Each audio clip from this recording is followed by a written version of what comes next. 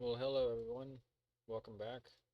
We're doing basically beta to the 22nd transmission today, so here we go. Without further ado, here's our theme song and introduction.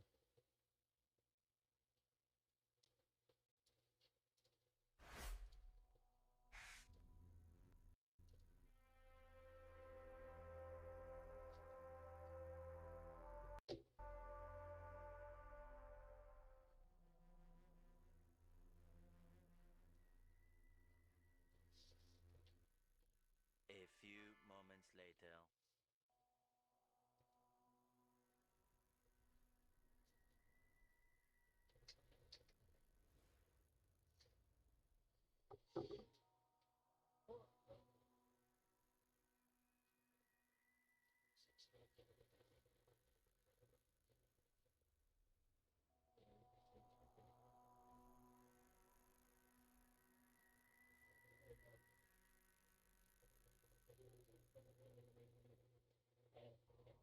Everybody has their own way of playing the game. But my way of playing the game is winning the game. They want to go and be victims? Good. Let's make them earn it.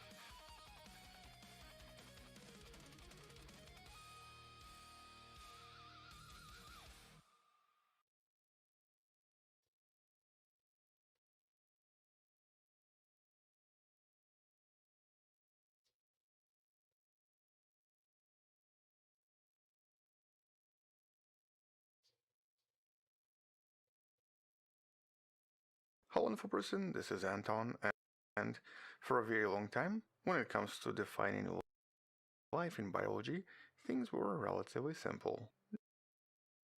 You were either alive or you weren't. And in this case, a typical high school textbook usually gives us a kind of a checklist for defining life. Living things have to be able to reproduce, they have to have metabolism, and they should be able to respond to their environment.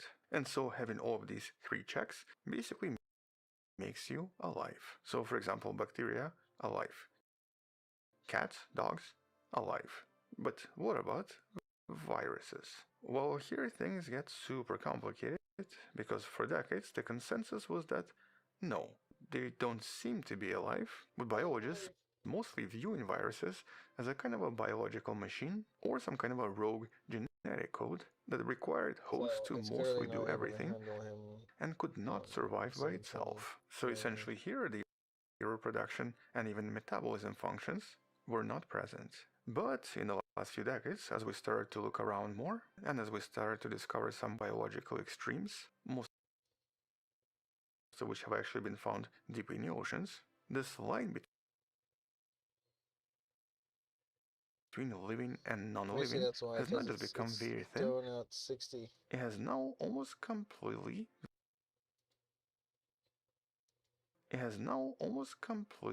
vanished.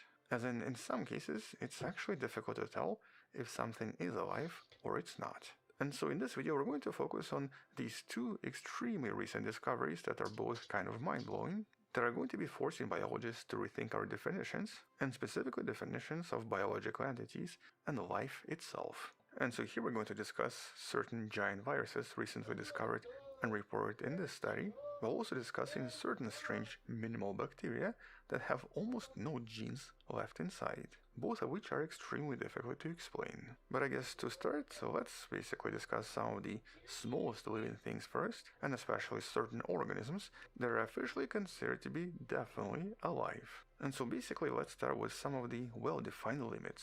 And when it comes to genes, this limit was always around a few hundred genes, as in the organism had to have at least a few hundred genes to exhibit all of the necessary conditions to be alive. For example, Mycoplasma genitalium is known to contain only 580,000 base pairs, which code for approximately 480 genes.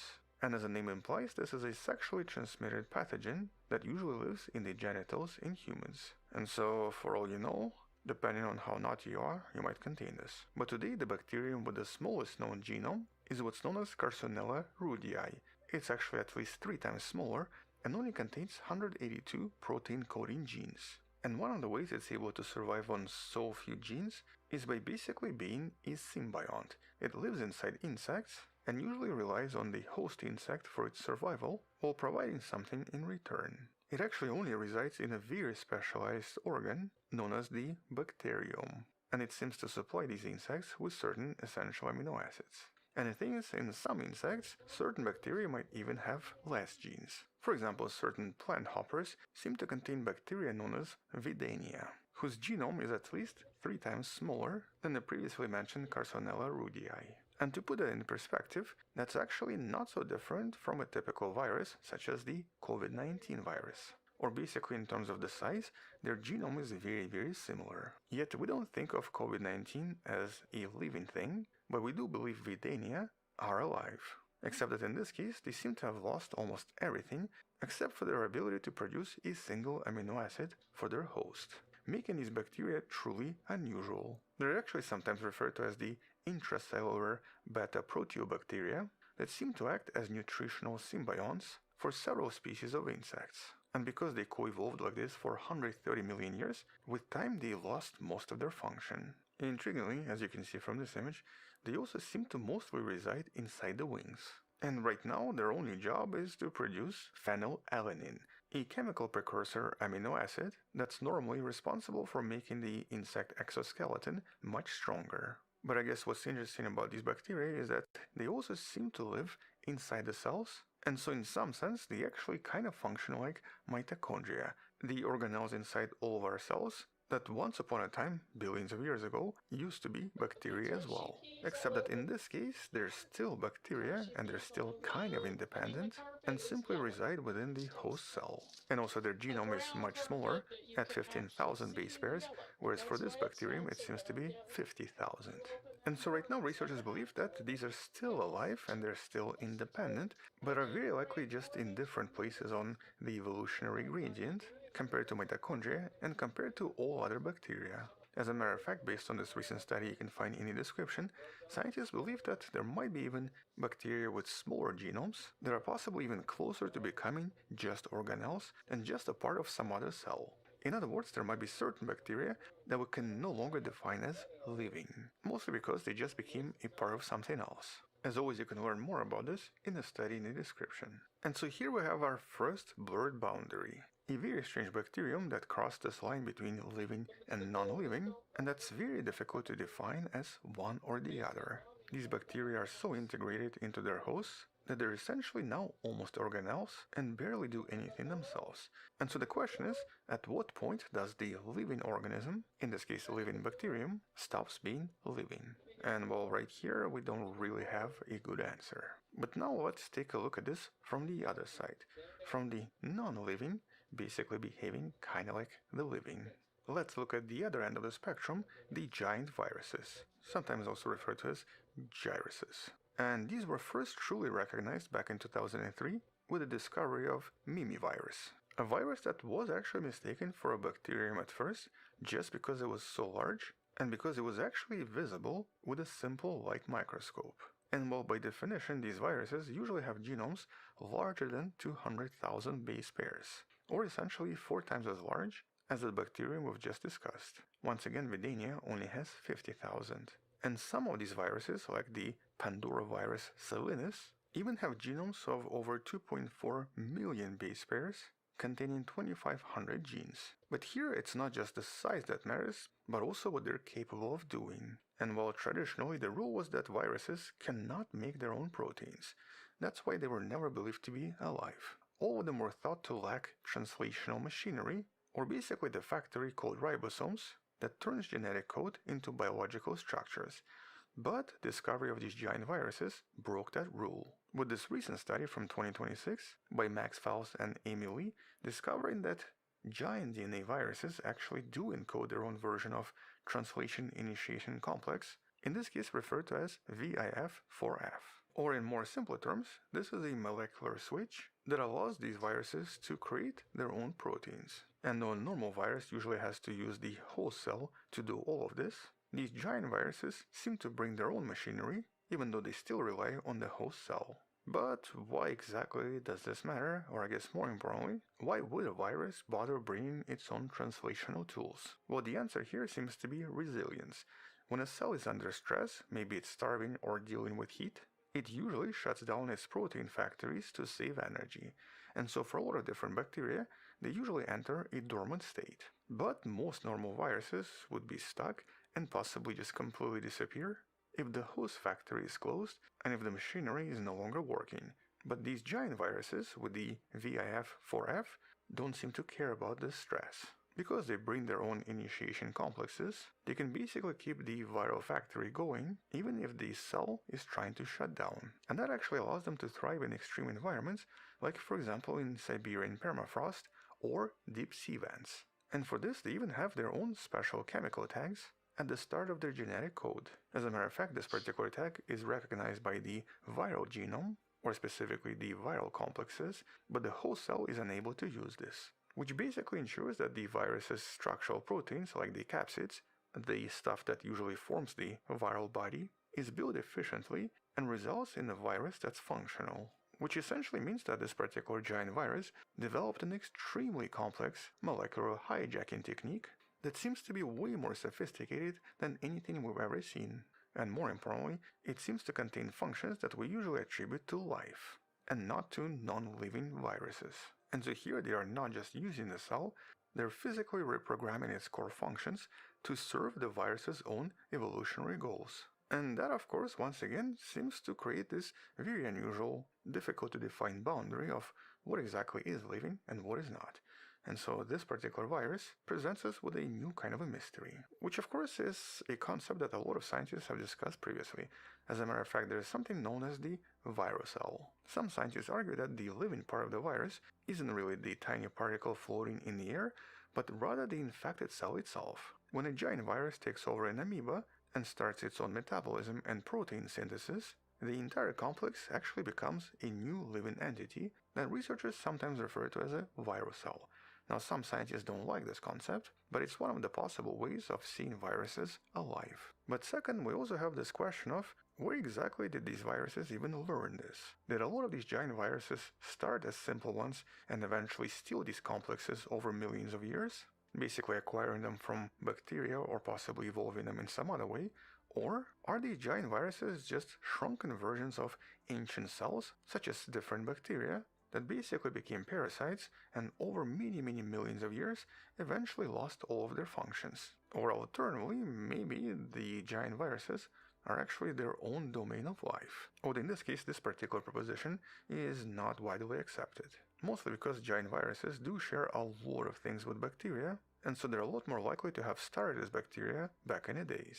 But ultimately, all of this basically tells us that life seems to be not really binary, as in it's not just living and not living.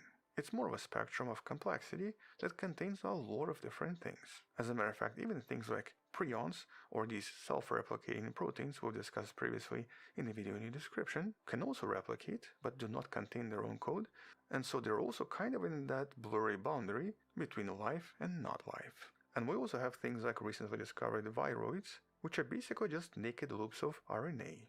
And so, along with these giant viruses and these tiny bacteria, we essentially have this very strange spectrum. A spectrum where it's actually kind of difficult to define exactly what life is, and exactly what non-living beings are as well. In other words, the high school definition of life is extremely outdated and doesn't really make a lot of sense. But all of this is not just some kind of a intellectual curiosity. This is important for a lot of different biological and medical fields, mostly because it helps us monitor different pathogens and also understand how ecosystems are regulated, especially since giant viruses in the ocean generally control a lot of things. For example, they control the algal blooms that very often produce a huge portion of the Earth's oxygen. And so in that sense, understanding giant viruses is extremely important.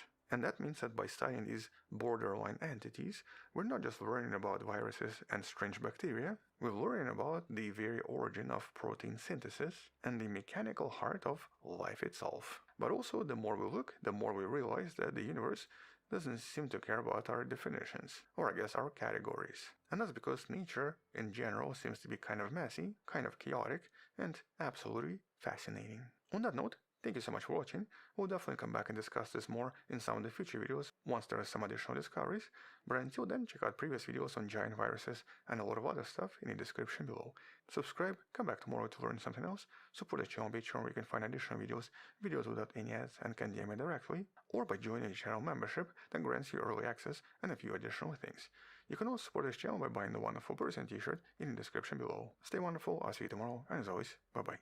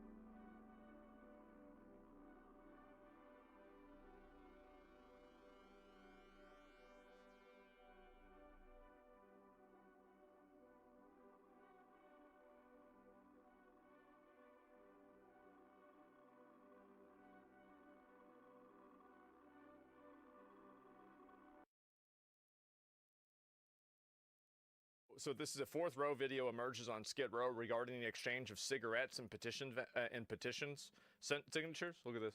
All right, y'all, this is Savannah Hernandez on Skid Row, and this man behind me was actually caught bribing homeless to sign petitions, which is illegal per California election law. Did you want to sign up, sir? I don't know where this is. Free signatures. If you sign a petition, you get a cigarette. If you signed a petition, you get a cigarette. Are y'all putting together all the pieces for this yet? You see, this is the reason why they want to keep these people, these crackheads, on the street, is because they're a vulnerable population that they can take advantage of. That's the whole reason. Perfect. Yes, of course, sir. Thank you. Yep. You're helping change California laws. I actually have you on camera saying She that has you me were on camera employed handing with out city law. cigarettes, yeah. Yes, You that signed is the illegal petition. per How is it election illegal if you election sign law a here in cigarette? California. If you sign, you're gonna get something. You're not even reading a good investigative Well, I'm journalism. actually trying to You're not ask doing you. any investigative journalism. Get the out of here. You don't belong here. They're doing that shit all day long. I watch them Yeah. when they tell the people that if they get, sign up, they'll give them X amount of money and all that That's stuff. right. This is Savannah Hernandez in Los Angeles That's on right. Skid Row. Now, I have been a part of a multi-journalist Isn't it crazy that the obvious thing that everybody expected to be happening is actually happening, and everybody knew this was going to happen, but for some reason you have to pretend like it's not happening, but everybody knew it was always going to happen? There it is. investigation targeting alleged voter registration fraud and bribery that has been happening on the streets of Skid Row every single day. Now, apparently petitioners have been coming down to these streets, targeting the homeless specifically, and trying to register them to vote using allegedly fraudulent information.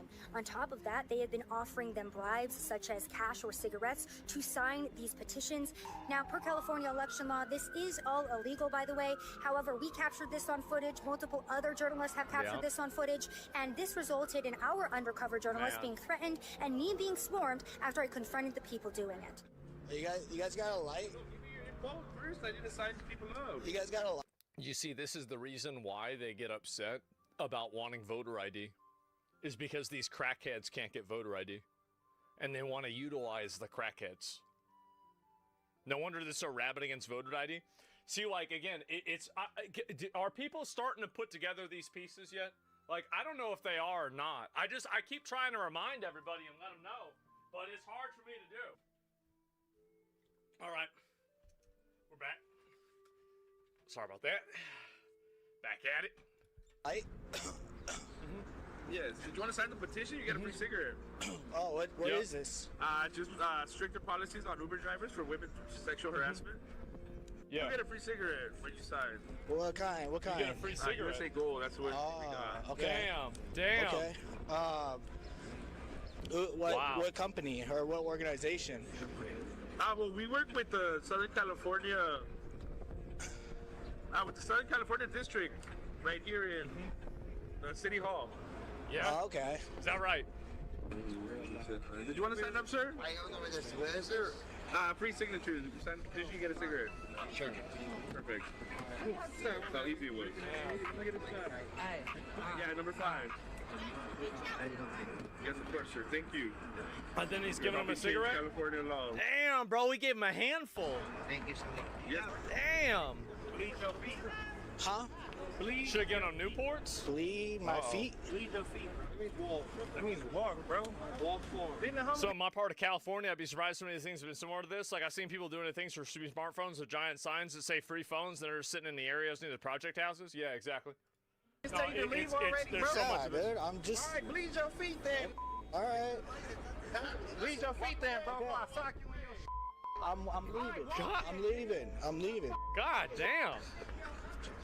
Now, being a petitioner that gets paid Look at that. Look at this, by the way. Look at this specimen right here. They got him rolled up like a roly-poly. He's curled up like a ball outside the CVS. Outside the liquor store. Like, look at him. You know what he's like? He's like a Pokemon, like a Graveler. This is embarrassing. to collect signatures is not illegal in the state of California. However, per Section 18603 in California Election Code, offering people money or anything of value in exchange for signing a petition is. And after our undercover journalist was threatened, I decided to go confront the people doing this for myself. So I'm doing an investigation about how people have been bribing essentially the homeless to sign petitions. We actually got you on camera handing out cigarettes to people to sign petitions. Yeah, that's cool. Can I ask you about that? That's cool. Why? Why? Because it's a legal activity. How is it illegal? So how is it illegal? I mean, think about this for 3 seconds. Can't you imagine that it would be problematic if people could just give somebody money to vote? Like, I mean, don't you think about this for 3 seconds? technically it's illegal per California election law to bribe people to sign petitions or No to one's register. bribing anybody. No one's forcing anybody. People have free will, girl. We actually have you on camera handing out cigarettes to people. What's up, girl? We out here. And you work for City Hall, correct? I work for... Doesn't matter who I work for. Can I get your name? Why would I give you my name and you're under... Well, if you're not like, committing under... any illegal activity, then there shouldn't be any issue, right? No, look around. Look where we're at. Sure. You're targeting me about illegal activity? This has been a greater... See, he's trying to part downplay of it. a multi-series investigation by multiple journalists here in Skid Row. Now, we have caught these people handing out cigarettes, cash, and also telling these people to fill out voter registration forms with fraud. Homeless person. What is this signature for? What is this petition for? Homeless person. I do not know. Oh my God. Information.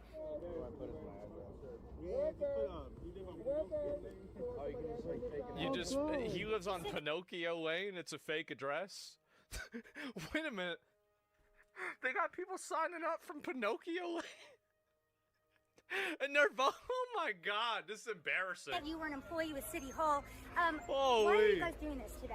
I'm not an employee with anybody. You're putting words in my mouth. We work with the Southern California... Yeah. With the Southern California District, right here in... Why not call the cops? City Hall. Because the government is occupied by people that allow this to happen. See, they will not hold themselves accountable for doing these behaviors and doing these things. So what you have to do is you have to bring attention to it from a secondary group. The police officer that shows up at the thing cares about this. He's like, damn, that's fucked up. Like, you shouldn't do that. But then the guy gets sent to jail. He gets let off on a bond or with nothing, or like, you know, some like, oh, maybe a week probation or something like that from a judge that's in on it. And then before you know it, he's back out on the street doing it again. So like, it's really not the cop. The cops aren't the problem. It's the institutions that the cops bring the people to that are the problem. I actually have you on camera saying that you were an employee. cigarettes. Yeah. Yes, You signed the Maybe one day I will. How is it illegal if you sign a cigarette? I don't know if I'm ready for it. If you sign, you're gonna get something. Okay. Play Crimson Desert. So we actually have multiple people doing this all over Skid Row all week. Can I just ask you guys about this? If it's not illegal, we shouldn't be freaking out about it, right? Don't freaking out. Okay, so can I? You're coming at me thinking it's all sweet, like. Girl. Sure. Well, what's going on here? I might just not understand. So can you explain? You might not really understand. Sure. So can you explain it to me? Yeah, we're doing petitions for sexual harassment. I don't know what this government voting is. Sexual harassment on Uber drivers for stricter policies. Yeah. And we just need voters. We need people to sign. We need, bro. Listen to what he almost just said. What this government voting is. Sexual harassment on Uber drivers for stricter policies. And we just need voters. We need...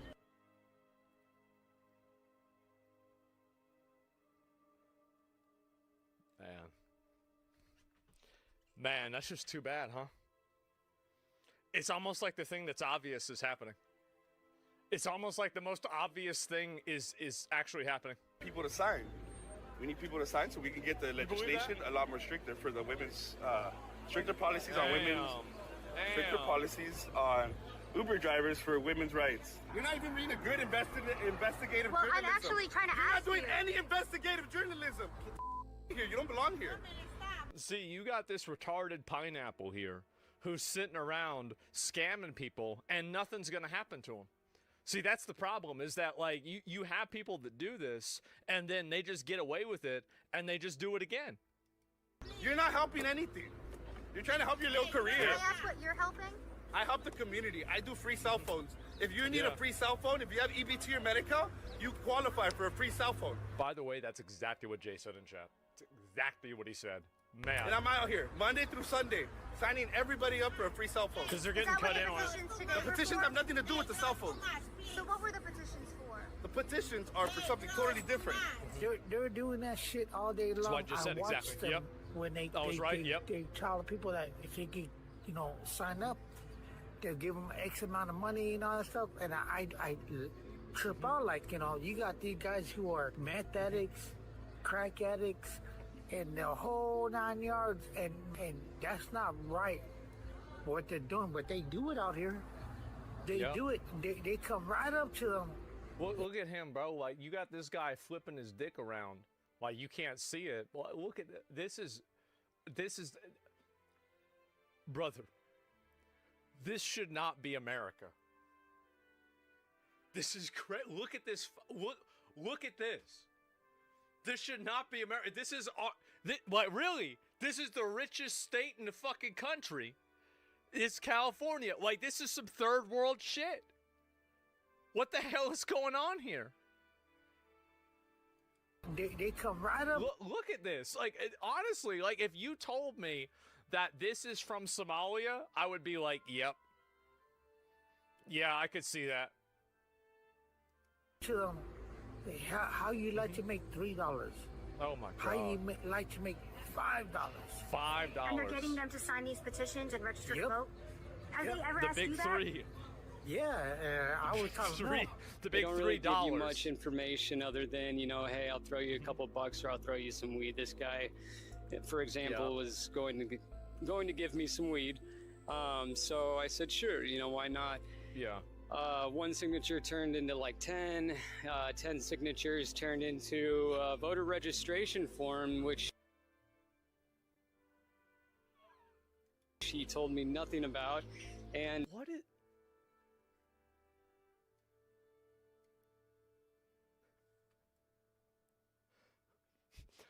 What the fuck?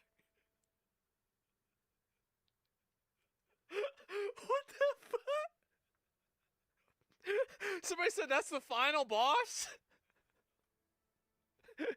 Oh my God. Why's he got a Burger King crown on? Look at it. Oh, it's not. Signed me up and signed me as a Republican and didn't say anything about it. What is he? Is he practicing for his role in The Passion of the Christ 3? Directed by Netflix? Is that it? Damn. The only way I knew was because I read like what I'm signing. So he's it's pretty crazy. Is that it? Crazy. So I think there's a lot of people that are out here that are registered to vote that they don't even realize it, and they're probably registered in the wrong party. Back in 2018, 9 people were charged for this exact same crime, yet it's still happening here on the streets every single day. Now, a lot of people as well, because we are in an election year, have voter fraud on the mind, and they want to make sure that elections are safe and secure. However, this is an example of how easy it is to potentially manipulate voter registration here in California. Nah, you gotta go. Like, the thing is that you gotta go in on these people. Immense disgust and intolerance for these people specifically. How many Americans have developed an immense disgust? There's not enough. There are not enough people that are mad about it. There aren't. Like, I mean, I think it should, obviously, it should be even more. Now, much to the surprise of everyone, the foreign minister of Saudi Arabia called out Iran not only for being evil and striking them and stuff like that, classic terrorism, Iran stuff, I mean, whatever, but they called them out for being bad Muslims. Dude, we are reaching diabolical levels of crash out. I don't know how they claim to be fighting for Islamic causes while attacking Islamic countries. They are not. It's so over. Not only are they getting obliterated by, our overpowering military, not only is a country the size of New Jersey in their backyard absolutely walloping them, taking out all of their leaders with precise strikes, but the Muslim countries are calling them bad Muslims. Even Allah doesn't like this. And bro, Allah is literally is pro-pedophilia. So but this is too far. Just understand. Not attacking a single nation. Saudi Arabia, Bahrain, Kuwait, Qatar, UAE, Oman. Yeah, what are you doing, guys? Lebanon, Oh, it doesn't Jordan, stop. Bro, doesn't Azerbaijan, stop. Azerbaijan. Turkey.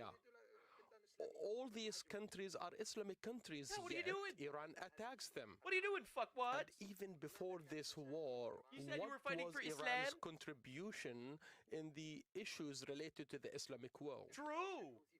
They support How the are you helping? I mean, aside from, promoting terrorism throughout the Middle East and Europe. Houthi militia in Yemen. They supported That's the right, the Houthis. popular militia in Iraq who Yeah. are, and now they are attacking Iraq. They are attacking Iraq territories, Hezbollah in Lebanon. Yeah. Who didn't suffice by hijacking the political decision in Lebanon, but rather was an effective arm to perform sabotaging actions in the region and in Saudi Arabia.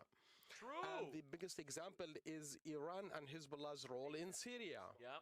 So They contributed to the 650,000 dead in Syria. where is such support? Like, this dude's like, all right, you want to bomb the Jews? Fine. All right, not my business. But, like, well, you're bombing Muslims. It's like, you call yourself good Muslims? Bro, this is diabolical. Or so-called support in the Muslim world when they commit such crimes, and supporting the former Syrian regime. Yeah.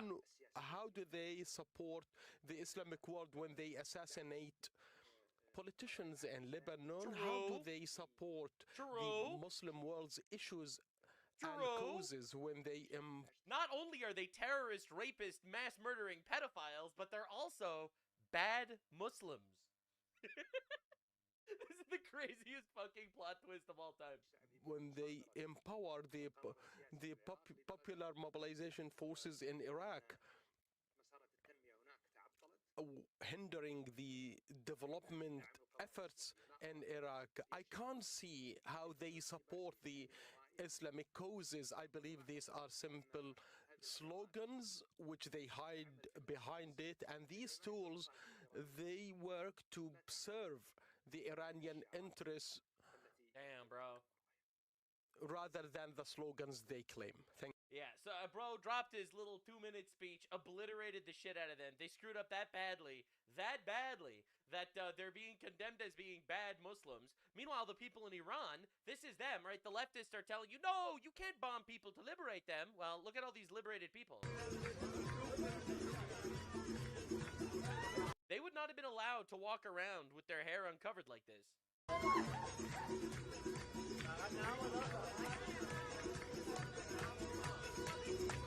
Yeah, so this is them being viciously in a war, right? Every leftist says that, no, how are you attacking the Iranian regime? No, the innocent people. Well, these are the innocent people, all right? These are the people we're fighting for, quite literally.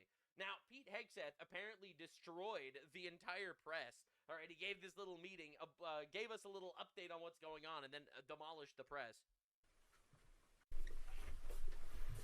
Everyone told me that this speech is fire. I cover all the things. I don't know if you've noticed. Well, good morning. Good morning, Mr. Hegseth, sir. Yesterday at Dover Air Force Base, President Trump, the chairman, and I stood in solemn silence as heroes came home. Flag-draped caskets. We honored them. We grieved with their families, and we listened. What I heard through tears, through hugs, through strength, and through unbreakable resolve was the same from family after family. They said, finish this. Honor their sacrifice. Do not waver. Do not stop until the job is done. But didn't the family of the soldiers that heroically fell in battle listen to Tucker Carlson's podcast when he said that actually this is a war for Israel? Unbelievable. They didn't even listen to Tucker Carlson before they decided that actually taking out a nuclear threat to our existence is actually a good thing. And that these people are heroes for going out there and fighting for our God and country. But they didn't even listen to Tucker Carlson. I can't believe it. They didn't even take Cenk Uyghur's opinion literally into their mind. They weren't like, but what would Cenk Uyghur say about this when he laughs at our troops that die in battle, literally for our country and future? You didn't even hear what Hassan Piker had to say. Quite literally, that's why I don't give a fuck about any of their opinions. I mean, I'm not trying to be rude here, but I don't think they're operating in our best interest, in the interest of our future, and I don't think they're honoring our soldiers that are actually putting their lives on the line to fight for the next generation. My response, along with that of the president, was simple. Of course, we will finish this. We will honor their sacrifice. Their sacrifice only steals our commitment.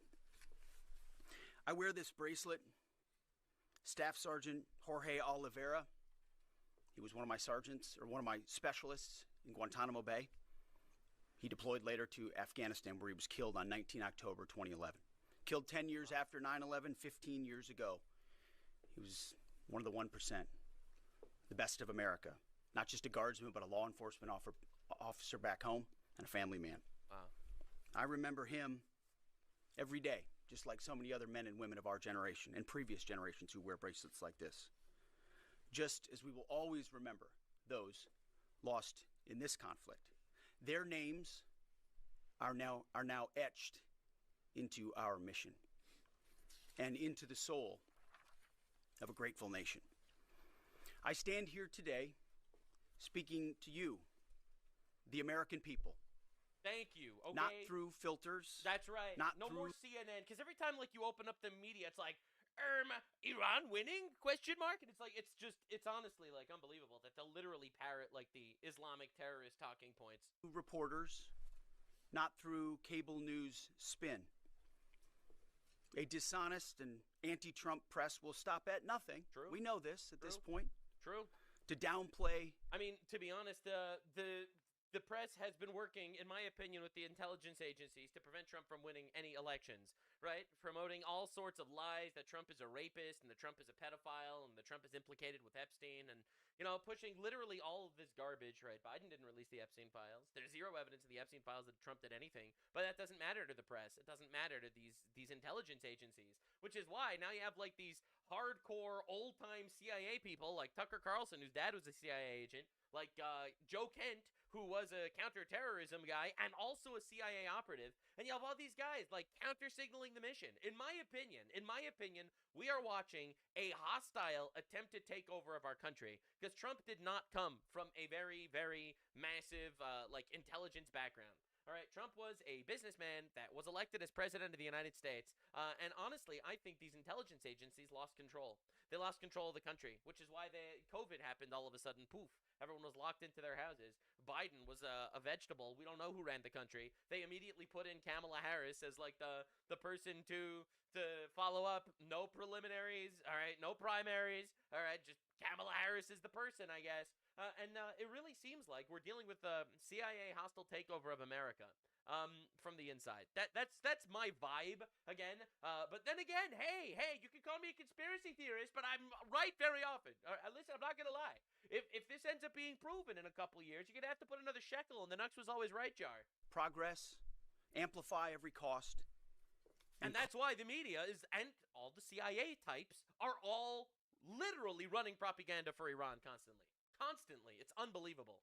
Call into question every step.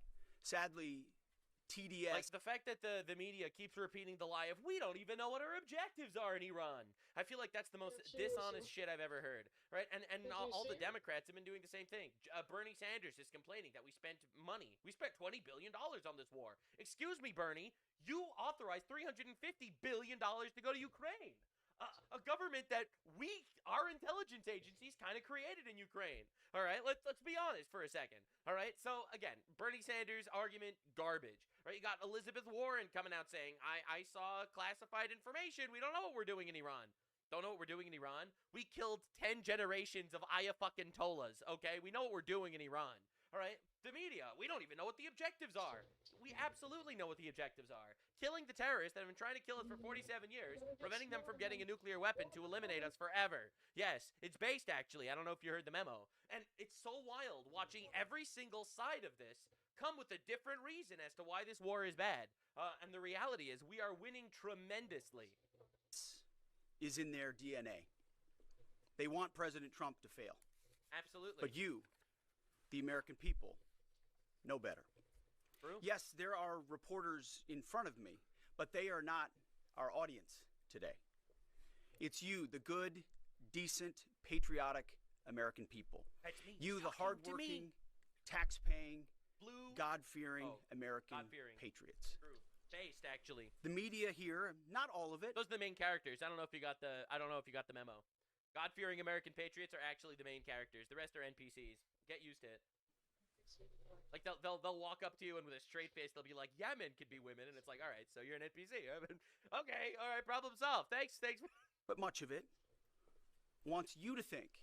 Yeah. Just 19 days into this conflict that we're somehow spinning toward an endless abyss. Yeah, it's Or a crazy. forever That's another narrative. Everyone's pushing. Trump said no forever wars, and here we are in a forever war. My guy, we didn't even do this for 3 weeks. What are we even talking about? Forever war. We don't have a single soldier on the ground at forever war. Like, again, do not let the retards manipulate you. War or a quagmire. Nothing could be further from the truth. Based. Hear it from me, one of hundreds of thousands who fought in Iraq and Afghanistan, who watched previous foolish politicians like Bush, Obama, and Biden squander American credibility. Yeah. This is not those wars. He's right. Literally just look at the data. Look at the data, and you will come to this conclusion. He's just right here. President Trump knows better. Epic Fury is different. It's laser focused. It's decisive. We're built different, bro. Our objectives, given direct. We are Oromogging all the other administrations, all right? We are military maxing, and we are bomb maxing. Right? We are Ayatollah maxing. There have been more Ayatollahs in the last 2 weeks than ever before. From our America First president remain exactly what they were on day one. These are not the media's objectives, not Iran's objectives, not new objectives, our objectives. Unchanged, on target, and on plan. Destroy missiles, launchers, and Iran's defense industrial base so they cannot rebuild. Destroy their navy, and Iran never gets a nuclear weapon. It's literally Our that simple. Objectives from day one. And then the media will be like, we don't even know what their objectives are. Like, they're so blatantly dishonest, it's insane. And so many people fall for this shit. But if you watch this blue retard on the internet, you did not fall for the psyop.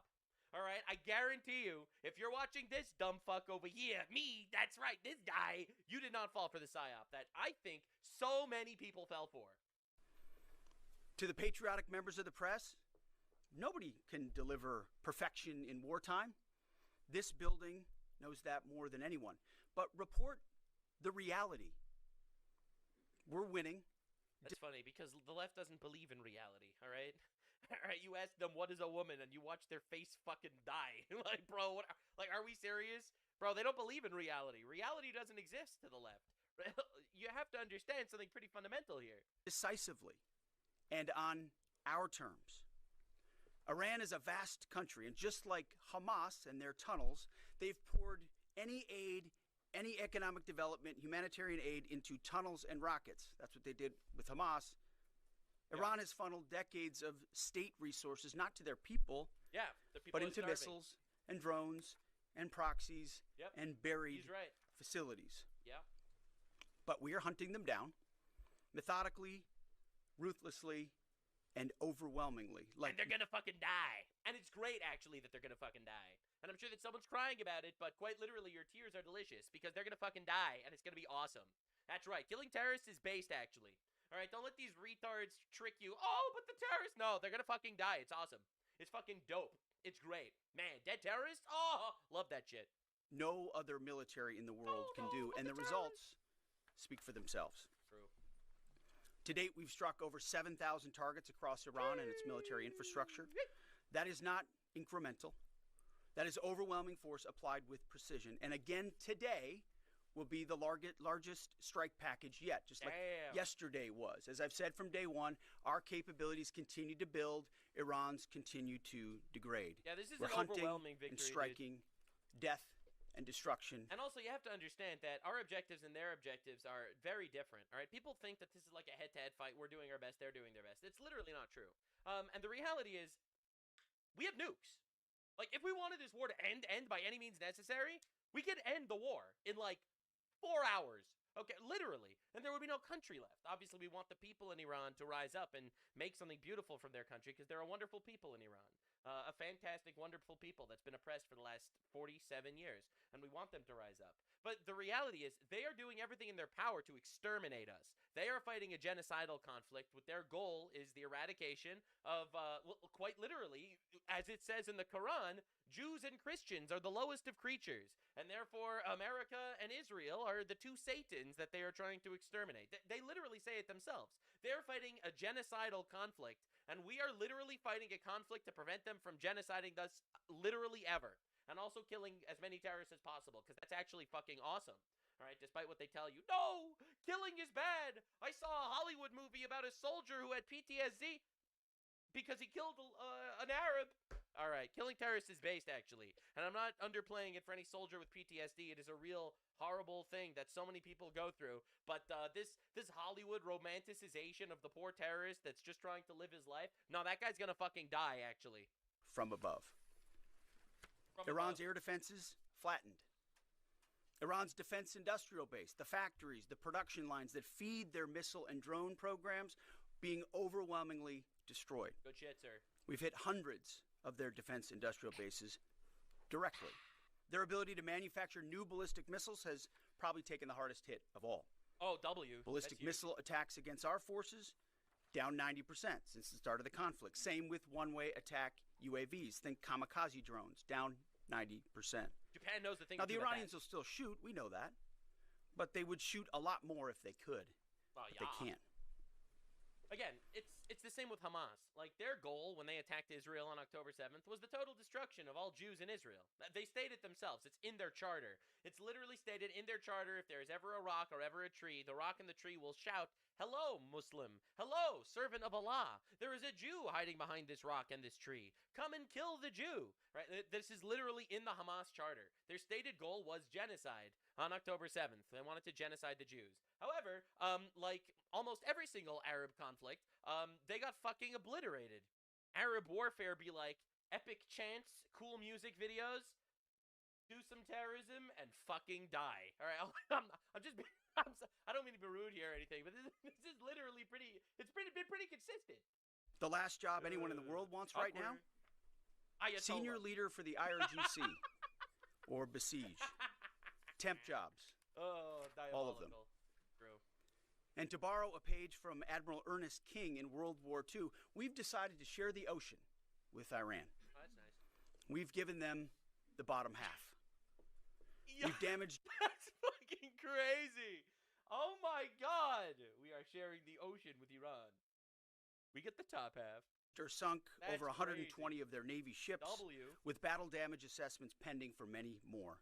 See, oftentimes we have to wait a few days on battle damage assessment to get the real number. Their surface fleet is no longer a factor. Their submarines, they once had 11, are gone. Their military ports are crippled. Good shit. Iran has Overwhelming terrorized victory. the United States and our interests for 47 years. True. Their core industries, not steel or agriculture, Terror. tourism. Terror. Their core industries Terror. are state-sponsored terrorism, Exactly. proxy militias, Exactly. underground networks, ballistic 100%. missiles, and a violent, messianic, Islamist ideology chasing some sort of apocalyptic endgame. Literally. They say it themselves. They quite literally say it themselves. Their goal is an apocalyptic future where they destroy literally everyone, and they don't care if they die too. Now, I see a lot of people being like, who cares if they get nukes? There'll be, like, mutually assured destruction, you know. North Korea has nukes. They haven't nuked us, even though they fucking hate us, too. And the reality is because they know that if they try to nuke us, we'll nuke them back, and they won't exist either. So there's always this mutually assured destruction concept that will prevent nuclear countries from attacking other nuclear countries. And a lot of people say, well, Iran will have the same exact deterrent. Even if they develop nukes and they try to nuke us, we'll just nuke them back and they'll be dead. Difference is, they are literally an apocalyptic death cult. They don't mind getting nuked if it means they could kill the great Satan. America, in their words. So the reality is, this is very much not like anyone else, right? You cannot calculate their ideological perspectives the same way we calculate a rationalist ideological perspective, because quite literally, they are irrational. Their literal ideology is die for Allah and kill the infidel. Like, literally, not exaggerating. And you can't negotiate with these people. You can't expect them to do what we would consider the rational option and not engage in nuclear warfare. That's why they need to be fucking destroyed. And that's why it's based as fuck that we're doing it now when they don't actually have the defense capabilities to hold us back or to give us too many casualties. And I feel like so many people are, like, retarded about it. A regime like that, refusing to abandon its nuclear ambitions, is not just a regional problem. Yeah. It's a direct threat to America, literally, to freedom, and to civilization. Yeah. I've been finishing up the world, putting two the Middle terrariums in my truck and ungrateful allies in uninstalling Europe, my passenger seat even to do all that and make it easier.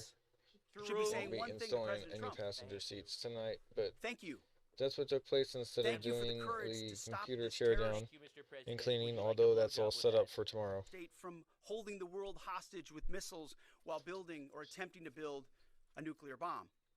Thank you for doing the work of the free world. Yesterday's ceremony reminded us why we fight.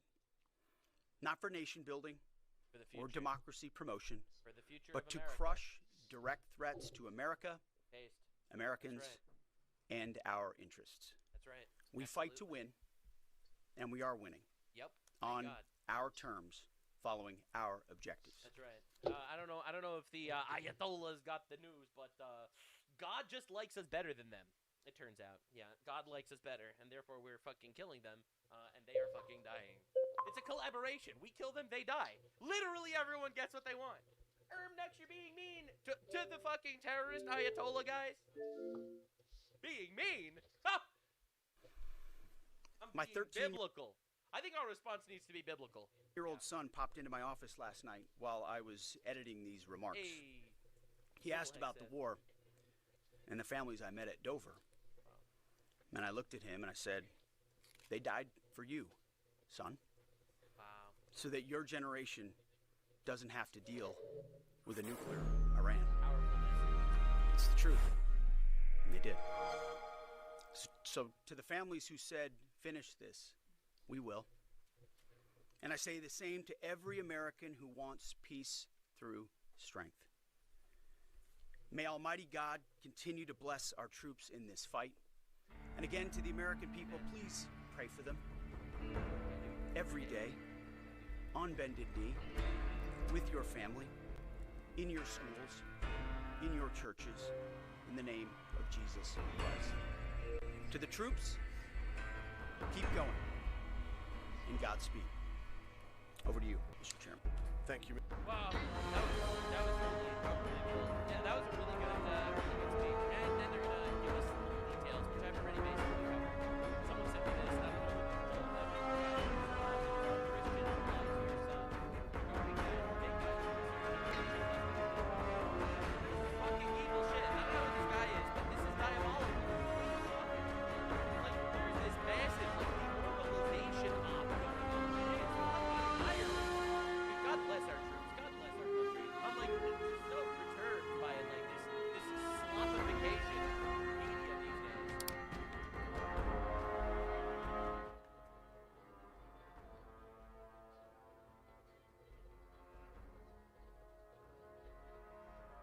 Robert just died! Good, I'm glad he's dead! What's up, guys? It's Benny. So Robert Mueller died today after a long life. He lived to be 81 years old. You try not to speak ill of the dead.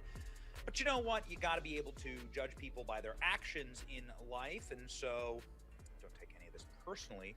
Robert Mueller was not a great dude, and not for the reasons that you think. I mean, obviously, the Russiagate collusion scandal that blew up in Democrats' faces, this was a clear op that was run by Robert Mueller. It eventually exonerated President Trump after spending 30-some-odd million dollars on nothing. But I want to focus on something else. Now, that Robert Mueller was in charge of the FBI during September 11th, you know, like totally missed and or covered up everything that was going on there. And then he was in charge of the FBI when Jeffrey Epstein was able to skate and walk. As we have said time and time again on this channel, the true villains in the Jeffrey Epstein saga are the people. George W. Bush is one of them. Benny, you will never criticize a Republican. Yeah, right. George W. Bush.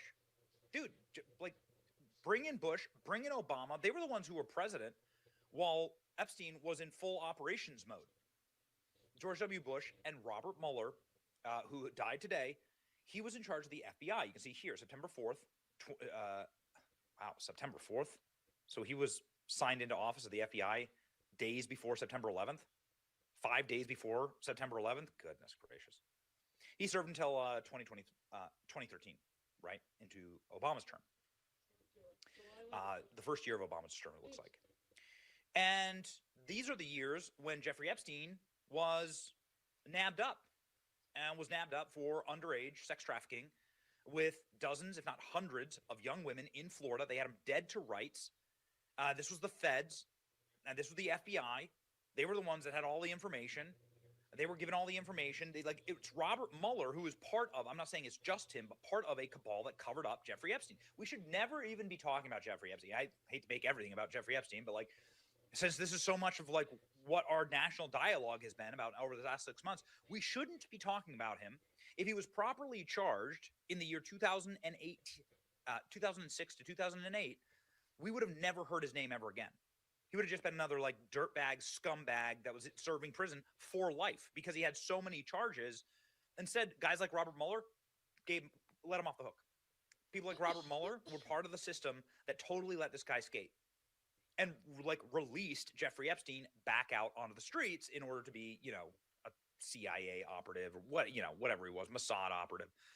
So anyway, that's why I don't like Robert Mueller. Donald Trump doesn't like Robert Mueller for obvious other reasons. Robert Mueller tortured his first administration. You could argue that President Trump probably deserves to run again because he was so kneecapped by the Russiagate scandal and the Robert Mueller investigation in the first term. Yeah, and maybe they deserve a second, a third term because of that. Anyway, here we go. Robert Mueller dies. Donald Trump fumes. I'm glad he's dead. Woo, baby. What does Trump say? Here we go. Robert Mueller just died. Good. I'm glad he's dead. He can no longer hurt innocent people. Donald Trump. Robert Mueller. Go talk with people. Go talk with people who worked in Trump term 1. Some of them are in Trump term 2. I know so many of them very, very well. This was torture for them. They were tortured in all of this. This completely and totally kneecapped the first administration and enraged and destroyed so many careers. The Robert Mueller investigation for nothing. It was for absolutely nothing. Not again, Robert Mueller admitted on. You did a lot of work, correct? Yes, that I agree. A lot of subpoenas, a lot of pen registers. A lot of subpoenas. Yes. Okay, we'll walk this really slow if we need to. A lot of search warrants. All right, a lot of search warrants, a lot of things. So you're very thorough. In your opinion, very thorough. You listed this out in your report, correct? Yes. Okay. Thank you. Here we go. This is the congressional hearing. Is it true, the evidence gathered during your investigation, given the questions that you have just answered, is it true the evidence gathered during your investigation did not establish that the president was involved in the underlying crime related to Russian election interference as stated in Volume 1, page 7? We found insufficient evidence of the president's culpability. So that would be a yes. Pardon? That would be a yes. Yes. Thank you. Isn't it true the evidence did not establish that the president or those close to him were involved in the charged Russian computer hacking or active measure conspiracies, or that the president otherwise had unlawful relationships with any Russian official? Volume 2, page 76. Correct. All fake. I leave the answer to our report. The report was everything was a lie. All of it was a lie. Robert Mueller dragged this out for years. That was the goal. That was the op in order to destroy President Trump, in order to have this giant cloud and this massive investigation. This was the op. Anyway, Mueller died from unknown circumstances. His family told the New York Times. With sadness, Bob passed away last night. His family, privacy is respected.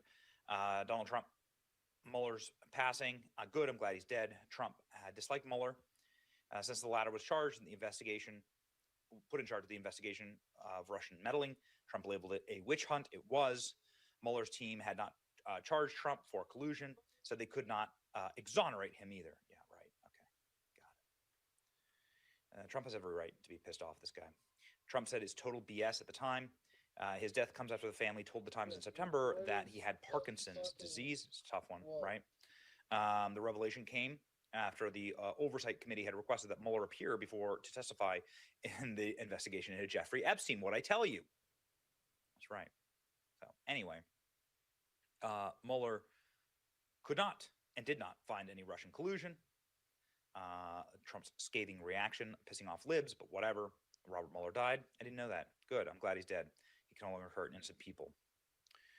Trump was innocent of the Russia collusion hoax. Trump was totally innocent. He was exonerated by Robert Mueller himself at the famous press conference at the DOJ, where he said, no, we couldn't find any Russian collusion. They still tried to smear and slander him. $35 million wasted. Mueller claimed he had no idea who Fusion GPS was. He wasn't lying. He held the Trump presidency hostage for years. He didn't investigate the actual Russian collusion, which was Hillary Clinton. Hillary Clinton literally worked with the Russians in order to pay for, Hillary Clinton worked with Fusion GPS, which paid Russian spies. Christopher Steele paid Russian spies. Hillary Clinton paid Russian spies. That's a bona fide fact. That's a matter of historic record. Hillary Clinton is... Robert Mueller has died. Mueller's statement into Russian interference in the 2016 campaign, he said, I got nothing. Donald Trump has so many bangers, though, on Robert Mueller. Back when Trump used to post on X all the time and money spent, turns out that Mueller was investigating a total scam. This is what happens when someone who's loyally... This is what happens when someone who's loyalty gets appointed Attorney General of the United States and doesn't have the wisdom or courage to stand down. That's right. This is about Jeff Sessions. Remember that nightmare. Is James Comey and his band of dirty cops going to apologize to Michael Flynn and many others? What about Robert Mueller and his angry Democrat cronies? Just banger after banger. Trump's Mueller meltdown. Even Michael Moore agrees that Democrats and Mueller blew it. All right. I'll just never forgive him for what they did with Epstein. We should have never, ever been able to, never had to talk about the guy ever again. It annoys me, honestly. The guy should have rotted and died in prison. And I guess he did die in prison, but it should have been like a 50-year, it should have been a lifetime sentence, right? Anyway, it was Robert Mueller who was in charge. So there you go, ladies and gentlemen. It's your boy Benny. Like, share, subscribe. See ya.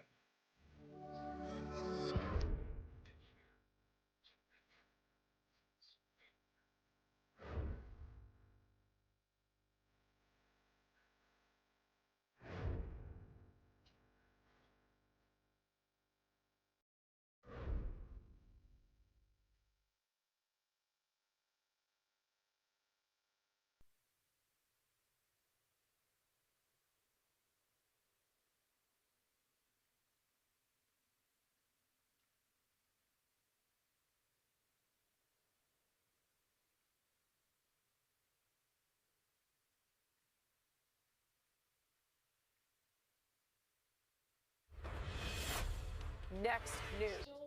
I thought it stopped after. I guess it doesn't. Breaking news from the White House.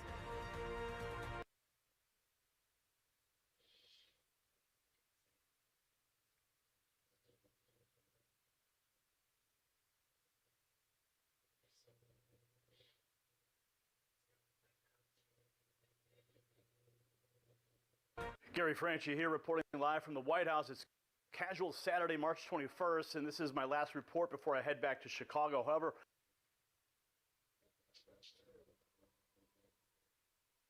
I'll be back April 3rd, and now the latest.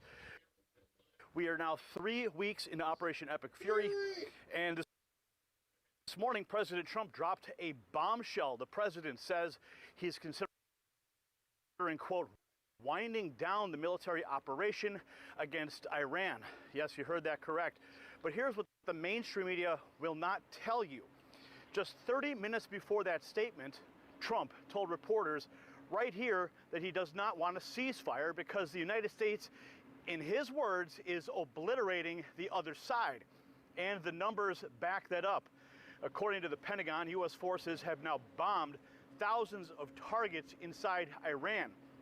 Admiral Cooper confirmed this morning that Iran's combat capability is in, quote, steady decline as our offensive strikes ramp up. This is what strength looks like. But while our warriors are delivering results, where are our so-called allies? Well, President Trump is calling out NATO, and he is not holding back. He posted on Truth Social, quote, "Without the USA, NATO is a paper tiger."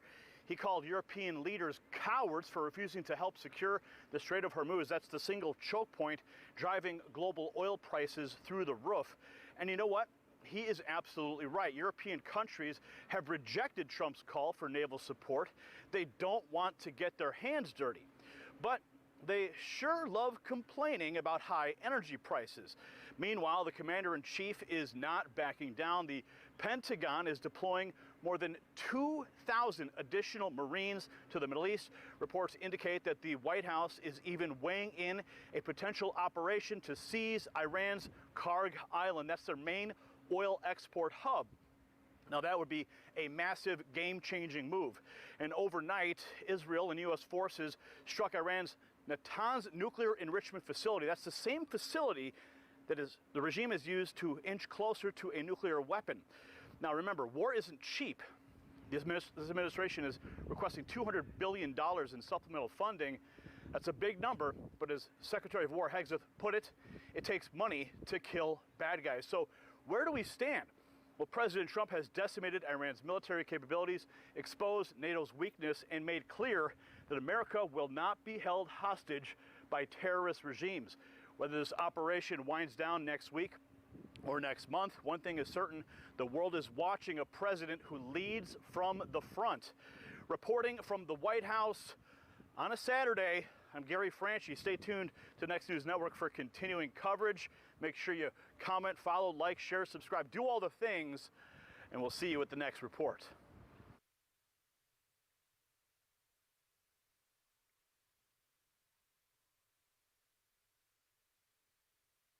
Three days before this war started, Iran said that their missiles could only reach 2,000 kilometers or roughly 1,200 miles. Well, yesterday they launched missiles at a US-UK base roughly 4,000 kilometers or 2,500 miles away. This means Iran had been lying about its capabilities all this time. And now we know exactly how far they can reach. Here's more details. This was first reported by Wall Street Journal, which says Iran launched 2 intermediate-range ballistic missiles at Diego Garcia, which is a US-UK base in the Indian Ocean. Luckily, one missile failed in flight, and other was likely intercepted, or it also failed. We don't know for sure, but we do know that no one was hurt, nothing was actually hit. But despite that, this attack actually has huge consequences, and here's why it's... Anyway, we'll skip it.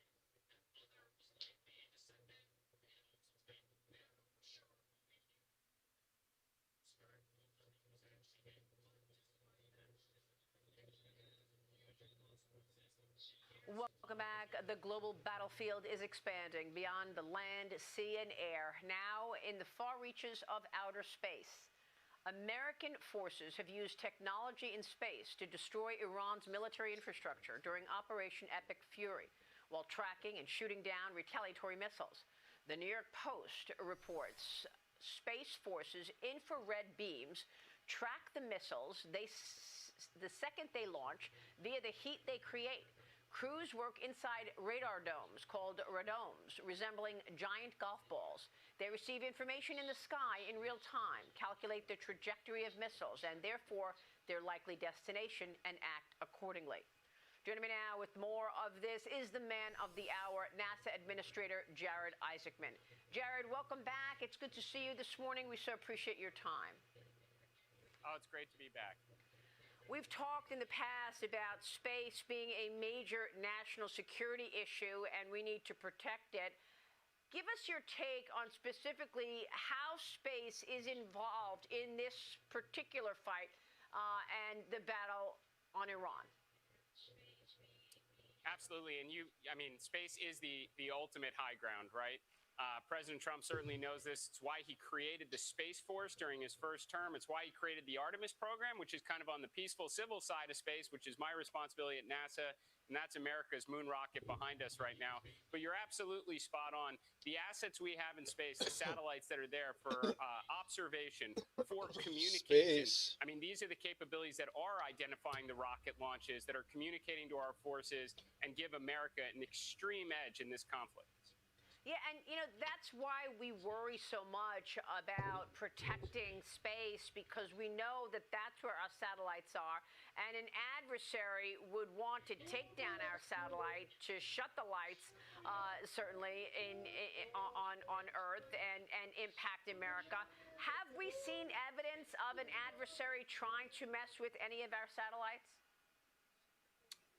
Well, there's no question about it. Again, this is why President Trump created the Space Force, is because this is one of the most important technological domains, and it is no longer secure. I mean, our adversaries have capabilities in space that can threaten our assets. Now, we, of course, have our assets in space that can counter some of that. It's also why the high ground of space keeps getting higher. The satellites initially in low Earth orbit are closer to Earth. They're probably a lot more vulnerable to the satellites we have in geostationary orbit. But now this is why cislunar space is important. You get higher up, you can still look down on Earth. You have some greater freedom of maneuverability the farther away you get. This is kind of the reality of the new space race. So what does the U.S. need to do right now then, Jared? I mean, when you look at the national security stakes, whether it be lunar dominance, satellite protection, space supply chains, what are you most focused on, and what does the United States now need to do to protect that space? Well, my first day on the job, I'm in the Oval Office as President Trump signs America's space policy, America for superiority in space. Now, my responsibility is on the civil, peaceful side to it. What are we doing about it? We're returning to the moon. We're returning to the moon, and we're going to stay. We're going to build a lunar base. And next up is Artemis 2, which is America's moon rocket. It's right behind me. 8.8 million pounds of thrust. We're going to send 4 astronauts around the moon in a matter of weeks, safely back to Earth. And then we're going to set up for missions every year, again in 27 until 28, when we land on the moon. And again, this time to stay. We're doing the other things. We're going nuclear power and propulsion in space. So someday you can see American astronauts plant the stars and stripes on Mars. So this is kind of our role that we fulfill here at NASA. We're pioneering, ensuring American leadership in the high ground of space. Then you've got Space Force. They're the ones that are standing out in the hill. They're looking out for everyone here on Earth. And then you've got looking out farther into space as NASA kind of leads the way. Yeah, that's so fascinating. I want to get back to the nuclear propulsion comment that you just made, but you've been referencing Artemis behind you. What do we need to understand about Artemis, Jared? What do you want to tell us about Artemis? Do we want the camera to widen out or go closer to show us specifically what you're referring to? Okay, well, what's most important about Artemis is it's a program that lives on beyond any one rocket. You know, President Trump wants to make sure that we pick up where Apollo 17 left off. We are not just going back to the moon to plant the flag and bring home rocks and leave the footsteps, but to build an enduring presence on the moon, a moon base where we can realize the scientific, economic, national security value on the moon, to be a proving ground to test out the capabilities for someday when America's journey takes us to Mars. So this is the opening episode, but you're going to start seeing moon launches to the moon almost on a monthly cadence. A lot of uncrewed vehicles are going to go there as we start to build out the moon base. You're going to see crewed vehicles with astronauts going at some point every year, eventually getting down to 6 months. Vehicle architecture will change until you've got repeatable, affordable missions going to and from the moon. And you made such an important point in terms of the U.S. picking up the pace of all of this as China is trying to win here as well. The Financial Times article, Jana Robinson writes this: one of the next contested space portfolios is not in the realm of rockets, lunar landers, or satellite constellations. It is embedded in the often overlooked ground game of infrastructure projects, long-term partnering agreements. Not surprisingly, the culprits here, the two authoritarian space powers, China and Russia. What can you tell us? Well, I absolutely think the nations that are taking on the big, bold, grand endeavors and actually achieving them is how they're pursuing national security objectives. When America returns to the moon, builds a moon base, returning to the moon this time to stay, it sends a message. It sends a message to every one of our adversaries, our geopolitical rivals around the world of what we are capable of doing. It sends a message of what we're capable of doing across every one of the most important emerging technological domains. I will tell you, it is absolutely a race right now. Success and failure on the moon is going to be measured in months, not years. When will the U.S. have the capability to defend or even repair satellites in space? Well, I'd say we have demonstration missions, again, on the kind of peaceful civil side for doing on-orbit boosting of satellites, on-orbit refueling of satellites. In fact, our entire lunar strategy with our two moon partners that are building our lunar landers, SpaceX and Blue Origin, incorporates some degree of on-orbit assembly or on-orbit cryogenic prop transfer. These are going to be game-changing capabilities for the United States. So we are moving in that direction for sure. I mean, look, without giving anything away, obviously we want to be careful here, but do you believe that our satellites are vulnerable to cyber or kinetic attack? I 100% believe that our adversaries around the world understand how important the high ground of space is and what our satellites are capable of doing, again, from an observation and communication perspective, and they are doing everything they can to try and challenge it. That's where President Trump's Golden Dome comes in. We're building out even bigger constellations of satellites. We're going higher. We're going into cislunar space. We're sending American astronauts back to the moon to build a moon base. So there's no doubt our adversaries are trying to counter our capabilities in space, but this is why President Trump signs a national space policy calling for the continuation of American superiority in the high ground of space. Yeah, I mean, that was so smart of President Trump to do that in his first term and then ramp it up in his next term. I want to get back to what we're doing in the war on Iran, because you just mentioned nuclear propulsion. And I spoke with Lindsey Graham, the senator from South Carolina, on Sunday. Listen to what he said. Watch this. We now know they had enough 60% enriched uranium to make 11 bombs. What's that worth to America to make sure they don't have 11 bombs? All of this money is to make sure they never go nuclear, they can't hit us with ballistic missiles, and they stop terrorizing the region. When this regime goes down, we're going to have a new Mideast. We're going to make a ton of money. Nobody will threaten the Straits of Hormuz again. But Donald J. Trump saved the world from real chaos. Witkoff, the negotiator, was told by the Iranians openly that they have stockpiled enough 60% enriched uranium, 460 kilograms, to make 11 bombs. Thank God Trump did this. Can you imagine a year from now? What would it cost America if Iran had 11 nuclear bombs to threaten us? They would hold us hostage. We would be held hostage in perpetuity by this terrorist regime. So Jared, I go back to what you said about nuclear and propulsion. Is nuclear propulsion critical for national security when it comes to things like this conflict we're in right now? Yeah, well, I just want to say, even though I'm here in my NASA capacity, I 100% agree with President Trump, Senator Graham, in that respect. You absolutely can never let a country where they chant death to America have nuclear weapons and highly enriched uranium. You don't even need to use that material to make a bomb. You can simply scatter that material and you can create radiological issues for lots of people and shut down entire areas of land that might not be inhabitable for a very long period of time. It's completely unacceptable for them to ever have that capability. Now, nuclear power is immensely important for civil applications, for peaceful exploration in space. You've got industry like SpaceX, Blue Origin, Rocket Lab, Firefly, all these companies, ULA, building chemical rockets. They can send you someplace within our solar system on a one-way journey.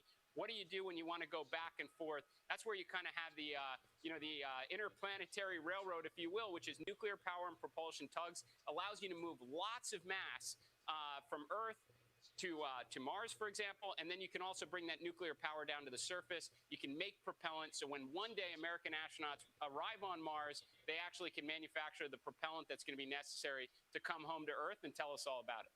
But, you know, I mean, I guess what I'm worried about and our viewers have worried about is China being complicit. I mean, aren't China and Russia right now using their space assets to assist Iran in this fight and identify our forces for targeting? Well, I certainly can't go into that. I mean, that's for the DOW and the intelligence community to talk about. What I will say, at least in the peaceful world of space exploration, Russia and China have already announced actually long ago collaboration on nuclear power on the moon, on the far side in the shaded in the South Pole, to build a nuclear power plant.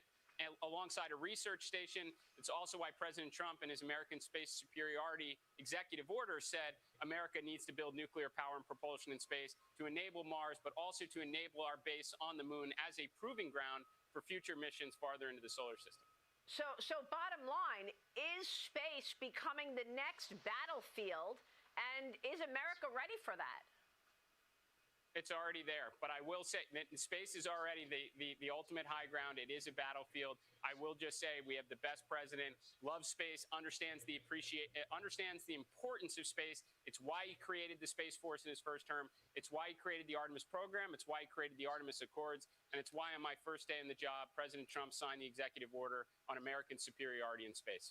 And should we be relying on private companies? I mean, Jared, talk to us about SpaceX helping in this assist in terms of critical national security infrastructure.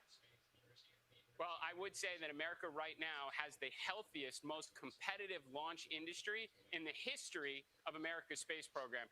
We have SpaceX for sure. We have Blue Origin. We have Rocket Lab, Firefly, ULA. But when you talk about SpaceX specifically, if we did not have their reusable rockets, their rockets that return to Earth, land on ships, we would be falling behind our adversary, China, in terms of orbital launches every year. The capabilities they give us, and now Blue Origin has reusable rockets, that is the difference between who can put mass up in orbit, and that's your observation satellites, those are your communication satellites. Those are the capabilities right now that are making the difference in the Iranian conflict. So do you believe that China is trying to plant the first permanent base on the moon? And what does that mean if it were to do that?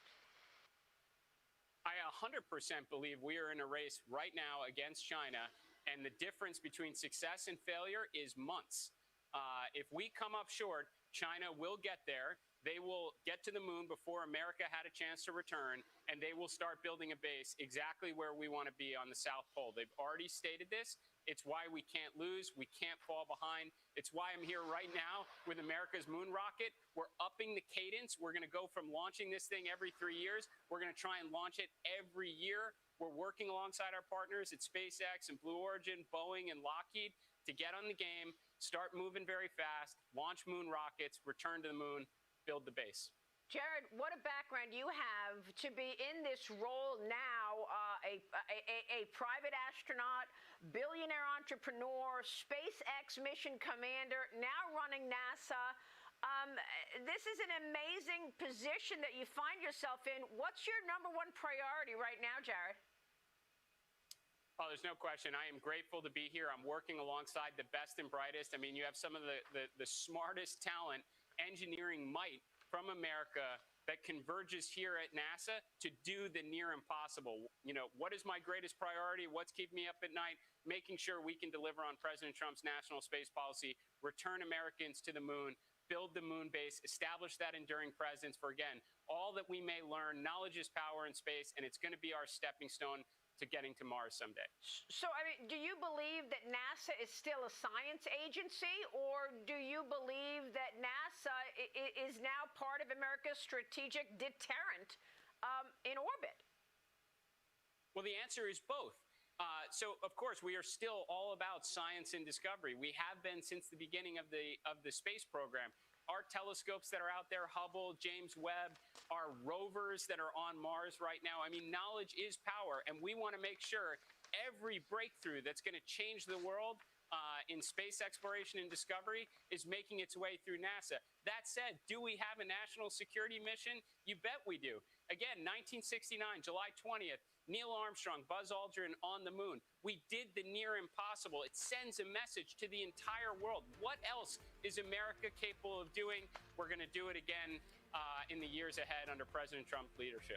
Wow, Jared, this is all very exciting, a little scary, but very exciting nonetheless. We, of course, and all of our viewers are wishing you the best of luck. Good to see you this morning, sir. Thank you. Good to see you as well. Thank you. All right, Jared Isaacman joining us at the Kennedy Space Center. We'll be right back.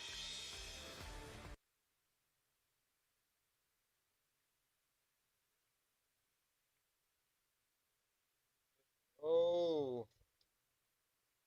It was announced this morning that the special Let's counsel go in to charge of Mars. investigating Russian interference in the 2016 election, Robert Mueller, has passed away at the age of 81. Within minutes, Trump took to Truth Social and wrote, Robert Mueller. Now, there's some insane shit that's been going on in America. Insane shit been happening, and quite literally, it's getting brushed under the rug because there's so much insane, like, geopolitical stuff happening outside. A lot of people are forgetting what's happening inside. And unfortunately, this guy doesn't forget, and I'm going to be covering all the things. So, insane breaking news, and for some reason no one even knows about this or is talking about this because of this gigantic demoralization campaign to trick you into thinking that Trump isn't actually doing anything because they're trying to steal the country from under us with a giant CIA-backed Democrat coup, all right? Hey, that's a conspiracy theory, but it's also correct. As you'll see, I tend to be correct sometimes. Wow, Trump revoked 200,000 India driver's licenses with the Prime Minister of India on the phone. Which is fucking crazy. And also just a gigantic, huge ball maneuver. And also a massive W. This is a huge W that no one wants to talk about. Now, the House has voted 228 to 190 to pass the Bow Wow Act. This is an act which allows for the deportation of any non-citizen who harms law enforcement animals. 190 Democrats voted against it. This is the most unbelievable bullshit I've ever seen in my entire life. Truly sickening. Right, so here we have, literally, foreigners attacking our police officers and law enforcement animals, and we're still not allowed to deport them according to 190 of these retards. Again, I am unbelievably fatigued with leftists that quite literally want people to rape our country. That's literally their policy. Leftist policy is bring them in, let them rape us. It's tiring, but that's literally what we're dealing with. You have to know exactly what our enemies believe in order to destroy them. And that's what we need to do, right? We're not making peace with evil. We're destroying them, right? Well, why are so many Democrats against this? It seems pretty obvious to vote in favor of this. Grok is not available for you. All right, great. But the reality is, this is unbelievable. 190 people refuse to deport non-citizens that harm us. Again, they hate us. They fucking hate us. It's obvious. In fact, they hate us so much, they got this guy elected, Zohran Mamdani, Islamist, communist, mayor of New York.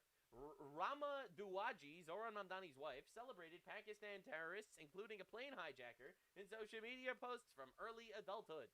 Posts also been found in which he posted the N-word. Oh my god, the N-word! So again, just to understand what's going on here, right? The left, they will ruin your life if you said the N-word. They will ruin your life, straight up. They'll get you fired from your position. They'll get you killed, quite literally. There are people who have been assaulted physically for saying words like this and been defended by the left, literally. We've had, like, Carmelo Anthony stabbed a white kid, and they're like, he looked at him in a racist way, and so therefore it's fine. Which is unbelievably fucking evil, obviously.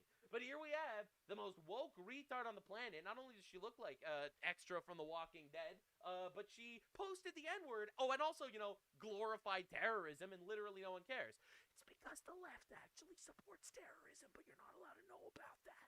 Now, this is going on in New York City now, all right? This is Nasadir Tate, all right? Definitely sounds like a straight white male to me. Arrested for randomly punching a person in the New York City subway who later died.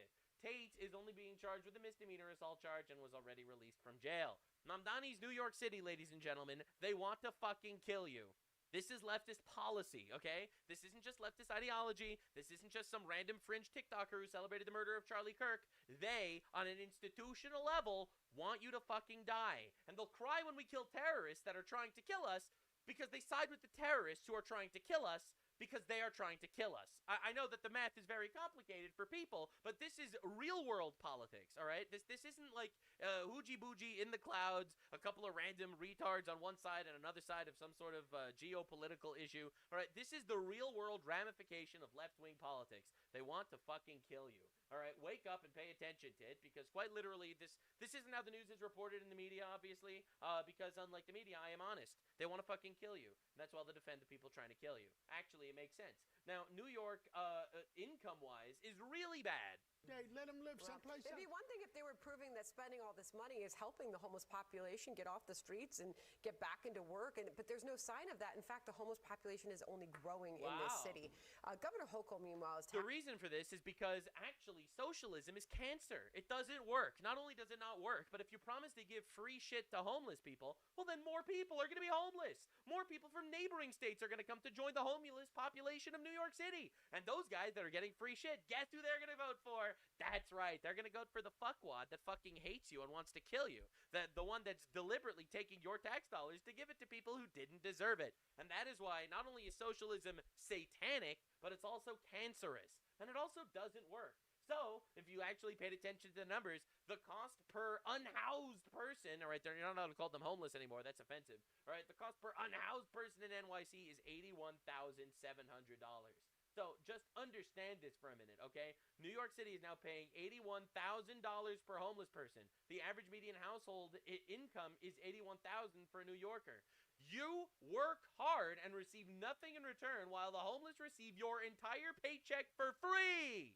That's right. Now, it's not fraud. It's technically the law. It's waste, and it's unbelievable, and it's satanic. And the lesson for this is just be fucking homeless.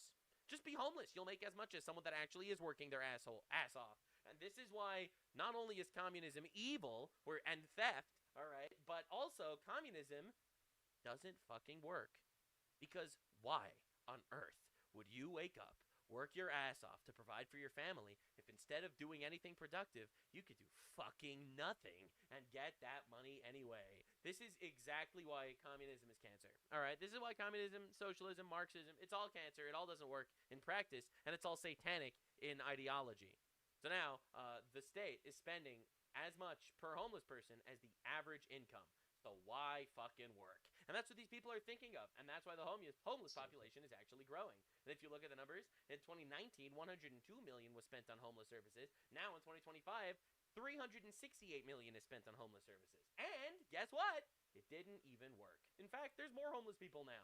It's unbelievable levels of bullshit going on in this country, and we need to destroy it immediately. And that's why I've tried to bring as much attention to as many things as I possibly can.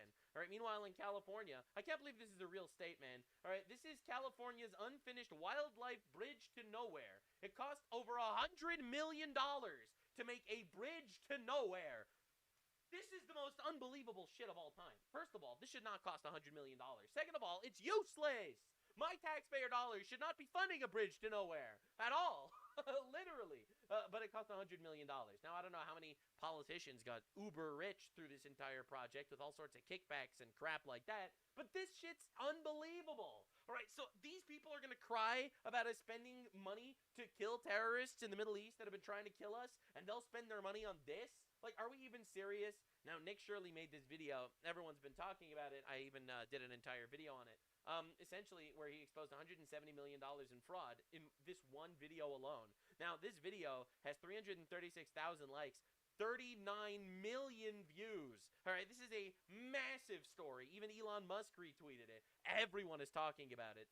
And to understand exactly how diabolical it is, every single person that uploaded this video to YouTube or uploaded a reaction or an analysis or a breakdown of this video to YouTube got it copyright struck. That's right, Nick Shirley got his own video copyright struck by some retard who's trying to silence him. And not just him.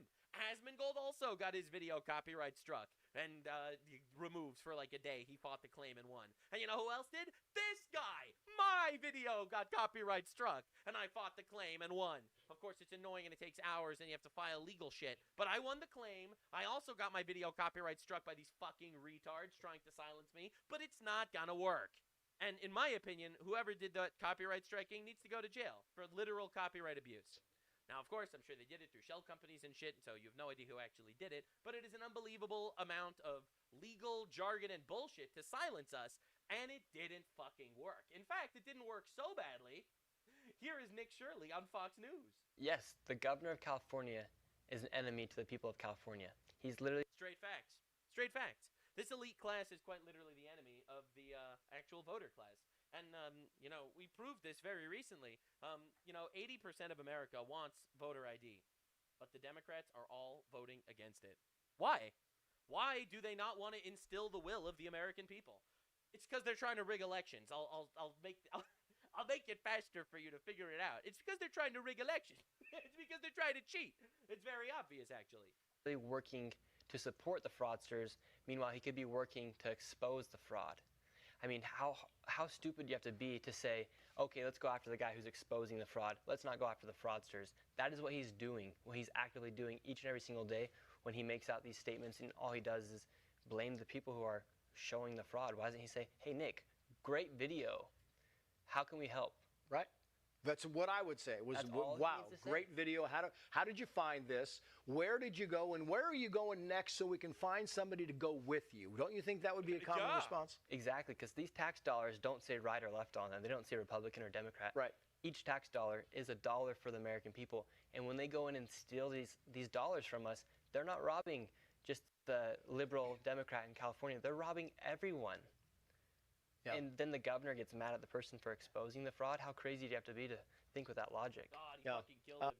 Yes. So based. And honestly, a really well put together response from Nick Shirley, because Gavin Newsom's response to the fraud documentary was calling Nick Shirley, in my opinion, a pedophile. He said, this guy just likes to go snoop and look at children in daycares. What an unbelievable, vile piece of shit, honestly. And Nick Shirley handled himself very, very well. And everyone knows about this. This isn't just a very viral video on Twitter now, but this is a very viral story. 38 million views on Twitter. Another however many, 4 more views from whoever actually watches Fox News these days.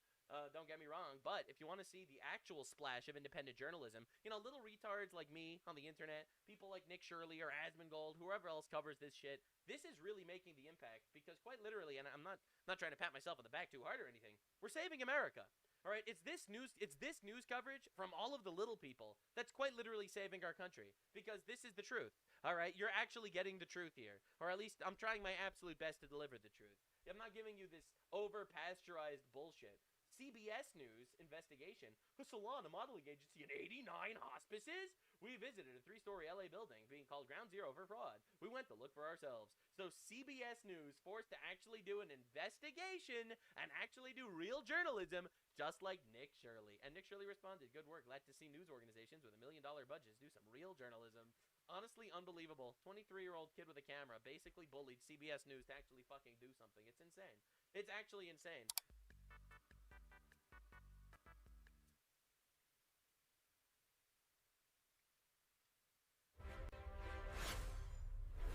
Next news.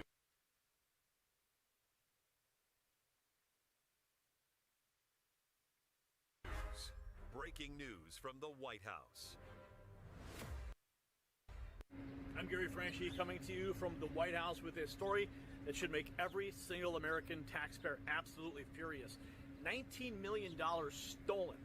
Not from some offshore account, not from some foreign government, from you. From Medicare, from hospice care, meant for dying Americans. And when a brave journalist exposed it all, Governor Gavin Newsom didn't thank him. He attacked him. Now, he needed to see this, because this is what's happening in California right now.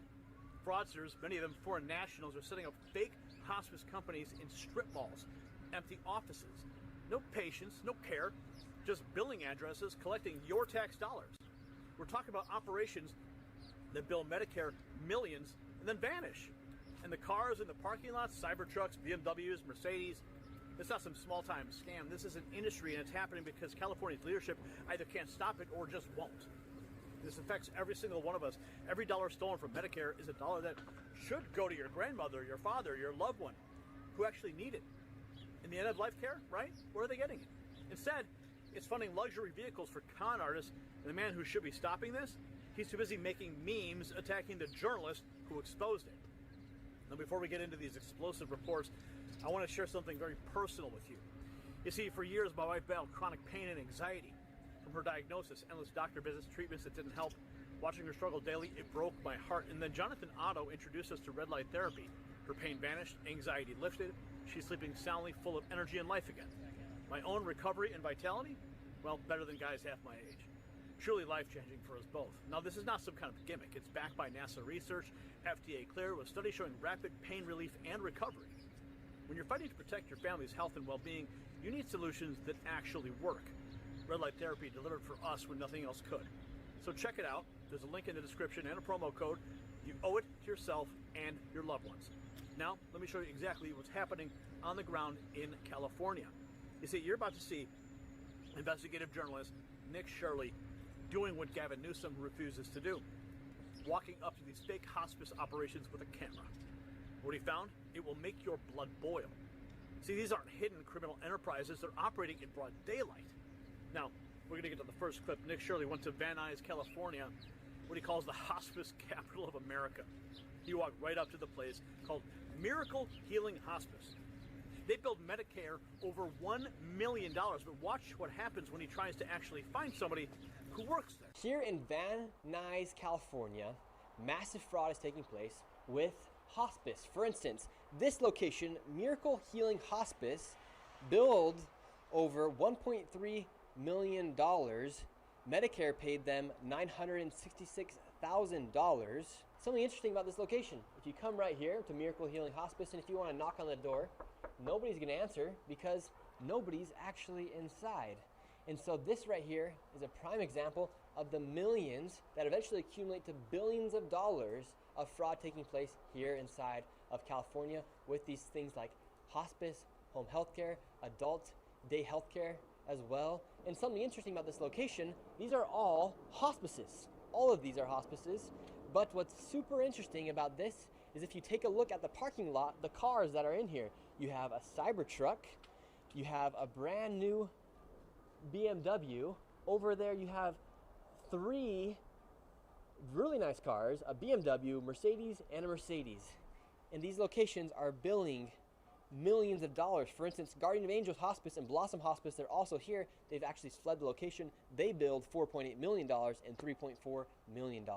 Massive fraud taking place here inside the state of California. Did you catch that? Miracle Healing Hospice billed $1.3 million. Medicare paid them nearly $1 million and nobody is inside. The building is empty. But look at the parking lot. Cybertruck, brand new BMW, multiple Mercedes. Garden of Angels Hospice in the same complex, $4.8 million billed. These criminals are not even trying to hide it anymore. But here's what gets even more infuriating. Watch how Gavin Newsom responded when Nick asked him about this. You see, Nick Shirley's team, they reached out to Governor Newsom's office. Simple questions. Does the governor see a need for more oversight? Is the state doing anything about this fraud? The response they got, well, you just have to see it to believe it. We asked, and so did you, we asked the governor of California, we asked questions like this. Does the governor see any need to ramp up oversight for daycare receiving Medi-Cal funds? You previously mentioned California's ban on new hospices. Is the state doing anything to crack down on existing hospice businesses that may be engaging in alleged fraud? Does Nick Shirley's video showing empty office suites appearing to operate as hospice concern Governor Newsom? And we get the same thing you get, Nick, which is memes, right? They dress you up in cameras and they say bad things about you, like you're the enemy. The governor should be thinking, you know what, we want to bring Nick Shirley onto our team so that we can get to the bottom of all this stuff. Yes, the governor of California is an enemy to the people of California. He's literally working to support the fraudsters. Meanwhile, he could be working to expose the fraud. I mean, how stupid do you have to be to say, okay, let's go after the guy who's exposing the fraud. Let's not go after the fraudsters. That is what he's doing, what he's actively doing each and every single day when he makes out these statements, and all he does is blame the people who are showing the fraud. Why doesn't he say, hey, Nick, great video. How can we help? Right? That's what I would say. It was, wow, great video. How did you find this? Where did you go? And where are you going next so we can find somebody to go with you? Don't you think that would be a common response? Exactly, because these tax dollars don't say right or left on them. They don't say Republican or Democrat. Right. Each tax dollar is $1 for the American people. And when they go in and steal these dollars from us, they're not robbing just the liberal Democrat in California. They're robbing everyone. Yep. And then the governor gets mad at the person for exposing the fraud. How crazy do you have to be to think with that logic? Yeah. They sent him memes. The governor of California, instead of thanking this journalist for exposing billions in fraud, dressed him up in costumes and attacked him. Nick said it perfectly. How stupid do you have to be to go after the guy exposing the fraud instead of the fraudsters? These tax dollars, they don't say Republican or Democrat on them. They come from all of us. And Newsom is protecting the thieves. Now watch how deep the operation really goes. Nick kept walking that same neighborhood. Nick surely deserves government protection for what he's uncovering. And when you see what Nick found, just walking down one street in Van Nuys, you'll understand why. You see, these fake operations are literally everywhere. Watch. This is how crazy this hospice fraud is here inside of California. You have all these businesses, they literally open up a business, they just put HFS Hospice Care Inc. They don't do anything with the storefront. And then you have another one right here, Relief Home Healthcare, absolutely empty inside. And then you have another one, SKH Home Healthcare. They're just popping up everywhere. So this isn't some random thing that's happening here inside of California and Los Angeles in this Van Nuys area. Quite literally, we've been to 2 locations so far, and they're just popping up these home health care, these hospice centers, and they're not even doing anything to try and hide what they're doing. No one's working the front desk. Inside this location as well, you have absolutely nobody inside it. How come there's so many of these home health care, these hospices that are popping up everywhere? I have no idea. How come you think there's such a sudden rise of all these hospices and home health cares? I have no idea, honestly. Pretty lucrative business, or? I wouldn't say like that's that crazy. There's a lot of them. Yeah, I know. The same building, but now on the backside you have Canestro Care Hospice Inc., Studio Care Hospice Inc., El Primero Home Health Care right there. And this building right here is a perfect example of a dilapidated building that is now being used for a hospice, home health care, and adult daycare. And this is the crazy thing that appears to be happening here in California. You can just start your own hospice. You have Advent Hospice right here. If you want to start your own home health care, you can just put up a white piece of paper and stick a logo onto it and say that's your home health care company. If you want to start an adult daycare, you can just get a building like this and receive money from the government. That's the crazy thing, is inside this one building, you have an adult day health care, you have a hospice, and then you have a home health care center operating all in one location. And why are tax dollars going towards all of these buildings? And they're quite literally everywhere. Everyone should be a bit suspicious about what's happening here. Inside of these parking lots too, you'll always find a super nice BMW, Mercedes, you name it, newest Audis. Did you see that? HFS Hospice completely empty. Relief Home Health Care, nobody inside. SKH Home Health Care abandoned. Then he goes around the back of one building. Concentro Care Hospice, Studio Care Hospice, El Primero Home Health Care, all the same dilapidated building, one building running a hospice, home health care, and adult daycare. Just white paper signs with logos, that's it. That's all you need to steal millions. But wait until you hear the numbers and how the scheme actually works. Here's a breakdown of exactly how these fraudsters operate and how they disappear before anyone can catch them. The billing velocity on just one of these fake hospices tells you everything you need to know. Watch. You know what makes this hospice and home health care fraud so hard to crack down on? Take, for example, this one right here, All Day Hospice Care. They have billed $3.1 million, and per beneficiary is where these people are committing this fraud. It just looks dilapidated. You have storefronts that are completely closed down, homeless people walk on the streets, these businesses are all boarded up, and they're prying on people who are on the verge of death to make all their money. That's what hospice is. But that is what the business model of the hospice is they just literally rent out these small little suites, charge millions of dollars over the years. Oh my gosh. And you just have people peeing. How was that piss?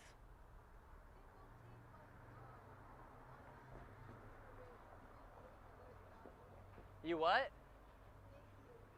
You masturbated a week ago? Wow. Gross. Well, there you have it. That's just the craziness of it all. All Day Hospice Care, $3.1 million billed. Over 12,000 claims in just 19 months. 505 patients at $6,000 each using only 2 billing codes. That's not health care, that's a money printing operation. And when suspicions come, they vanish back to Armenia, back to Russia, or just down the street to another strip mall suite, preying on people on the verge of death to steal from the American taxpayer. So let's put this all together. This is what California has become under Democrat leadership, a playground for fraudsters. Empty offices billing millions, luxury cars funded by your Medicare dollars, criminals who prey on the dying then disappear across international borders in the governor. Instead of deploying investigators, instead of thanking the journalist who exposes this, Gavin Newsom makes memes attacking him. $19 million exposed in just these clips. But this is billions nationwide, and the Trump administration is watching. The days of looking the other way are over. So, folks, this is why we do what we do here at the Next News Network. The mainstream media won't touch this story. They won't show you the empty hospice offices with cyber trucks in the parking lot. They won't tell you the governor of California is protecting the fraudsters, but we will. If the story made you angry, good. Share this video right now. Send it to everybody you know. Hit the subscribe button and ring the notification bell so you never miss when we expose corruption like this. And drop a comment below. I want to know what you think should happen to these fraudsters and the politicians who protect them. The truth is just too important to stay silent. Stay informed, stay vigilant, and stay free. I'm Gary Franchi from outside the White House. And as always, God bless America.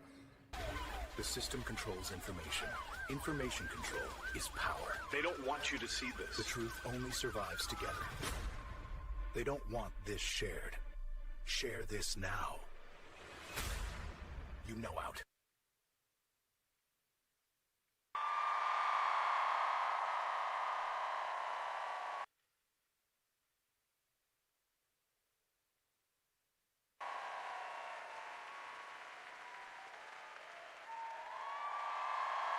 What's up, guys? It's Benny. I'm traveling right now. I can tell you that the airport security lines are really, really bad out there because the Democrats have defunded DHS and they've defunded TSA. And so people that work at TSA can't pay their bills. They're not getting any money. And so they're quitting their jobs en masse. This is creating massive lines that even CNN can't ignore anymore. CNN forced to cover the hours-long line at the Atlanta airport, one of the biggest airports in the world, Atlanta Hartsfield-Jackson Airport, where a line goes effectively 4 miles all the way out to the parking facility at the airport. So this is wild. It remains to be seen whether Democrats will suffer anything for this.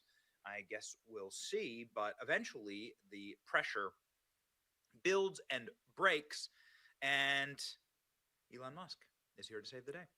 Elon Musk offers to pay TSA workers salaries as wait times increase at the airport. Map shows airports with the longest line. Elon Musk went thermonuclear viral this morning, 44 million views, 52,000 reposts, and 324,000 likes, being just a straight patriot. Elon Musk, who I think is a trillionaire at this point, maybe might be the world's first trillionaire. Anyway, it says, I would like to offer to pay the salaries of TSA personnel during this funding impasse that is negatively affecting the lives of so many Americans at airports throughout the country. Such an unbelievable statement from the world's richest man, from an absolute American patriot, and also from somebody who doesn't have to ever wait in a TSA line. And this is the mark of somebody who's like actually a good person. It's not going to affect him at all. Elon Musk has a fleet of private jets, of course, some of the nicest jets in the world. He can fly anywhere he wants. This is a man who will never have to see a TSA line ever again, and probably hasn't seen one in many, many years, if ever. And he's straight up saying, I'm going to save the country by doing this. He's getting massive plaudits from this, including from TSA agents. Notice the same outfit there. So I just landed. TSA agents at my home airport in Tampa. So I announced to all of the TSA agents as I was flying out that Elon Musk had done this because he had just done this. You know, he just posted this as I was at the airport, right? As I was going through TSA just an hour or two before I went through TSA. And everybody cheered. And the TSA agents came to see me and said, I want to give a message. We're going through TSA right now. And I just told my man that Elon is covering the salaries. Appreciate you. For the TSA workers who've been defunded. My man. Yeah. And thank you, brother. They say thank you. There was a bunch of cheers. Like everyone cheered. I informed everyone behind us. Take care. Yeah. the man, a true patriot. I'm telling you, I just yelled it as we were going through. They had my camera, so I couldn't film it. But I yelled it as they were going through that. Elon is covering the salaries of all of the TSA workers, and everyone cheered. And my man came up and he's like, I just wanted to shout out Elon. God bless this patriot. He did. And God bless the actual patriot, Elon Musk, who is, once again, reaching into his own pocket and doing the work that the federal government should be doing. Getting incredible plaudits here from all across the internet. Thank you, Elon, for doing the work the Senate Democrats won't do. Amazing. Just a reminder that the Senate Democrats have, of course, defunded TSA. They've defunded also the Coast Guard. It's not a particularly safe time out there right now. Not a particularly safe time to be an American. Just a matter of a few days ago, there was at least a report that there would be an potential Iranian missile attack off the coast of America. And the Coast Guard, of course, would be the people to guard the coast. And so, no telling, ladies and gentlemen, how Democrats are going to explain that. Elon, you are the most important American citizen of the 21st century, the most important who is doing everything possible to save our democracy. Thank you. Elon with the W. Thank you for helping those who are being forced to work without pay. Working without pay is slavery. Thank you for helping Americans and politicians who sit back in multi-million-dollar homes and watch like this is entertainment for them. I have said this so many times about you. You are one of the kindest and good-hearted people on the planet. I can tell you that as a matter of fact. I've met Elon Musk on just very rare occasions, but he's always been just so good-natured and so kind. And he held my newborn baby son and told me to have millions more babies. So I'm going to take that to heart. Anyway, I mean, like the reality here, based some responses, obviously, this is an incredibly generous, says John Fetterman. TSA agents across the country are relying on food pantries and community donations just to get by. I remain the lone Democrat to vote with my Republican colleagues to fund DHS and get people paid. It should never come to this point. No one should be able to hold critical infrastructure of this country, security infrastructure of this country, hostage for political battles. You shouldn't be able to do that. I'm in full agreement of that. This shouldn't be an issue. Now, funny how whenever Republicans try and run this, blows directly up in our face, right? The Democrats are able to get away with it because people don't cover it. But this is exactly what they're doing. Also, like the vast majority of people, I don't have the exact number, but the vast majority of people in the country live paycheck to paycheck. I'm an employer. I'm well aware of that. People need their paychecks on time. I've never missed a paycheck, and I never will for that exact reason, because that's me, that's you. Everybody knows what it's like. Everyone knows what it's like to be dead broke, right? And you must have that paycheck, and it's cruel. It's a cruelty to do this. And also, a lot of these TSA agents, like, I'm not here to simp for TSA, I guess, but like a lot of these agents, you ever talk with them? They're veterans, they're cops. All the agents where I live in Tampa, like, and I know like so many of them, and I fly so much, like I know some of them by name. They're cops and they're former military members, and they're good people.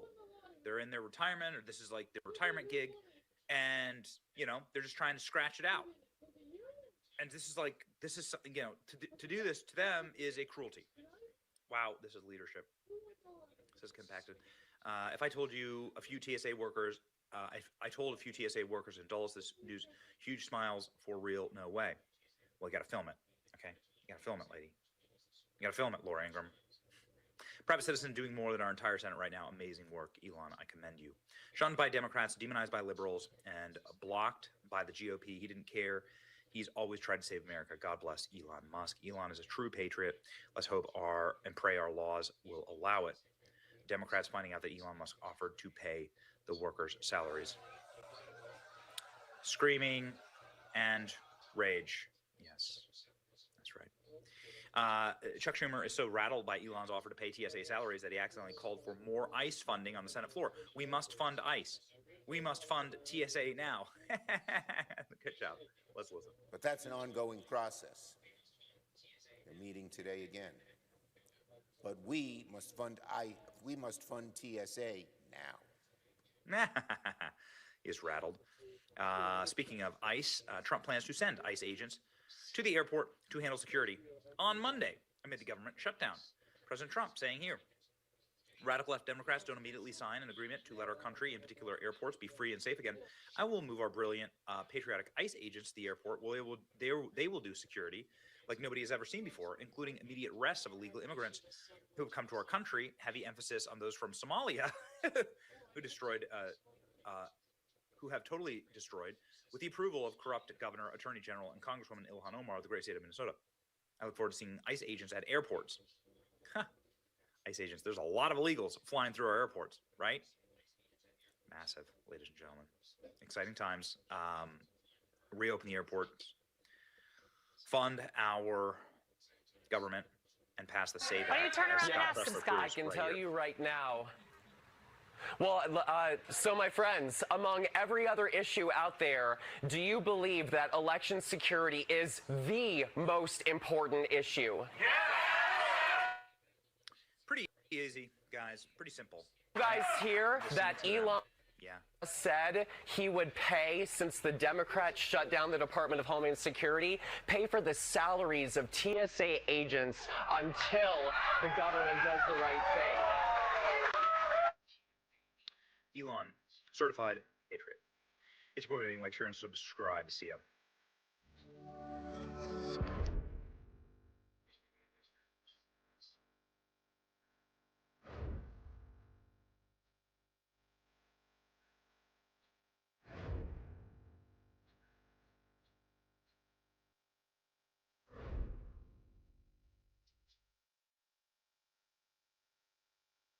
Yay!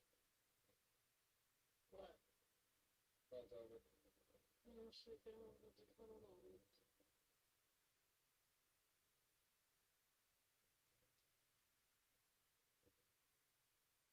So this baby no money guy is like this white woke rapper dude. Apparently he's famous or something for being cringe. I don't know exactly. Last time I covered him, I'm pretty sure he had like this gigantic crash out that he once associated with Asmongold, and Asmongold supported Trump, so therefore he must be bad or something.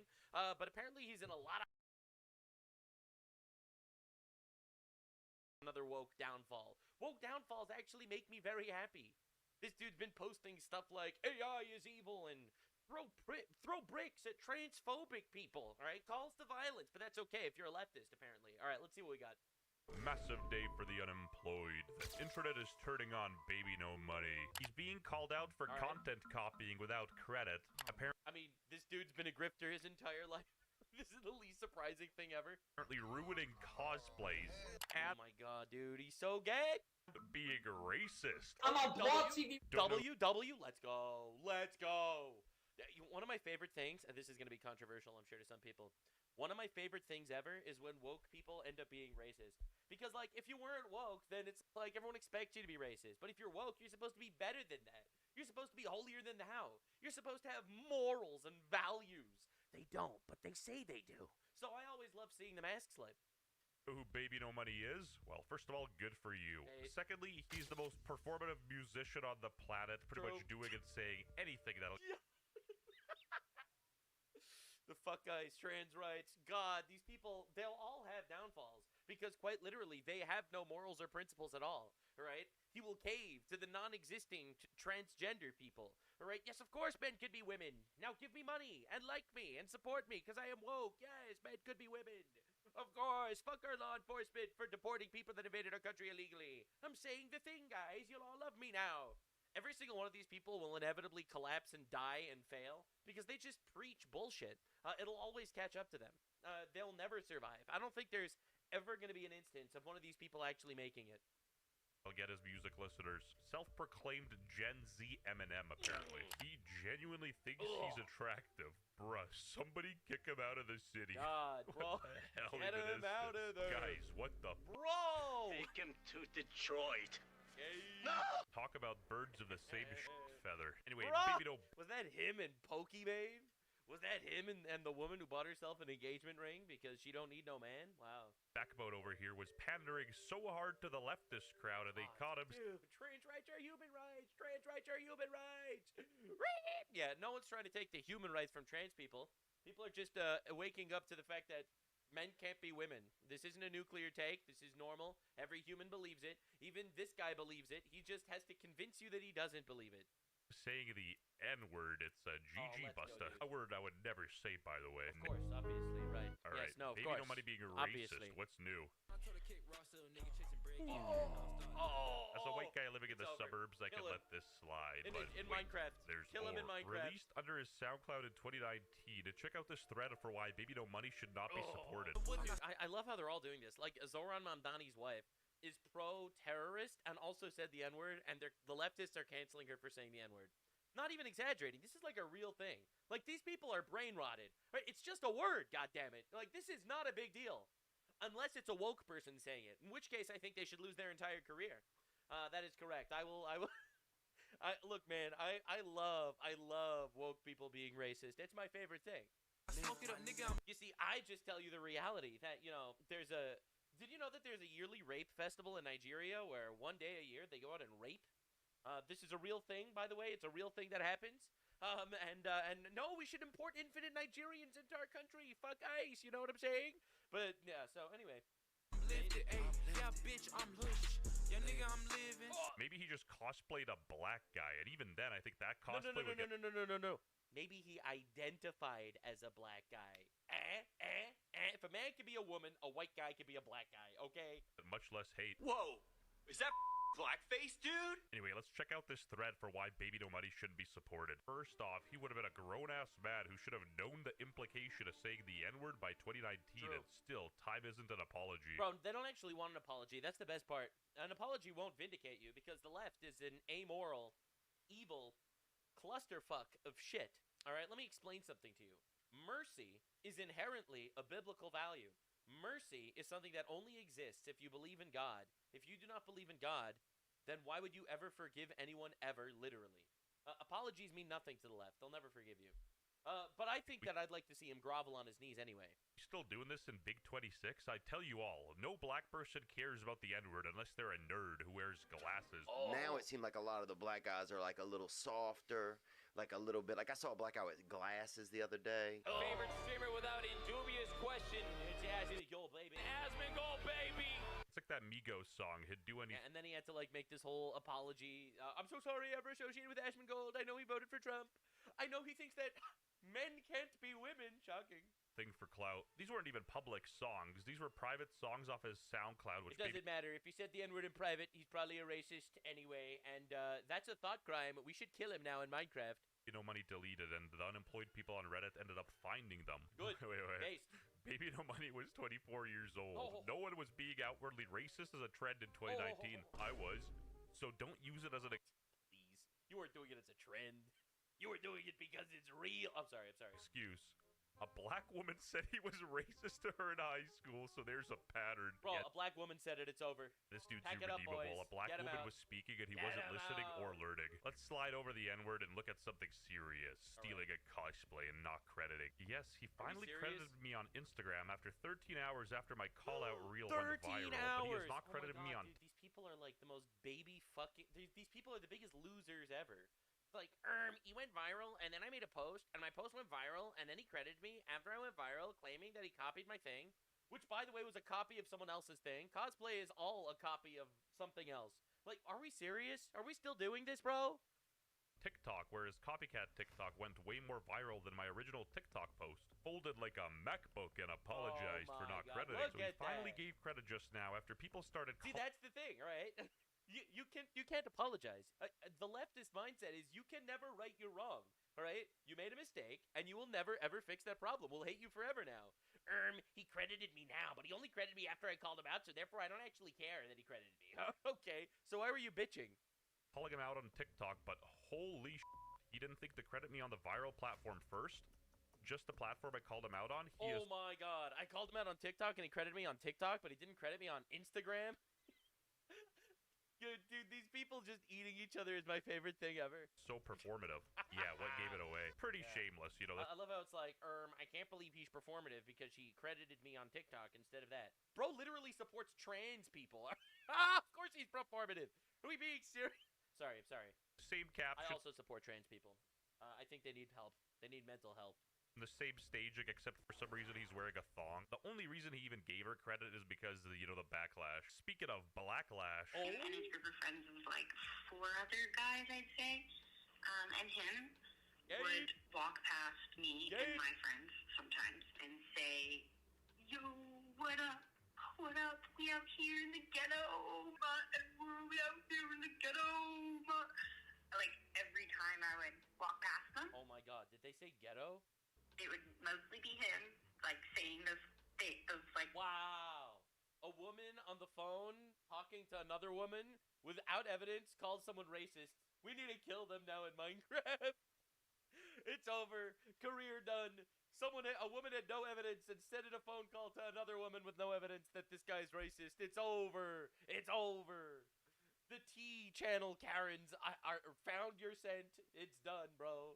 Sayings, and then his like friends snickering. You know what? I'd actually believe it. Makes sense why he cropped Asmongold out of his music video. I haven't seen Asmongold rip the N-word. Exploiting social trends and like gullible trans people to promote your music is the most kind of scummy thing you can do. It's sort of in line with like those corporations putting the Pride Month as their logo and then never doing it, showing they never actually cared. His intent they never cared, obviously. Is getting money and listeners. It's very obvious. Yeah. Lying now, He's a but grifter. if you see somebody who did this thing to you on your TV randomly one day, you're like, what?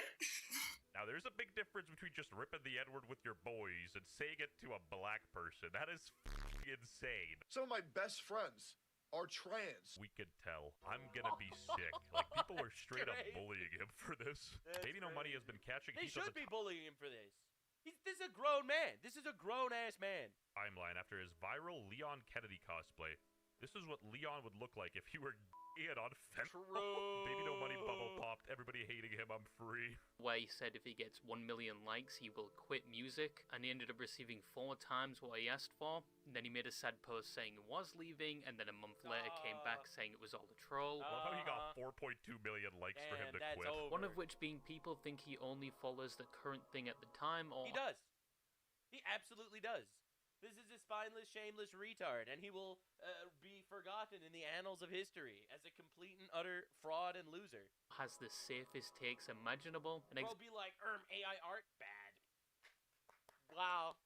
Wow, so brave. A couple of terminally online furries literally just creamed their pants when they saw your post. Example of this being his opinion on AI, as if you didn't know he is heavily against AI art, and he thinks you should always support and commission real artists. This dude has talked about AI art so much, the fact that people can't see through this performative nature is insane. To all the AI artists in my DMs complaining about the post that I made yesterday, That didn't happen. I don't believe him that AI artists are in his DMs. No one gives a shit. Yourself. Whoa, you're so brave, dude. Oh my god, not this dude. Let's collab with a literal terrorist supporter. Alright, I'm based and cool and fun. I'm woke. Bruh, you can't be making this up. Oh, this is deadass a leech. He on whatever is the most popular, like flies on horse. I think Baby No Money hate is way too forced. I get that. Yeah, but you have a mental illness flag in your bio, so I mean, we're not exactly taking your opinion that seriously. His music isn't the most complex, but I would much rather support an artist with good morals but makes bad music than an artist who makes good music but has bad morals. L-take. I support an artist who makes the best fucking music because when I listen to music, I care about the music. I don't care about the fucking guy. Alright, that's my nuclear take of the day. And excuse me, Mr. Good Morals over here said the N-word in 2019. Did you not hear? Did you not hear? Mr. Good Morals is a performative grifter. Mr. Good Morals thinks men could become women, but he doesn't actually think so. He just says it so he can get the mentally ill people to support him. No one actually believes this shit. This is a delusion, bro. What a stupid ass take. I would support Kanye 10 out of 10 times before Baby No Money. And I guess honestly, same. Not even lying. Kanye's music's pretty good too. Some of the more naive trans people will fight tooth and nail, not seeing the fact that he's using them to build I love that he said some of the more naive trans people. No commentary required. Cult-like following. I get it. You feel underrepresented in society, and you're willing to look past his obvious pandering just because he gives you Why do you representation. feel underrepresented in society? If trans women are women, then you're literally 50% of the population. What do you mean? What do you mean underrepresented in society? Right? If trans women are just women, then you're just like half of the world. Well, I don't understand. Underrepresented. Oh, you mean trans women aren't women? But is it genuine? This is what you gotta ask yourself. I'm just saying, if Adolf Hitler was popular, it probably put him on his chest too, just to increase his streaming numbers. Baby No Money bubble popped. Everybody hating him. I'm free. Okay. You know, this guy nailed it. Nobody has ever wanted to be famous as badly as this guy does. Damn, oh, and bro. he also pissed off some K-pop stans because Jungkook from BTS danced to Baby No Money's song, and he apparently used it as an ad, and people were pissed. I mean, hate the game, not the player. With the copious amount of posts he'll make on social media when he does have a new song, to the amount of people he will commission to make animated videos with his music, to him seemingly collaborating with every influencer that has or has recently gained a large following, and with him and his music being all over platforms like TikTok and YouTube, some people feel as though he's being forced down their throats and are experiencing so-called baby no money fatigue. And again, Bro, I didn't need this guy down my throat to feel the fatigue. I felt the fatigue the moment I saw his performative slop. Separate I'm really glad it's catching up to him. art from the artist, and some of Baby No Money's songs are actually pretty decent. Disagree, his music is ass. That's two. 4G out of sets on a truck. 1 to the kidney, 2 to the dome. That's left, right, left, right, left, right, go. Gotta roll.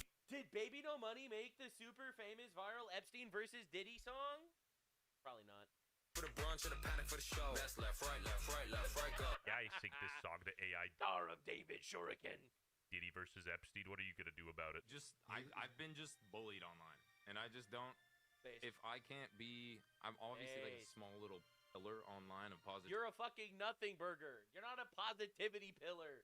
You're a guy. Someone sees your post, leaves a like on it because it's performative slop and agrees with their worldview. You're not a pillar of shit, dude. But I feel like there's so many more of my fans that are. I get messages every day from my fans, like my diehards, being like, I can't keep up with the negativity. Pillar on Oh well, they're gone. kind of positivity. You. By practically, you mean not really. Yeah, you might fool a 16-year-old with body dysmorphia, but you can't fool me, Busta. When a musician starts to get political, you know that their career is sort of Those trans kids are really, they're gonna grow up one day and they're gonna fucking hate you. on a decline because they're trying to get viewers by any means necessary. Like, look at Lil Pump and Trump. Try to tell me that dude is still relevant. You can't. Little Pimp. Baby No Money has come under fire from multiple artists online after many have come forward and stated that he is performative in regards to AI art and being pro-real artists, accusing him of offering promotion and retweets for artist commissions and then lying and not following through. Also lowballing them in terms of payment for their work and just generally haggling and acting unprofessional. Oh my god, so this guy, but at least he has good morals. Yeah, he's a total asshole behind the scenes, but hey, at least he made a performative tweet that I agree with. Performative guy in front of the camera is a dickhead behind the scenes. Crazy. Baby No Money took to Twitter to post that he saw all the hate that he's getting online, but he simply doesn't give a Yes, he clearly doesn't give a fuck because he keeps talking about how little fucks he gives. Honestly, a diabolical strategy. Bro gives so little fucks, he brings it up literally every day. You guys are seeing the irony too, right? He's saying he doesn't give a while tweeting about it. He's straight up contradicting himself. He's just misunderstood, guys. He's a pillar online of positivity. Time's up, Busta. Your immovable object has met an unstoppable force. Now, another reason people hate Baby No Money is with the claim he is performative, or as some call him, Baby No Backbone. First we had Jellywig, now we have this. That's crass. Israel's strongest soldier, Baby No Money. You can't even make this up. I don't know how anything he does is related to Israel, but interesting stray, I guess. Finally, from the horse's mouth himself, finally some peace and quiet. Muted words. Baby No Money. Baby No Money. Forever. I feel zero pity for this man because, you know, he is a product of his own design. Absolutely. You built this community of losers who care about you rapping the N-word in a song 10 years ago. Dude, if I said the N-word, I wouldn't lose one fan. I don't know if that's a compliment. It is a I decided it's a compliment. Fuck you. You can do and say all the things on paper, but the second you're even a little out of line, these people are going to come for your neck. And no 100%. And that's why he keeps preaching the bullshit, garbage, shit slop anyway. He's trying to maintain his relevance as a just radically woke dumb fuck. Amount of collaborations will ever get these people back on your side. Small little pillar online of positivity. Fortunately, we ran out of time for this video. Yeah, diabolical. No, I like watching woke people die. Proverbially, metaphorically, of course. I don't actually want him to die. I just want him to fade into complete and utter obscurity, releasing more music that doesn't hit, and constantly do a little bit more pandering, which honestly no one gives a shit about. I want him to quite literally performatively post himself into non-existence. Truly the ultimate and most devastating destruction for a complete and utter immoral, grifting, shitbag retard. Bro's gonna wake up one day, he's gonna do his routine, he's gonna say, fuck AI art, support real artists, free Palestine or whatever. He's gonna look at his tweet, and it's gonna get like 4 likes, and that is when he'll decide his career is truly done.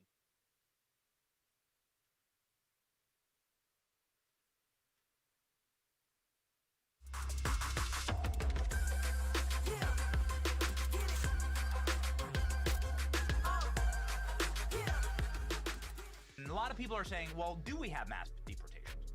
And I guess, like, since you've done a year and more at DHS, what would you classify as mass deportations? Where should DHS be going? And I know Markwayne Mullen is in the middle of his confirmation hearing right now, so I want to get to that. But, like, what is the classification of a mass deportation for you? Well, I think the classification of a mass deportation is if you were in this country illegally, then you need to be arrested and deported, and that absolutely should be happening, and I think will continue to happen. I think we also have to look at our illegal immigration system, which the Joe Biden administration completely plundered. They completely exploited the parole program, temporary protected status, which a lot of your viewers are probably familiar with, really was just a rubber stamp to let these individuals in with no vetting. So I think that we also, we did see about 3 million illegal aliens leave the country. The vast majority of that was from self-deportations, which are a lot cheaper, a lot safer for communities, a lot safer for law enforcement. But what we saw a lot of, at least during my 13 months there, Benny, was that the more arrests we were making, the more these illegal aliens within the interior of our country were getting the message, hey, if I don't leave now, I'm going to get arrested. I'm never going to be able to return. And so I'm hoping under a Mullen tenure, we're going to see more and more of that. Okay, so the number is 3 million voluntary deportations. 3 million total. So I think it was around 2.5 million self-deportations and a little over 600,000 deportations last year. What was the major, because, everyone was like, well, and Stephen Miller, is constantly messaging and driving home, like, we have 20 million. Let me take a step back. Why would I lecture you on this? How many criminal aliens are there? How many people illegally are there living in the country today? Around 15 million is based on estimates. That is a huge problem, though, Benny, is that there's not total consensus on how many are actually in the country illegally. I think that's a big part of the push to have that U.S. Census finally start checking on what citizenship is in this country. Yeah, that's obviously a critical question. If I had a time machine, go back and tell the founders, please make the Second Amendment really, really specific, and then say citizens, not persons, when you're counting the census. But I don't have a time machine, and they're really smart, and I think we're fine with hopefully amending something that counts just the citizens. But I guess the point is okay, so 15 million and 3 million has either self-deported or have been deported. Yes. Otherwise exited the country. Exactly right. And when we only have a couple more years for sure in office, so we've got to crank those numbers up. And I'm confident President Trump has the will and fortitude to do just that. Okay, so 1/5. So 1/5 is what we're. So it's been 1/5 in the first year. So if you could keep those numbers constant, you could get almost. If you're staying at 3 million deportations or self-deportations per year, then you're almost at the entirety of the illegal population in the country. Is that correct? Am I doing the math there right? That's correct. But I think, Benny, the other piece of this too, and I mentioned that temporary protected status, those parole programs, Cuba, Haiti, Nicaragua, Venezuela, CHNV, a lot of your viewers might be familiar with. Really, again, rubber stamping these people who were not vetted into our country. It really was an optics play because these programs really started being stood up right around 2023. The Biden administration saw the optics at the border were abysmal. They were losing public support. Border security was becoming a huge national security issue. And they said, hey, instead of having these massive droves of people come to our border and there being photos and video of that, instead we're just going to let these people in and call it legal. Yeah, that's right. And they flew them in the dark of night. They did. Yeah, I saw some statistic that ICE has deported 10% of New Orleans. Is that square? I haven't seen that statistic. Okay. We did have a lot of cooperation, right, from the Louisiana governor and the state and local government there. Those 287G, which agreements, which basically means that ICE is allowed to deputize state and local government and law enforcement to actually carry out deportation and make immigration arrests. So, I mean, when you saw Florida, I would think that number would be even higher there, Texas as well, because of those authorities. So, I mean, those agreements, I mean, they sound very technical, but they're actually incredibly important to the safety of the country. And then on the other side, you have the Virginias of the world, where under Youngkin, we saw a lot of cooperation. They were honoring ICE detainers, meaning that if illegal alien came into state or local custody, that they'd eventually be turned over to ICE once they served their sentence, and so that they could be deported. Now under Spanberger, we're not having that, even with the most violent criminals. That's a huge problem. Yeah. Okay. So, I mean, obviously this is a huge problem. Like the base, the MAGA base and the America First movement want mass deportations. I guess at these numbers, you could almost say that all criminal, I mean, if you stay up at 3 million per year and there's 15 million based on all, then you could say, well, we're in the first year of the second Trump term, we would get virtually all criminal aliens out of the country as long as you're allowing zero more in. I think that's good. I think it's like, yeah. I think it's like a good start. Okay, so Mark Mullen is going to carry the torch here. Why don't we, this is your first time on since you've left DHS and since Kristi Noem was, I guess, reassigned, that'd be the right way to say it, to like a different, to a different job. What's the background story there? What's your advice to Mark Wayne as he's going through his confirmation this morning? So far, it looks so good. He's doing a great job. I think he's going to be really pushed to make different commitments to, especially to every senator, but especially the Democrats on the committee. And they'll push for ending administrative warrants, stop using masks. They'll push for not you going into safe locations. So what the administration changed was what we saw in past administrations was that Joe Biden, he said, if you are ICE law enforcement, if you're CBP, you cannot go into a church, you can't go into a hospital, you can't go into these so-called safe locations. What was happening was these criminals then were taking safe harbor in these locations. That absolutely has to stop. It puts innocents, of course, in danger, and it hampers our law enforcement officers. So those are commitments that you're going to see Democrats try to force Mark Wayne Mullen to take, and he really shouldn't take the bait there. It does imperil our law enforcement, and he needs to be able to run that agency as he sees fit and talk to these career law enforcement officers who deal with the day-to-day on the ground there. That the Democrats, I mean, I don't think any of these guys have ever been on an ICE operation. Benny, you've been on multiple ICE operations, and you see what these men and women deal with day to day. There's a reason they wear masks. There's a reason that they conduct the operations in the way they do, and that's what they're going to need to be effective. Yeah, it was insanely dangerous, and obviously we've seen how radicalized and how violent the left is. They are truly a paramilitary force, unlike anything I've ever seen. They behave like ISIS, frankly, in our country, and attacking federal law enforcement.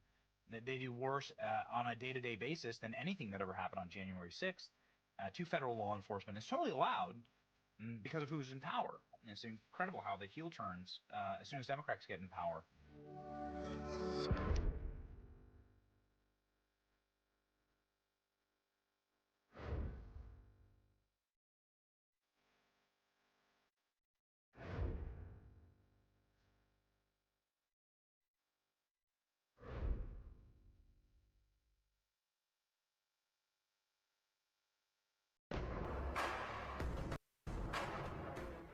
At first glance, you might think this is a spectacular scene of long lines at a famous tourist attraction during a holiday.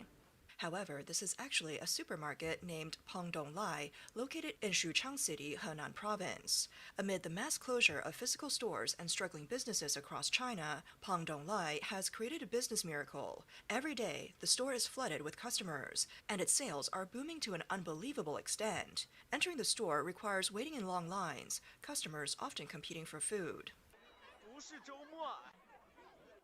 It's not the weekend, nor a holiday, but every single one of the 11 Pangdong Lai stores in Xuchang look like this.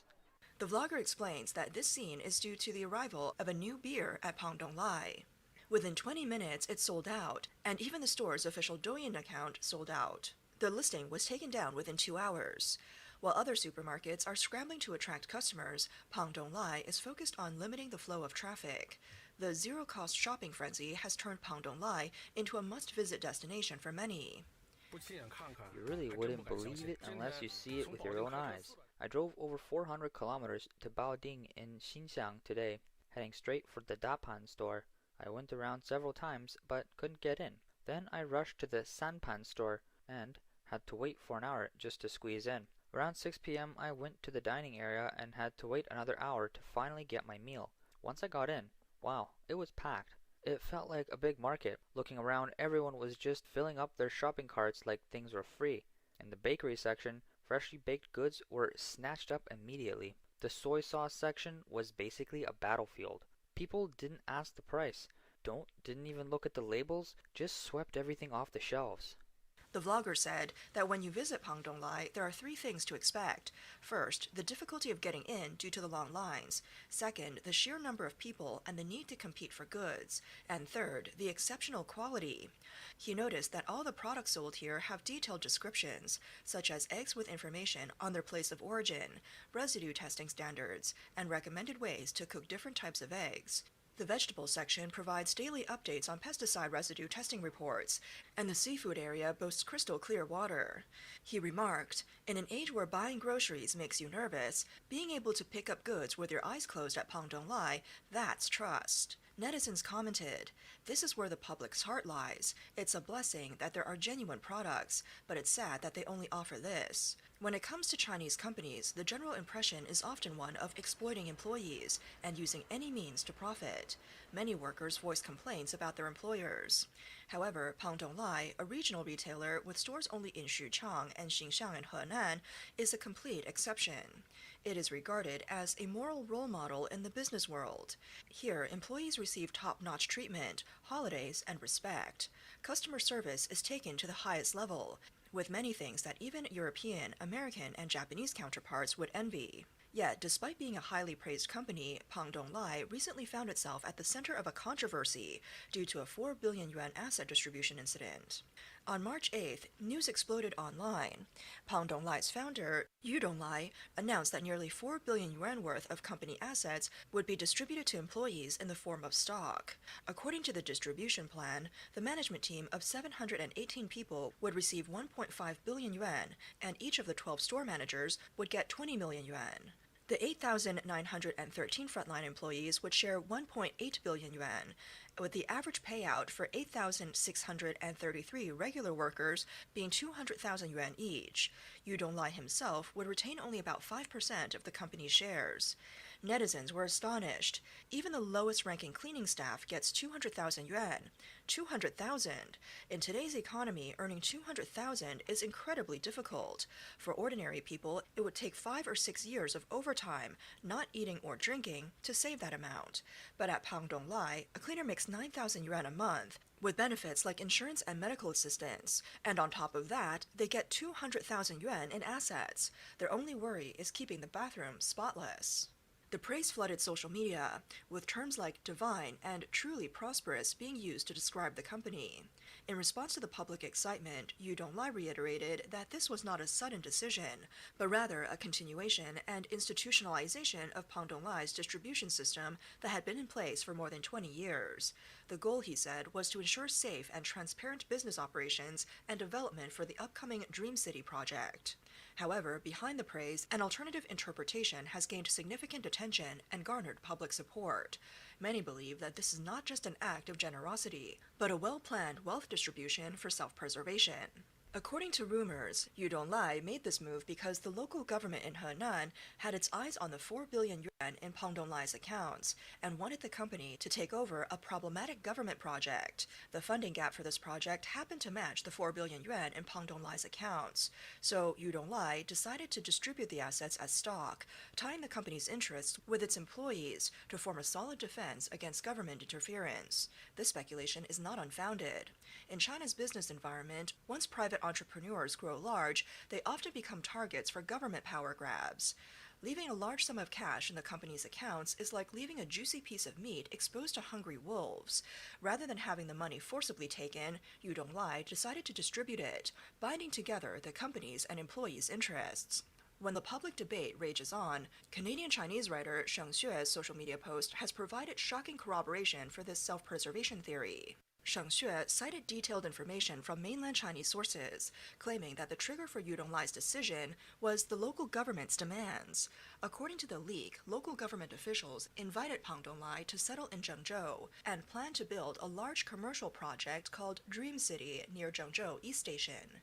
Initially, the government was supposed to fund the project, but halfway through, the authorities suddenly claimed a funding shortage and asked Pang Donglai to take over the unfinished project. And the funding gap was exactly 4 billion yuan, matching the amount in the company's accounts. Pang Donglai's Zhengzhou flagship store was originally set to open before the new year in 2026, but has since been delayed to May 1st. On March 13th, Yu Donglai announced that the opening would be postponed again to October. The repeated delays are widely seen as a reflection of ongoing tensions between the two parties. The most alarming detail in Sheng Xue's post is that Yu Donglai referred to this asset distribution not as a will, but as a suicide note, indicating that he anticipated this situation would be extremely dangerous and feared he might be set up or even killed. In a previous speech, Yu Donglai reportedly said, "I know that my life and business are at a crossroads, and I've taken steps to protect myself and my employees." I knew this would happen 20 years ago. 20 years ago, I told many entrepreneurs, if you don't split the money, you're doomed. This move has been seen by many observers as a top-tier business strategy and survival wisdom. In an environment where power can freely seize private property, Yu Donglai chose to reset himself and exit gracefully. What he distributed was money, but what he preserved was the future of the company and its thousands of employees. Netizens commented, "If you don't want to be the target of zero-cost shopping or have thieves eyeing you, this is the way to do it." Finally, since the founding of the country, the government has failed in its first attempt at zero-cost shopping. Sheng Xue's revelations also hinted at official actions to discredit Pang Donglai's reputation. Sure enough, shortly after Yu Donglai announced the asset distribution, a wave of public criticism targeting the company quietly emerged. On March 15th, just before the sensitive International Consumer Rights Day, professional anti-fraud expert Wang Hai released a video claiming that the brand Yellow Swan eggs and the selenium-enriched eggs purchased from Pang Donglai contained artificial colorants, or carotenoids, with suspected content exceeding the standard. The topic quickly hit the top of search trends, and the Xuchang City Market Supervision Administration swiftly intervened and launched an investigation. The timing of this incident, just before the March 15th Consumer Rights Day, made many netizens suspect that something was off. Netizens commented, "When they failed to steal, they started to attack. Is this an attack on Pang Donglai before March 15th? It feels intentional." Pang Donglai responded promptly, pointing out that the blogger had used the wrong standard, applying feed additive standards to determine end products. They stated they would cooperate with the investigation and protect their rights if no issues were found. However, the real damage of this controversy didn't lie in the truth of the matter, but in the political signal it sent. Any disobedient business could be subjected to both public opinion and administrative pressure. Ironically, the smear campaign failed. The public voted with their actions, continuing to flock to Pang Donglai to show their support. On March 17th, a blogger filmed the egg section of Pang Donglai, showing that various eggs were still being sold normally. A netizen asked, "Have the exposed brands been taken down?" Another netizen replied, "How could they be taken down? If Pang Donglai has a problem, then no eggs in the country would be safe." One more netizen commented, "A clean person isn't afraid of shadows, just worried someone might not be safe." On March 19th, another blogger filmed the current situation at Pang Donglai, and the store was still packed with people. Take a look at today's queue situation, the line at the tea shop. This is just the first batch of people that was let in, and the line has already reached the door again. Ironically, due to a case exposed during this year's Consumer Rights Day involving counterfeit eyeglasses and exorbitant profits, it unexpectedly led to a new surge in demand for Pang Donglai's eyewear business. This 315 event is basically an advertisement for Pang Donglai. The more it gets exposed, the more popular Pang Donglai gets. After the 315 event, their glasses sales have skyrocketed. Many parents are driving all the way from other provinces bringing their kids to get glasses. The parents say their kids' eyesight is more important, and now they only trust Pang Donglai. When the anti-fraud teams launched their assault, Pang Donglai's strong public reputation became its most solid shield. How does Pang Donglai inspire such high trust and support from the public? The answer lies in its founder, Yu Donglai's groundbreaking business philosophy, treating employees and customers as real people. In China, there's the 996 work schedule, meaning working from 9 a.m. to 9 p.m. 6 days a week. There's also the 35-year-old crisis, the pressure to achieve career, family, and financial milestones by age 35. These have become societal norms. That being the case, Pang Donglai's employee benefits are considered truly industry-leading, to the point that many find it hard to believe. In third and fourth tier cities, after-tax monthly salary for a Pang Donglai employee averages 9,886 yuan, while store managers earn as much as 78,000 a month. This is 2 to 3 times the local average salary, and even surpasses the income of many white-collar workers in first-tier cities. Additionally, employees enjoy 30 to 40 days of paid annual leave, along with 10 days of unhappy leave. Employees can apply for time off if they simply don't want to work, and if their supervisor denies it, it's considered a violation.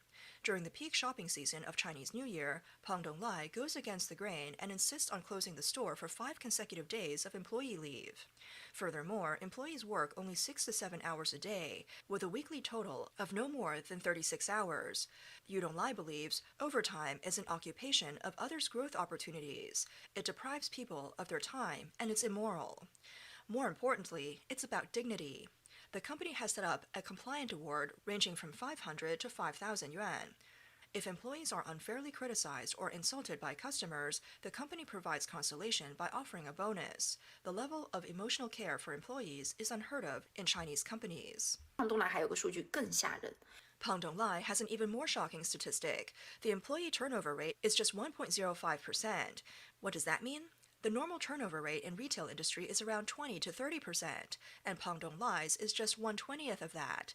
Simply put, once employees join Pang Donglai, they don't want to leave. Why? Because they get paid well, they're not overworked, and they have dignity. Yu Donglai's logic is in stark contrast to that of most bosses. He believes that as long as employees are given sufficient money, respect, and rights, they will naturally treat the company as their own home.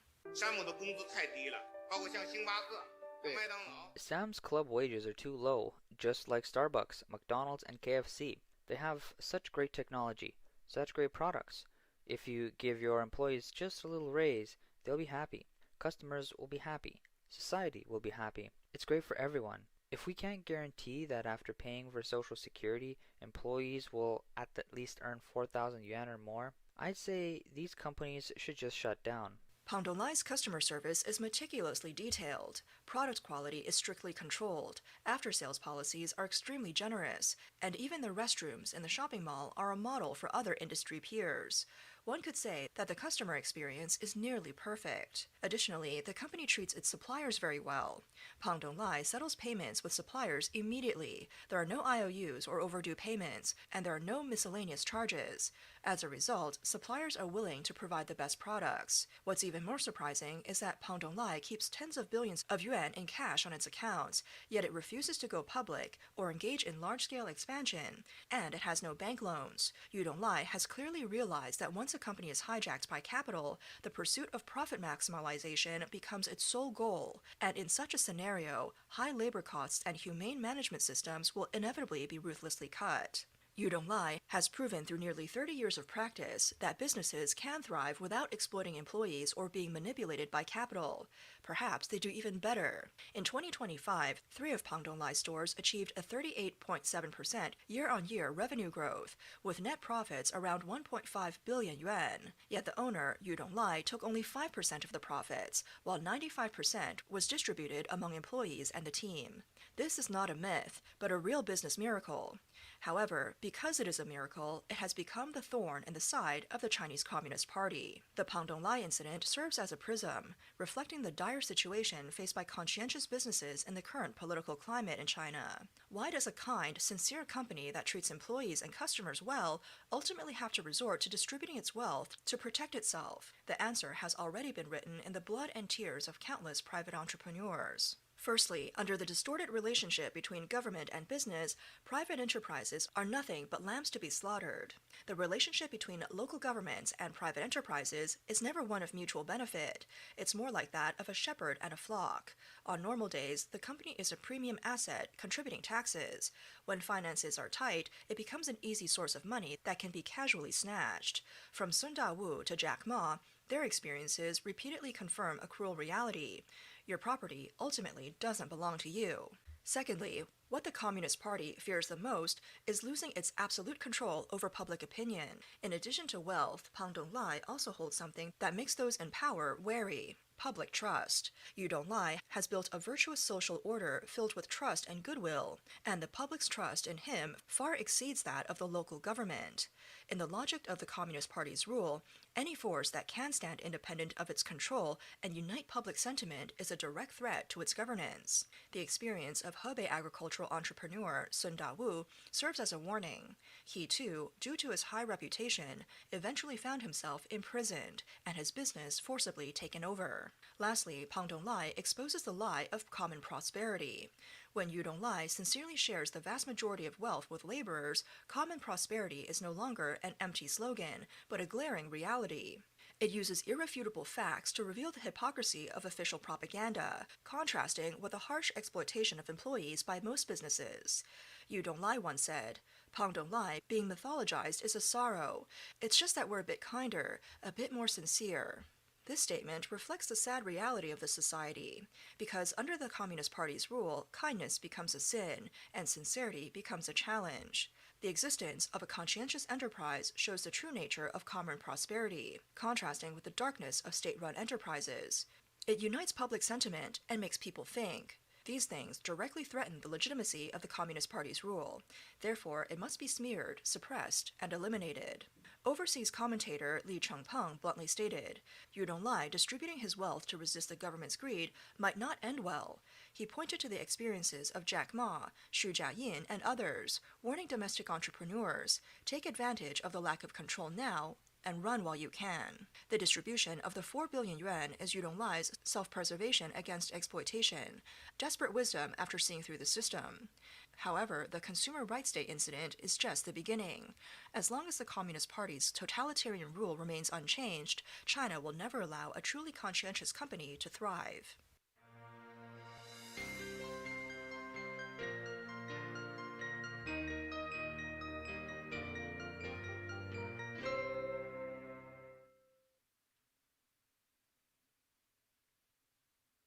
Now, this is an African YouTube channel, all right? And you're going to see why I'm getting here in a minute, all right? This seems like a big tangent. It's really not. This is still part of the leftoid retard situation, all right? So, this is an African YouTube channel, and they decided to do a poll in Africa to decide, wait a second, let's see what the average IQ is in Africa. Because if you look online, the average IQ of, like, Africans is, like, 80. Can't be that bad, right? Right? Our candidate included a mix of young and old participants, male and female, as well as A-level student. Everyone who participated was above 16. Only 3% of the participants scored 102. And they've been calling me racist for months. 3% have an average IQ. Oh my God! The Nigerian super genius is average if, like, you look at, you know, Western nations. And another 3% scored over 80 and over 90, respectively. The highest group, 26%, scored 69, followed by the second highest group, 20%, scored 76. Disappointingly, 52% have a score under 70. Oh my God! This is like so it's so over. It's like so over, guys. Right? And they're calling me racist. And then I say, if we import these fuckers into our country, they're gonna make our country worse. Objectively, ostensibly, through every metric. All right? The rape rate increases, the IQ rate decreases.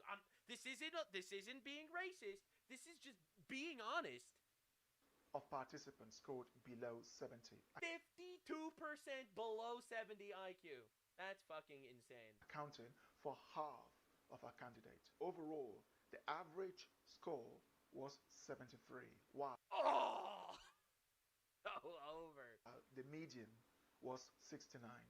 This raises some pertinent questions. Does it though? How does IQ affect a population's ability to invent, produce, develop, or run a country? Well, Nigeria's a shithole, so I think we know the answer to that.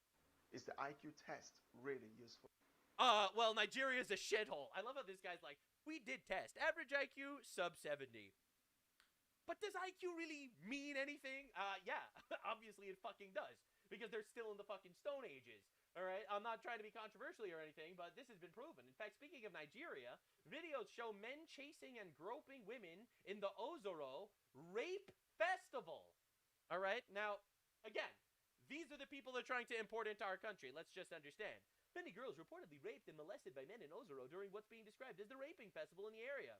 Well, that's pretty diabolical, actually. Holy fuck, that's insane. And here we have leftists. What do you mean there's a day set aside for men to rape women? But don't worry, because leftists are in the response to defend rape, once again. But all they have to do is stay indoors from 5 p.m. on one day. It's not a big deal. They just don't need to go outside on the day of the rape festival. But should it exist in the first place? This is literally leftist fucking retard bullshit world. Alright? Like, again, this is like the Me Too movement. Every man's a rapist and evil. Except for Nigerians. You know, where they literally have a rape festival one day a year. Alright? And then it's like, maybe they just shouldn't go out that day, actually. Their culture is just as good as our culture. So, again, I ask you, do we need these people in our country? Now, of course, the media is in full blast, right? This is a Hollywood production talking about how ICE agents is arresting people. Hold on, she needs to slam. This will only take a minute. We're leaving. Hey, man, you're hurting her. Oh, no! Jesus. Jesus, it's an ICE agent arresting an innocent woman who invaded our country illegally and is in our care. I'm not going to show you more because of copyright. But, like, this is the shit we have to deal with. Bleakest hours of television in recent times, where they just put propaganda, like copaganda, in the fucking TV shows to convince us that ICE is actually evil. Meanwhile, I don't want this culture here. Sorry. If there is a country with an average IQ of 70 where they do rape festivals, I don't want to bring their people here.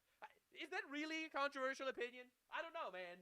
I personally don't think it is controversial at all. I think, actually, we shouldn't have these people in our fucking country, obviously. In fact, here's Mahmoud Khalil. He is a Palestinian activist who claims he's Palestinian. I never heard of a Palestinian before, but apparently they exist. He's one of them. And this is what he has to say. They're trying to deport him, and they can't because district court judges keep preventing us from deporting this guy. He's not a citizen. He's on a student visa, and literally everyone is bending over backwards, making him a celebrity to try to prevent him from being deported. So many Palestinian factions around me, but they were not interested in that as a whole. And as Bahir said, it's very racist to ask a Palestinian this question just to validate their views. It's racist to ask a Palestinian if they support Hamas, a terrorist organization. If that's your stance, you need to get the fuck out of our country. Whoa, that is the United States designated terrorist organization. If you are too Palestinian to answer the question, then you shouldn't fucking be here. Or go back to Gaza or whatever. I don't care. I don't give a shit. You shouldn't be in our country. I don't care. If you want to be here, you got to assimilate. Immigration without assimilation is invasion. And I don't want to play this game. Because I don't see them asking any Israeli or American politician about condemning all the killing that's happening. Ask me to condemn it. I don't care. I'll say whatever I feel like. All right. Last I checked, the killing, in quotes, is a literal response to a Palestinian terrorist organization massacring people. So in response, they fucking killed the terrorists. Now, I don't know if you heard the memo, sir, Mahmoud Khalil. You probably don't agree with this take because you're probably a terrorist yourself. But actually, killing terrorists is based as fuck, actually. And if you didn't want collateral damage to happen, well, then maybe the terrorists shouldn't have fucking started a war that they lost miserably. Again, it is so tiring watching these people jump around in circles to basically just endorse terrorism. They're, in Lebanon, in Palestine, in Iran, anywhere. What's Palestine? Is that a country? I don't think that ever existed. So that sort of like hypocrisy and double standards. It's a hypocrisy. If you support a military in a democratic country killing terrorists, and that's okay, but they try to support terrorist organizations that have been designated as terrorists by the United States, like Hezbollah and Hamas and the Iranian regime, and suddenly that's a bad thing? Fuck yes, actually, it is a bad thing. And if you don't like it, you should leave. You should leave. Go to Lebanon. Go to Iran. All right, not my business. You don't need to be here. Actually, all right, this country is not yours. It's insane that we need to bow down to these retards. That's being used against us. I refuse to be part of that. Yes, we are using the fact that you support a terrorist organization against you. Correct. And they would never answer such a question. I would answer this question. Actually, killing terrorists is based. And just like a 20-second bite sound. Oh, I would do it in a 20-second soundbite. Killing terrorists is based, actually. And if you didn't want collateral damage to happen, the terrorists probably shouldn't have started a war and then used human shields and lost miserably. Right. Just for them, like to say, oh, he's like, we pushed him, he said that. No, he does. He supports terrorism. He so obviously supports terrorism. He did not. And he's in our country for some reason. Say that, and then he is Hamas sympathizer or whatever. Or he is a Hamas sympathizer. You need to get deported, sir. The other part about justifying violence. Once again, like, you can never justify violence. You can never justify. Yes, you can. Of course you could justify violence. When the terrorist tries to kill you, you fucking kill them first. That's justifying violence. I could do that. That's easy. Right, Iran has been threatening to kill us for 47 years, and now we're fucking killing terrorists, and it's based, actually. You could justify violence all the time. What are you talking about? What are you insane? Now, you can't justify violence because you support terrorism, and you are not, quite literally, able to assimilate into Western civilization, and you need to get deported. Justify October 7, what happened after October 7, but to them, you can never contextualize October 7. No! You cannot contextualize October 7th.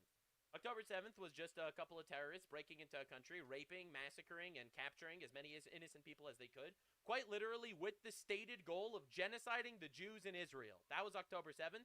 No amount of context actually makes that cool and okay, and the response to destroy the terrorists that did this actually is completely valid. Sorry. But October... I'm not happy with how Netanyahu handled it, don't get me wrong, but actually killing terrorists is based as fuck.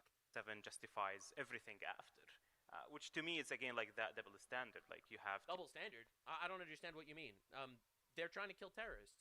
You against that? To be very consistent with your values. And I'm very consistent with my values. Killing terrorists is fucking awesome, actually.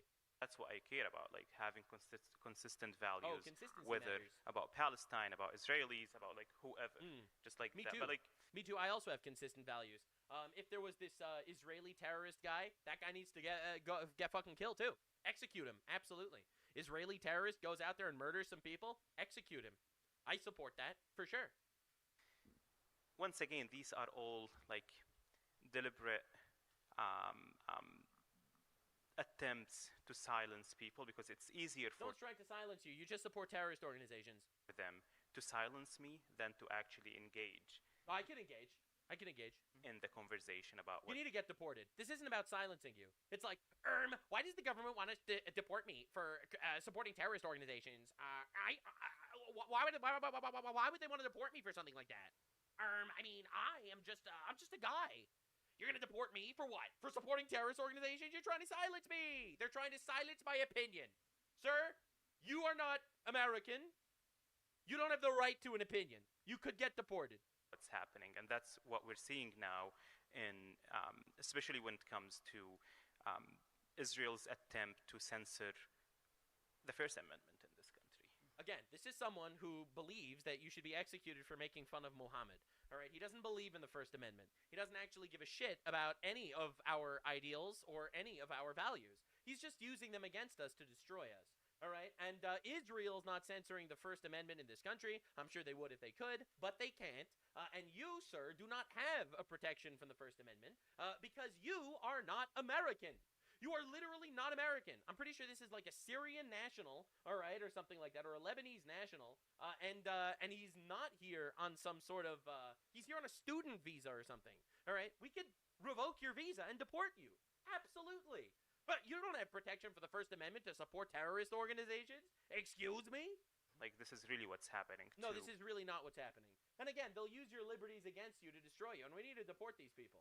All right, Hassan Piker going out there to defend Cuba's oppressive communist regime, fighting for freedom. I am on my way to Cuba. By this time tomorrow, I will be live in Cuba. I will be doing a regular broadcast in Cuba as well. Guys, can we take over Cuba while Hassan is there, please?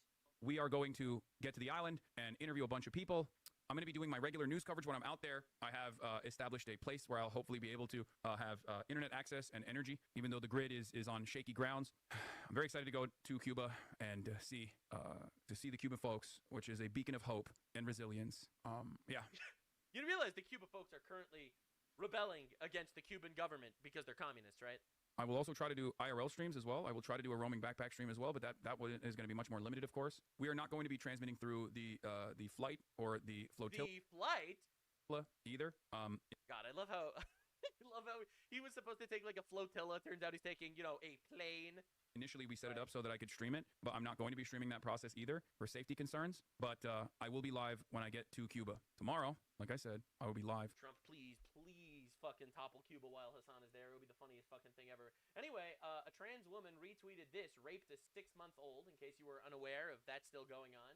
And 4 Colorado Democrats just blocked the Senate bill, which would require jail time for child rapists. Quite literally.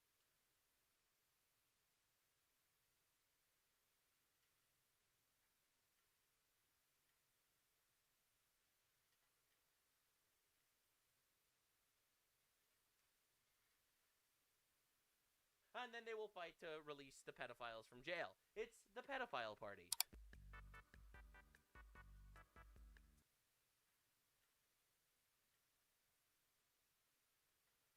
It's March 20th, 2026, day 21 of Operation Epic Fury, and A-10 Thunderbolt IIs, also known as the Warthog, way cooler to call them the Warthog, are unleashing absolute hell on IRGC fast attack craft in the Straits of Hormuz right now. These legendary close air support beasts are flying low and slow through that tight 21-mile wide choke point, and that has now become a choke point for the A-10's choosing. So the boats have nowhere to hide at this point. You know they're going to be right there in that little area, and they're tearing up those fast attack craft and the mine-laying boats that are trying to swarm and cause chaos in the Straits of Hormuz. They're essentially using that GAU-8 Avenger cannon, 30mm cannon, blasting up to 3,900 rounds per minute of armor-piercing, depleted uranium rounds that turn those lightly armored vessels into basically floating confetti at this point.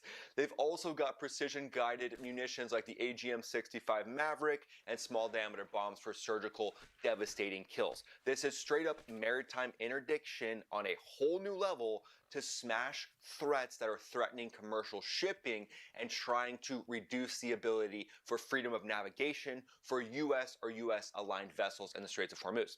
Just in the last 12 hours, these Warthogs have been pounding IRGC fast attack boats along the southern flank of Iran while the regime in Iran keeps spitting defiant rhetoric. Imagine that, even as their navy is in complete flames. At this point, likely after a few of these boats being shredded, the A-10 doesn't even need to shoot anymore. They just stare at the fast attack craft until they surrender. So stay with me to the very end because the A-10 is uniquely suited for this, and we're going to dive into all its capabilities, and we're going to talk about how it's uniquely suited to help fully open up the Straits of Hormuz, and this will change everything that you know about the A-10. But before that, let's do a little bit of debunking. So the IRGC released this very video. They said in a statement that they have footage where they have shot down and targeted an American F-35A Lightning II with a surface-to-air missile in the skies over Iran. And these reports follow the fact that an F-35 did make an emergency landing, but the IRGC is saying that it was damaged from hostile fire. There's the strike. Okay, so it basically blew up the entire aircraft in that thermal video. I mean, if an aircraft takes a hit like that, and if this was actually a real thermal video, it's not just going to be like a flesh wound. It's not going to be a scrape. At that point, the aircraft would be done. So obviously that's going to be AI footage. And then when you look at the actual footage itself, if this is thermal imagery, the afterburner plume, 1,000 degrees Celsius, and the rest of the jet is what, the same temperature? So it just so happens this F-35 is 1,000 degrees Celsius. It's like a sauna for the pilot. He's in there like with a towel. He's like, oh, dude, my mission's over Iran, and also getting a nice sweat. And even outlets like CNN were talking about how this F-35 was hit by hostile fire. CENTCOM just said that the jet landed safely. And to me, when it comes to combat operations, thousands of sorties, 8,000 plus sorties, just think of the technical aspects of the engines. I mean, these engines are highly reliable, but at some point you could have a burble in an engine of an F-16, an F-15, or an A-10, extremely reliable, but on an operation of this level, there can even be maintenance issues that cause an aircraft to return to base. And then the IRGC has also claimed that they've easily hit the USS Abraham Lincoln. They said they've hit it multiple times. So at this point, if they had actually done that, they really need to look at the effectiveness of their weapons that are hitting it. But there's also some semi-official news outlets like Mayor News. They typically just cite IRGC rhetoric. But in a state media report, they said a direct strike hit the carrier and it was sunk or forced to retreat from the Persian Gulf. So one of those two things. So they're definitely dialed in when it comes to their reporting. And then this is pretty funny. The IRGC also said that an F-15 was shot down by one of their Yak-30 trainer jets. That's probably their most well-maintained jet that they have, the Yak-130. It's the newest one, but it's basically a little trainer jet. So Iran's saying they shot down an F-15 with that, but on the same day, Israel released a video of an F-35I absolutely decimating the Yak-130 with an AIM-120. So yeah, Iran's going to say they shot down an F-15, but in reality, that pilot basically had his jet turned into a cheese grater. But Operation Epic Fury right now, delivering exceptional results. Over the last 12 hours, we've seen the A-10 being spotlighted as actively hunting and destroying Islamic Revolutionary Guard Corps fast attack boats, mine-laying boats, other small boats that are threatening global energy flows, and they're threatening allied vessel assets in the Straits of Hormuz. But again, that GAU-8 Avenger cannon, so some people have asked, would they gun that accurate? Would it just slice through one little spot? Well, there's actually a little bit of dispersion, so even if you're aimed at the exact same spot, each bullet is going to hit a couple feet away from the other one to cause maximum amounts of damage to like a hull in this situation. But these warthogs are executing low, slow strikes. They're right in the heat of it, striking these fast attack craft to keep the straits open. This is the exact low and slow, high lethality missions that the aircraft was designed for, but typically it was designed for close air support to be doing this along land, but it's obviously not too far of a stretch to just use it to attack these actual boats. I trained for years to strafe Iranian fast attack boats. So F-15 pilots, F-16 pilots, and A-10 pilots, this is something that we always knew that we might need to do at this point.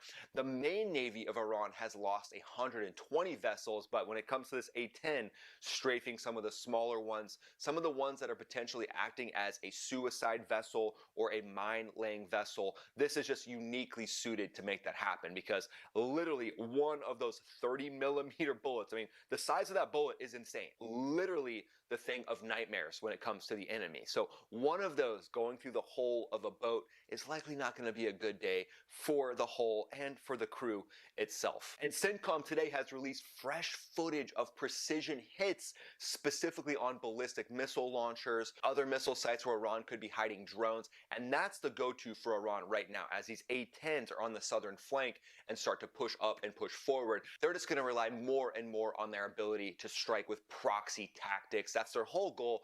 Cause pain through energy infrastructure as long as they can, but this is desperation. They're on their deathbed, in my opinion, and they're just throwing everything they can before at some point it's just going to get less and less, and then eventually it'll get down to a point where I believe the regime itself will start to crumble from within. So if you're in the IRGC, those are all pretty much temporary jobs at this point, but the latest spokesperson said that they are vowing to target US-linked Gulf energy facilities, promising continued resistance and fighting for as long as it takes. And they're also threatening that they have advanced missiles now that they can use on regional targets, and they're selectively allowing tanker transits. Obviously, the US is really the ones that are selectively allowing the tanker transits Iran. I mean, there's an A-10 up there with depleted uranium rounds. So yeah, IRGC, you guys are the ones that are definitely allowing someone to pass through the Straits of Hormuz. Yeah, good job, little buddy.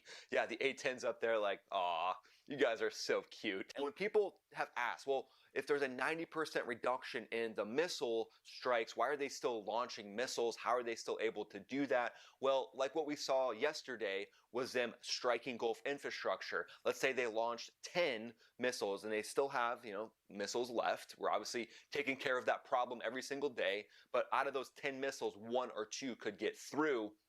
And so at the end of the day, there's going to be those little one-offs that make it through. But that, in my opinion, is going to just get less and less and less, because yesterday was the biggest day of strikes on Iran. And that's coming straight from the Department of War. Pete Hegseth, Secretary of War, said yesterday was the biggest level of strikes on the Islamic Revolutionary Guard Corps. So things are ramping up, things are going into full afterburner, and that just makes me feel all warm and tingly inside thinking about full afterburner. The Straits of Hormuz, 21-mile wide choke point, that's the last domino. And that's what Iran wants to think that they're going to completely control forever. Their fast attack craft, mine layers, that's their big tool. And if you've seen me do any of my lives, we talk about the targets that are along that coast. Hundreds, if not thousands, of these little small attack craft. And they're all lined up perfectly. They all look exactly the same. And remember, Iran doesn't give really any money to their people. They send an oil tanker to China, they get $100 million, and they use that to buy these small attack craft. They disguise civilian vessels with military hardware. Yeah, these are not the local population's fishing boats. This is what the Islamic Revolutionary Guard Corps has put all of their country's treasure into, and those boats are meant to cause chaos and havoc in the Straits of Hormuz in a situation just like this. But the A-10 Warthog has a little something to say about that. This is something I wanted you guys to know. The A-10 Warthogs are also crushing Iranian-backed militias in Iraq. They're flying close air support missions against militia positions, convoys, weapons caches that the IRGC has used to threaten U.S. forces in Iraq. And they use it to threaten regional stability. These militias rely on the same kind of light armored vehicles and small unit tactics as the IRGC boats. They do the same thing just on land. So the A-10's like, oh, cool, land, sea, no worries. We got you. We're here to satisfy even the most needy of militias. The GAU-8 cannon teams up with other precision munitions that are on the A-10, and it makes short work of any of those militias. And then think about the A-10's ability to just loiter overhead, pick off targets, surgical accuracy and precision, and deny the regime any effective proxy responses on the ground. That's probably something that's really scary to the regime, because the proxy responses is what they always relied on. It's like the mafia boss who has the all-purpose muscle. They don't want to do it themselves. They just want to activate their bodyguards, which are these proxy armies, and have them wreak chaos. But who knows? At this point, they actually might still be getting some reports of their proxies being crushed. It's like the A-10 just slid into the DMs of the IRGC, and the IRGC is like, no, we don't want to swipe right, but this thing's so cool. It's got such a cool gun. Okay, we'll swipe right. That gun's just so sexy. Now that we've seen what Iran's saying and how their proxies are getting hammered too, let's look at the hard numbers and official words that prove that the US right now are the ones that are in the driver's seat. So these stats are staggering. 120 Iranian naval vessels damaged or sunk campaign-wide, with more every day. A-10's adding to that count in real time over the last 12 hours, with dozens, if not close to hundreds of those small attack craft likely being taken down. Missile and drone threats down more than 90%. Freedom of navigation efforts are pushing forward despite the regime's noise saying that, no, they're going to forever close the Straits of Hormuz. Chairman of the Joint Chiefs of Staff, General Dan Kane, confirmed it straight up yesterday in a press conference with the Secretary of War, Pete Hegseth. He said the A-10 Warthog is now engaged across the southern flank, targeting fast attack watercraft in the Straits of Hormuz.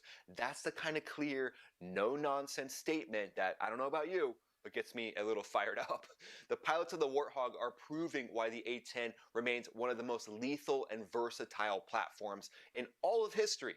Every time that they've tried to get rid of this thing, they bring it back and they're like, glad we didn't get rid of that thing. But these operations are directly safeguarding global energy security right now in the Straits of Hormuz, and it's just going to ramp up every single day and pound those Iranian threats more and more, and just show that their threats are extremely empty. But how exactly is the A-10 pulling this off with such devastating effect and having so many of these little boats? And those little boats, could have man pads on them. Those are those shoulder-fired missiles that could definitely cause an A-10 a lot of problems. So let's break down the platform and the weapons that make it unstoppable in this fight right now. The A-10 Thunderbolt 2, call it the Warthog. Can we just please just call it the Warthog officially? Can we just change that everywhere, please? But it's built for this kind of fight. GAU-8 Avenger 30mm cannon, 7-barrel Gatling gun beast that spins titanium armored rounds at insane rates. It's perfect for turning fast boats and mine layers into scrap in seconds.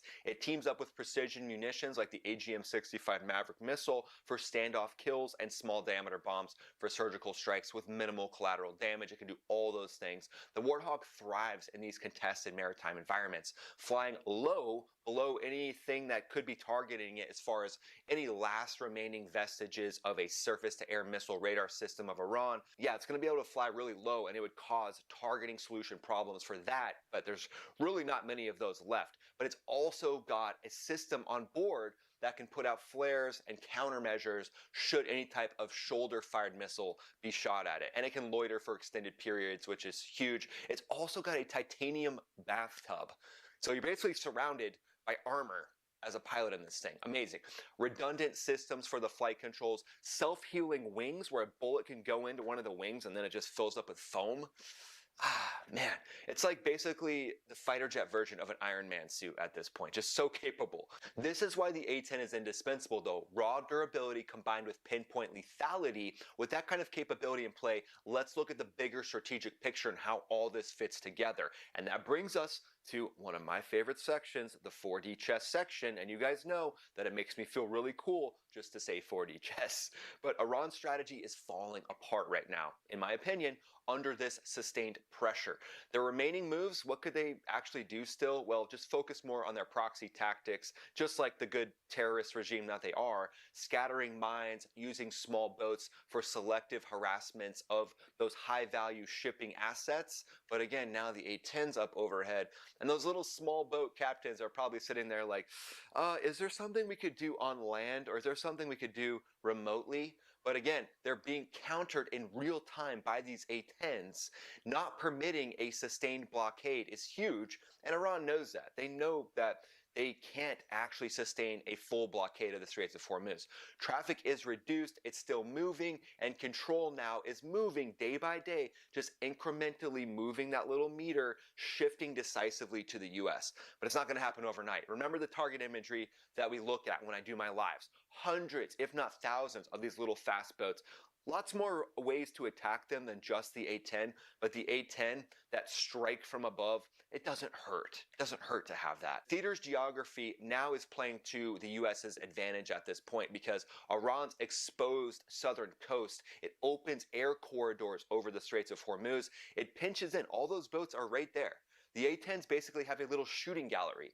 It's not a massive ocean that they need to focus on. It's that small little chunk, that 21-mile chunk. I mean, it's literally like the perfect bombing range for the A-10 that they use in places like Nellis Air Force Base in Nevada, Creech Air Force Base. It's literally like the range has just been moved over to the Straits of Hormuz, and now you just get to strafe actual boats instead of the practice strafing that you would do on these land ranges. We would do practice strafing with a tank pulling a tank, and you want to make sure you shoot the back tank because the front tank is very expensive. It's remote controlled. There's a chain that connects it. So in all these different ranges, we just practice strafing. So it really helps you with the fast attack boat strafing, and then a lot of exercises take place in places like Louisiana, in the back bayous. So you actually get more practice at strafing harder challenges in training, where these boats can be diving and ducking into small coves. You can't really do that as much in the Straits of Hormuz. You're right there, you're exposed,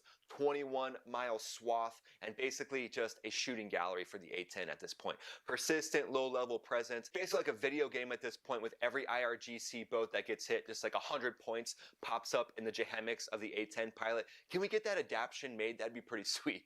But this regime is increasingly being isolated, in my opinion. Their offensive capabilities are being shattered, and this focused A-10-led maritime interdiction is accelerating the path to full freedom of navigation, which I predict will happen in a couple weeks. A-10 Warthogs could shift into non-stop combat air patrols over the Straits of Hormuz 24/7, teamed up with combat collaborative aircraft if they've actually been released into theater. And those CCAs could be actually striking the boats themselves. We've seen the Anduril Fury fly with an AIM-120, so it's not too much of a stretch to put a Hellfire on that thing, especially MQ-9s. I mean, having a net of MQ-9s up over that area, that's the workhorse. And the Marine Expeditionary Unit has their own MQ-9s, and they're on their way there.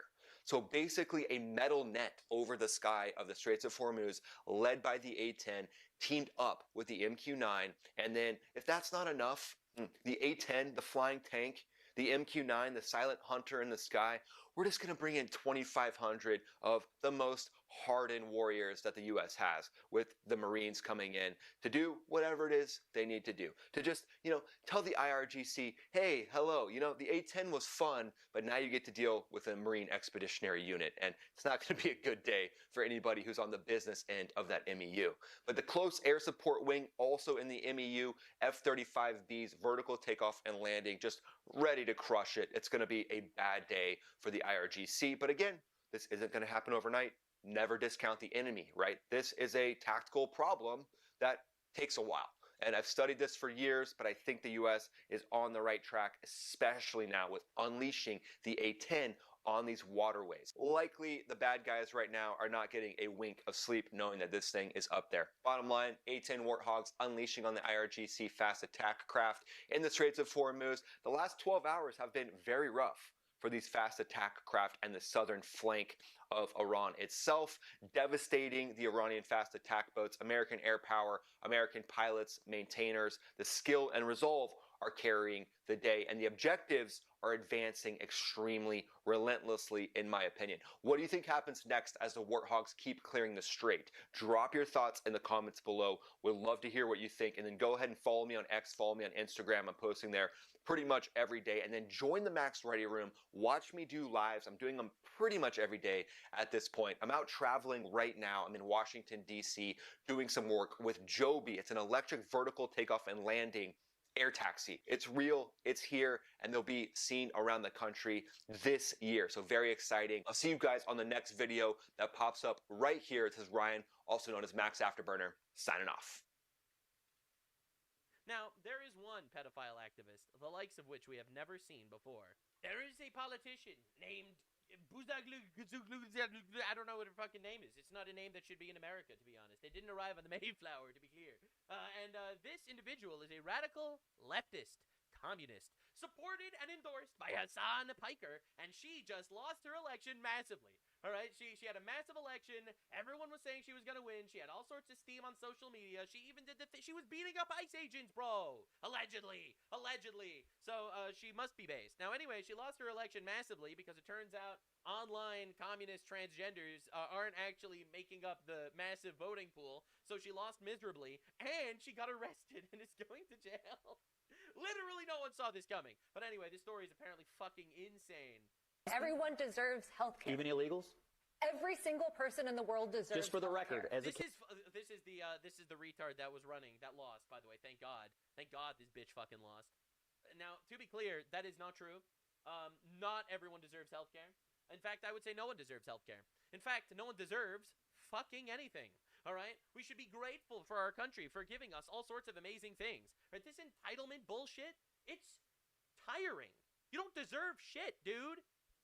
Candidate, you're for illegal aliens getting Medicaid. I think everyone in the world deserves That's a yes. healthcare. That's a yes. That is a yes. This politician, quite literally, is showing up there and saying yes, because I am a bleeding heart liberal named Kat Abuzagleziglu, and I am retarded and gay, and I'm trying to get votes from retards because of how much emotion I have. I am going to say that, yes, your hardworking taxpayer dollars should actually go to people that break into our country illegally, because I'm a communist retard bitch. That is literally the stance, and we have to start actually calling the shit out and humiliating these people, quite literally. This is just literally another woke white person issue, and I'm just so tired of dealing with this garbage. Yes. I'm such a Democratic position. It is a yes, but yeah, it's a Democratic position. Illegal aliens should get Medicaid. But I mean, I mean, How is this controversial? But how is this controversial? She says. Again, these are people, the most entitled nepo people of all time. Literally, they are trying to get into power to rape us. That is the Democratic policy. It is unconsensually fucking you. All right, this is literally Democrat policy 101 these days, and it is tiring, bro. All right, I am going to come into power, and I am going to rape you. How is it controversial? How is it controversial to think they don't want someone to die? That is their stance. We need to give free things to everybody. But why don't they actually do something to earn it, or actually go to their homeland and get it there? Why do we have to be responsible to give things to everybody? Because, you fascists, we have to give things to everybody. Did you know that there's a billionaire that's rich? In the hospital, because they can't afford it. Who do you think pays for healthcare when undocumented people show up at a hospital? Who pays for that? We all pay for it. Exactly. including undocumented people because they actually contribute. That's the point. That's the point. We do realize that undocumented people. No one fucking cares if undocumented people pay taxes, okay? I definitely don't. Who pays for the welfare system in this country? These people are coming into our country to rape us and to pillage us because our country is better than their country. So they are trying to ruin our country by invading it. And I don't actually give a flying fuck. They all need to go. Every single one of them. We have borders. Our border laws need to be enforced. They all need to fucking go. And if, unfortunately, they get sick, they should go home and get health care there. And if they're sick and dying, you know what I think? I think that our doctor should, of course, do whatever the doctor can, to help this illegal alien. And immediately get ICE to deport them straight from the hospital, and then, through tariffs, bill their country of origin in order to pay for their Medicaid. That's right. No free trip, no free shit. Enough of this. Generally, taxpayers. Are you for it or not? Can I start my logic train with you? Are you for it or not? My logic train starts with the fact that I don't want to kick 11 million people off of Medicaid. I do. If they're illegal in our country, they're stealing our money. I am paying taxes, and it's going to people that invaded our country. And he's claiming that they pay taxes, but they don't. They're parasites. And you people are trying to emotionally manipulate me and gaslight me. Oh, no, poor Jorge. He's just a child. He's coming from war-torn Mexico, and he's literally, I'm sorry that happened to you, but it's also not really my problem. Aliens on or not? First of all, do I want undocumented citizens to have health care? The answer is yes. Abolish and prosecute ICE.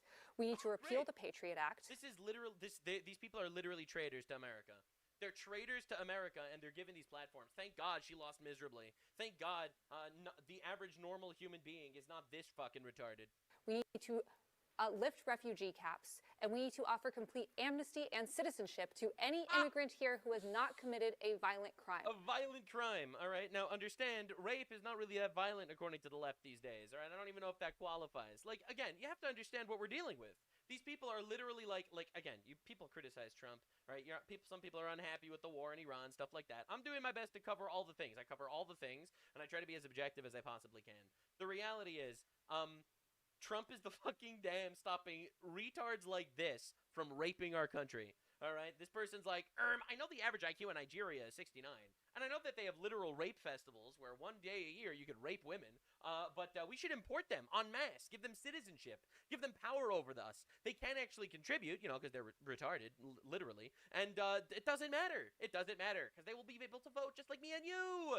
They'll have paperwork that makes them just as American as all of us. And they'll be able to control our country and rape us. Additionally, we need trials. There is no moving forward without justice. Stern words. I agree. Absolutely. We need trials. Every single woke judge that voted against ICE or voted against deporting people, I think they should be in jail for treason. For Greg Bovino aren't... Oh, trials for every single ICE agent that's literally doing their legal duty, their mandated duty at keeping our country safe.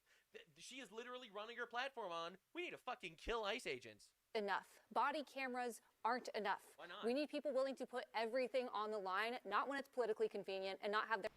Boy, oh boy, oh boy, oh boy, oh boy. So, we gotta talk about a humiliating loss. Let's go. Woke Gen Z firebrand.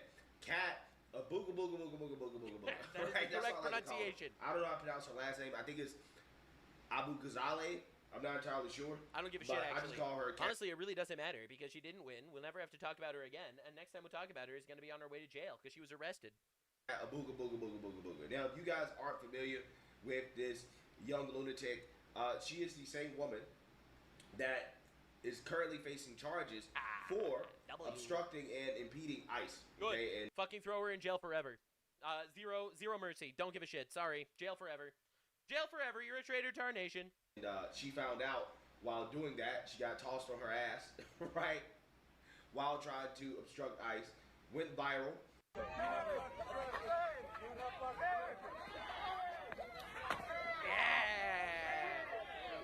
Good shit. Good shit. But it Thanks. is surreal to be the person on the indictment, especially because my name is really long. What do you think about those charges, though? They seem really serious. Yeah. Conspiracy to impede or injure an ICE officer, Which it's true. I mean, I think she definitely did that shit. assaulting or impeding that officer. Yeah, true. Based. She's those a terrorist, are in my pretty- opinion. My opinion, she's a terrorist. She'd be treated as such, actually. And actually, putting these terrorists away forever is based, actually. She's a traitor to our nation. She needs to get fucking destroyed.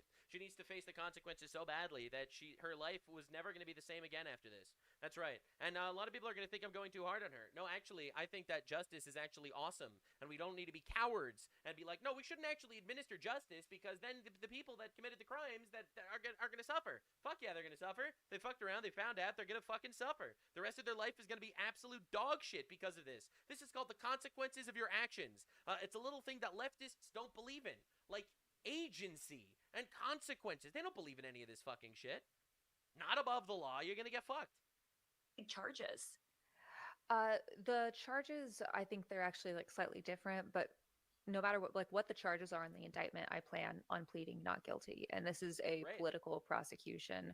No, it's a prosecution against, in my opinion, a domestic terrorist, and it happens to be political because you are running for the Gen Z platform of retards and bitches. So it's actually not a political prosecution because you lost. That's right. You lost. You lost. So therefore, it's not political anymore. Now it's just a prosecution. Plain and simple. It's an effort to criminalize free speech, the free speech protections of throwing bricks at ICE officers and assaulting them and vandalizing their vehicles and stopping them from arresting criminals. The free speech of murdering ICE agents. Criminalize free association in an effort to criminalize the very act of protest. And so we're going to be pleading not guilty. Good. And the evidence will come out in court. Please plead not guilty. Go to court, stream the trial. I want to watch you get humiliated in court forever. Yeah, this is going to ruin your life. And I'm sure that a lot of people, every time I do this, people get upset. They say that, hey, but she's just a kid. She's not. She's an adult with actions that have agency and consequences. She has free will, just like me, just like you. And she's going to face the consequences of her actions for the rest of her life. The rest of her life is going to be absolute dog shit because of this. Yeah, that is correct, actually. Am I celebrating that her life's going to be shit? A little bit. Totally her fault. Actually, don't give a fuck. And I fully plan on winning. Yeah, just to be clear, the indictment alleges that you and others, quote, surrounded a federal officer's vehicle, banged on its hood and windows, etched pig on the side. Wow, and that doesn't sound like free speech. Impeded movement. Did you etch the word pig on the side of an officer's car? I'm not speaking to the specifics of anything that's in the indictment right now, but like I said, I do plan on pleading not guilty, and the evidence will come out in court. Oh my God. And you know why she's saying this? Because in my opinion, she probably did all these things. She just hopes that when she actually goes to court, there's going to be some sort of Democrat communist revolution, all right? And they're going to take over the courts and rig all the trials in the favor of the leftoids, all right? That's what she believes, honestly. She knows she's guilty. All right, let's be honest for a second. She just thinks that they could do like a hostile takeover of this country, and we're not going to fucking let them. I plan on winning. Okay, well, let's not watch the video of what happened that day that they are...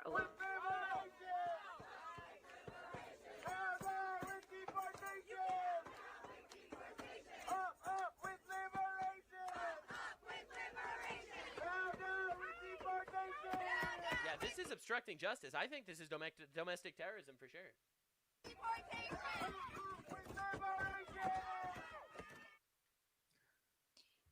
But when you see that, what do you think right now? Tara, once again, this is my first time being federally indicted. Like I said, I plan on pleading not guilty. The evidence will come out in court, and I plan on winning. Thank you so much for having me. Yeah.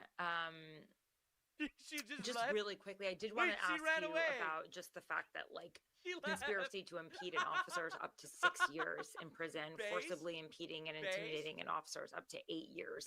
Jail forever? Is that ruining the rest of her life? Hell yeah, dude. Hell yeah. I think all the domestic terrorists should be have their lives ruined. Based, actually, yes. That's right. Justice doesn't actually fall for your emotional blackmail, pussyfoot bullshit. That could actually hinder your ability to serve in Congress. Are you concerned? No, she's not concerned because she lost. She's not concerned because she lost miserably. Bro, her life is really shitty right now. Jail for 8 years, also lost her election. Oh, no one even knows who she is. All right, but Hassan Piker endorsed her, bro. Oh, it's over.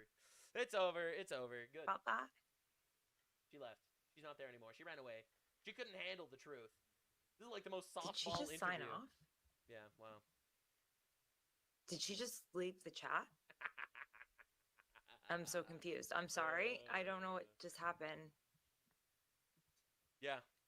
Okay. Well, there it is. There it is. She left because I asked her questions about what happened that day. Yep, that is correct. All right, well, I will continue. And this is like a leftist show also.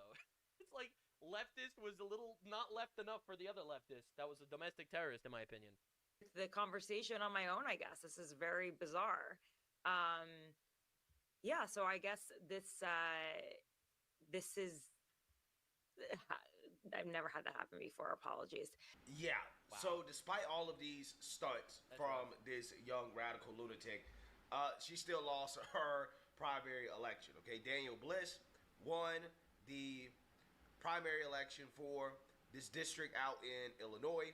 Colossal W. All right, so she did all the shtick. She tried to do all the things. She ran a campaign on being a radical communist retard. She's going to go out there. She's going to fight the fight. She's going to do the shit. She's going to kill ICE agents. Literally, that was what her platform was on, killing ICE agents. Right, running like a Nuremberg trial for ICE agents to kill them. Literally, that was literally her plan.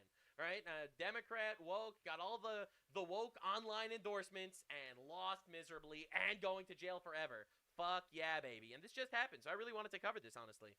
So I just wanted to watch this clip of her getting thrown on her ass one more time. And... oh, yeah, that's what I'm talking about. Oh, it's beautiful. And that's the last we'll ever be hearing about Kat Abuza Gluza Gaga Gugu until we actually talk about her trial when she goes to jail for 8 years for domestic terrorism. Pretty diabolical stuff, if you ask me.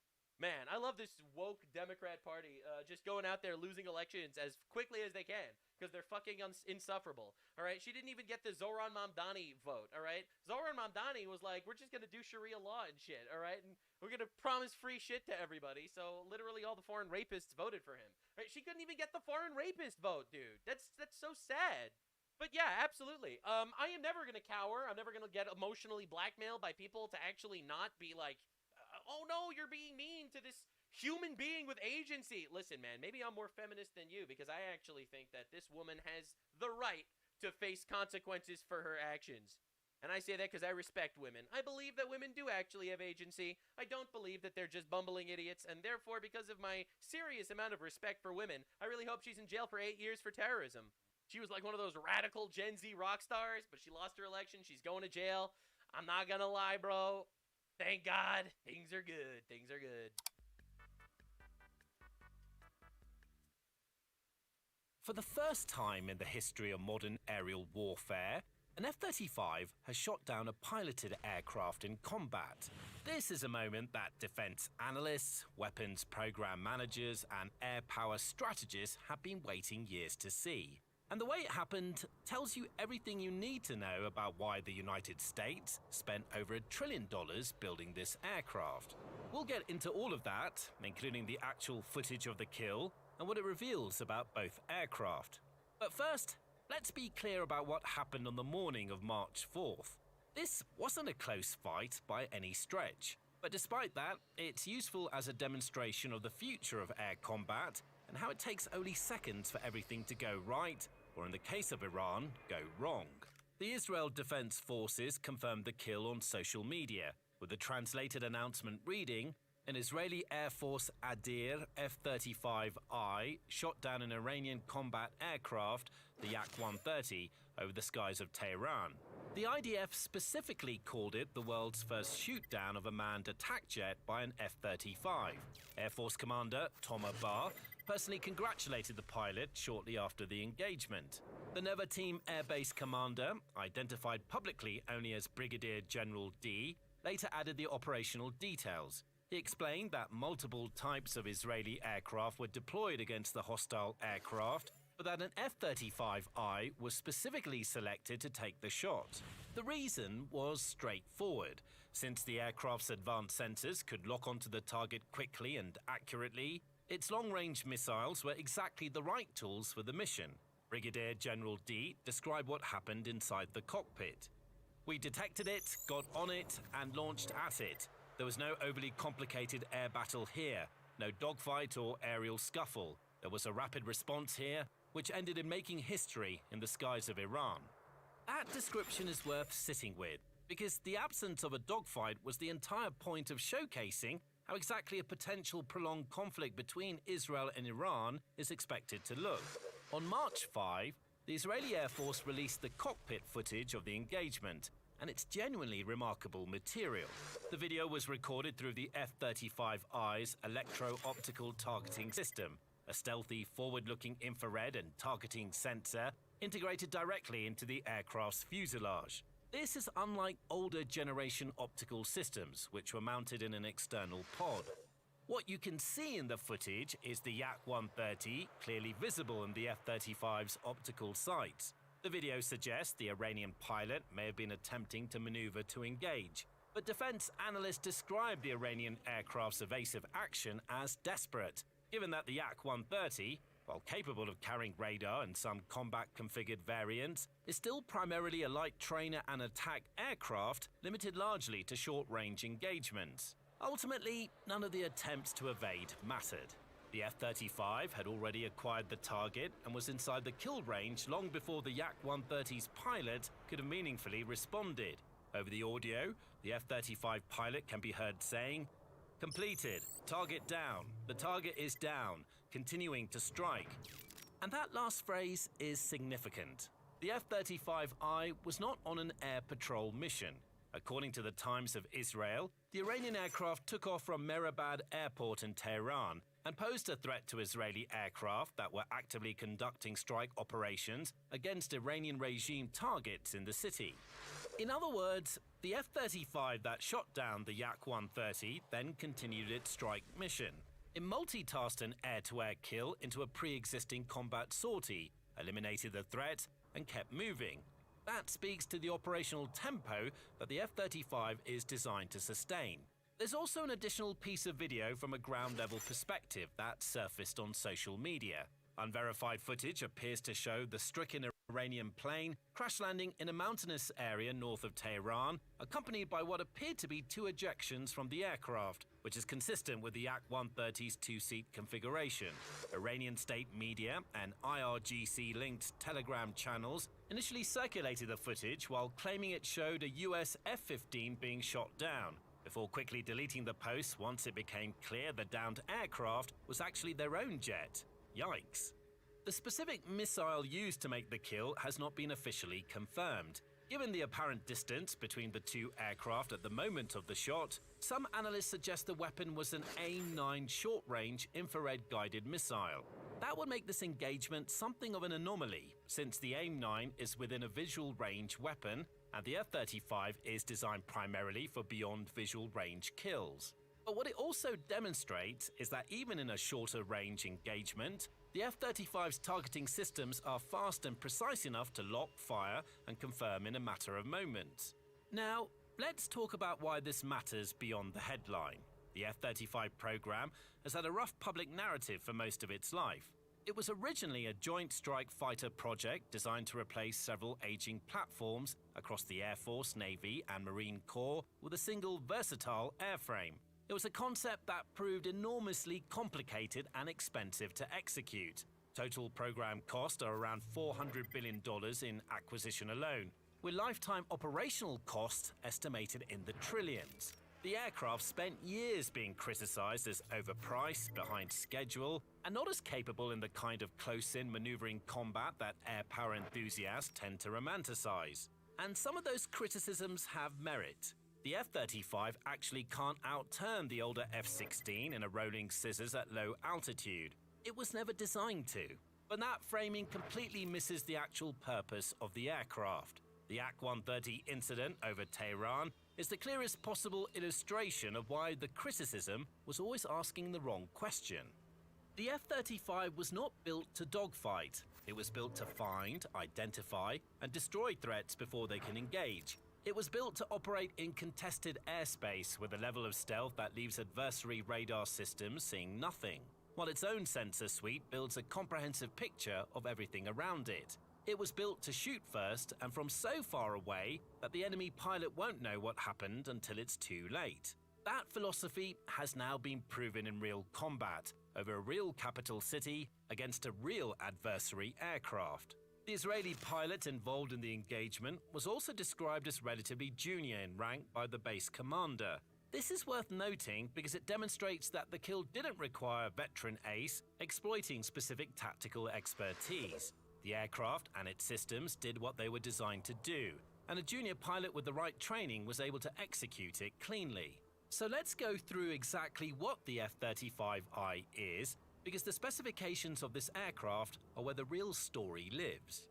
The F-35I Adir is built on the same core airframe as the US Air Force's F-35A, with one critical distinction.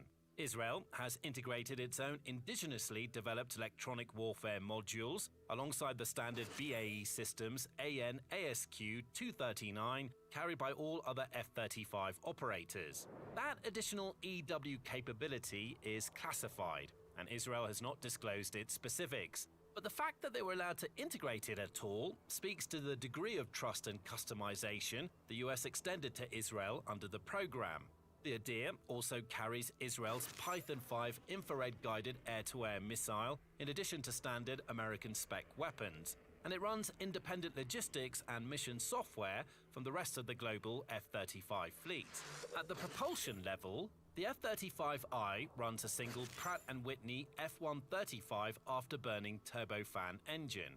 That engine produces approximately 43,000 pounds of thrust at full afterburner.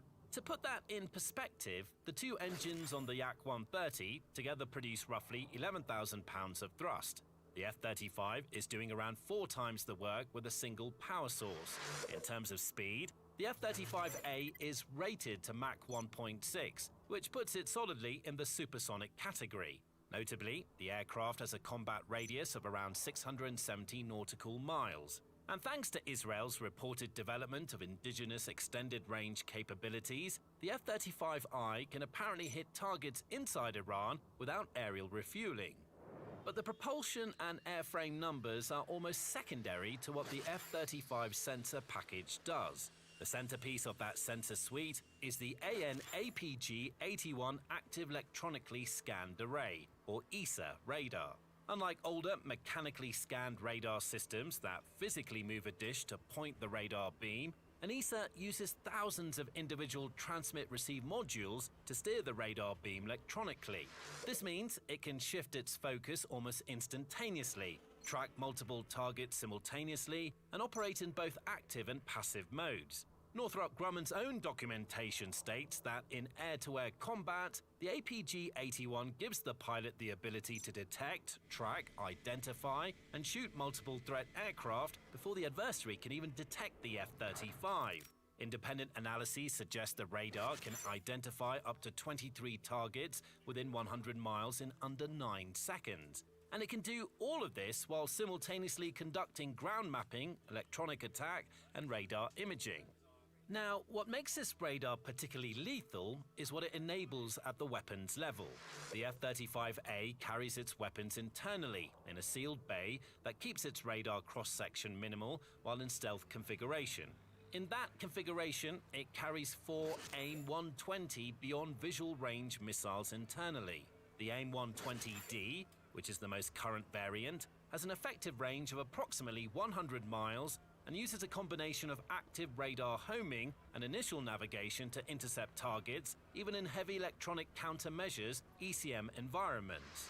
Better yet, the F-35 sensors continuously feed the missile updated targeting data during flight. So, even if a target tries to maneuver after the missile is launched, the guidance system adjusts in real time.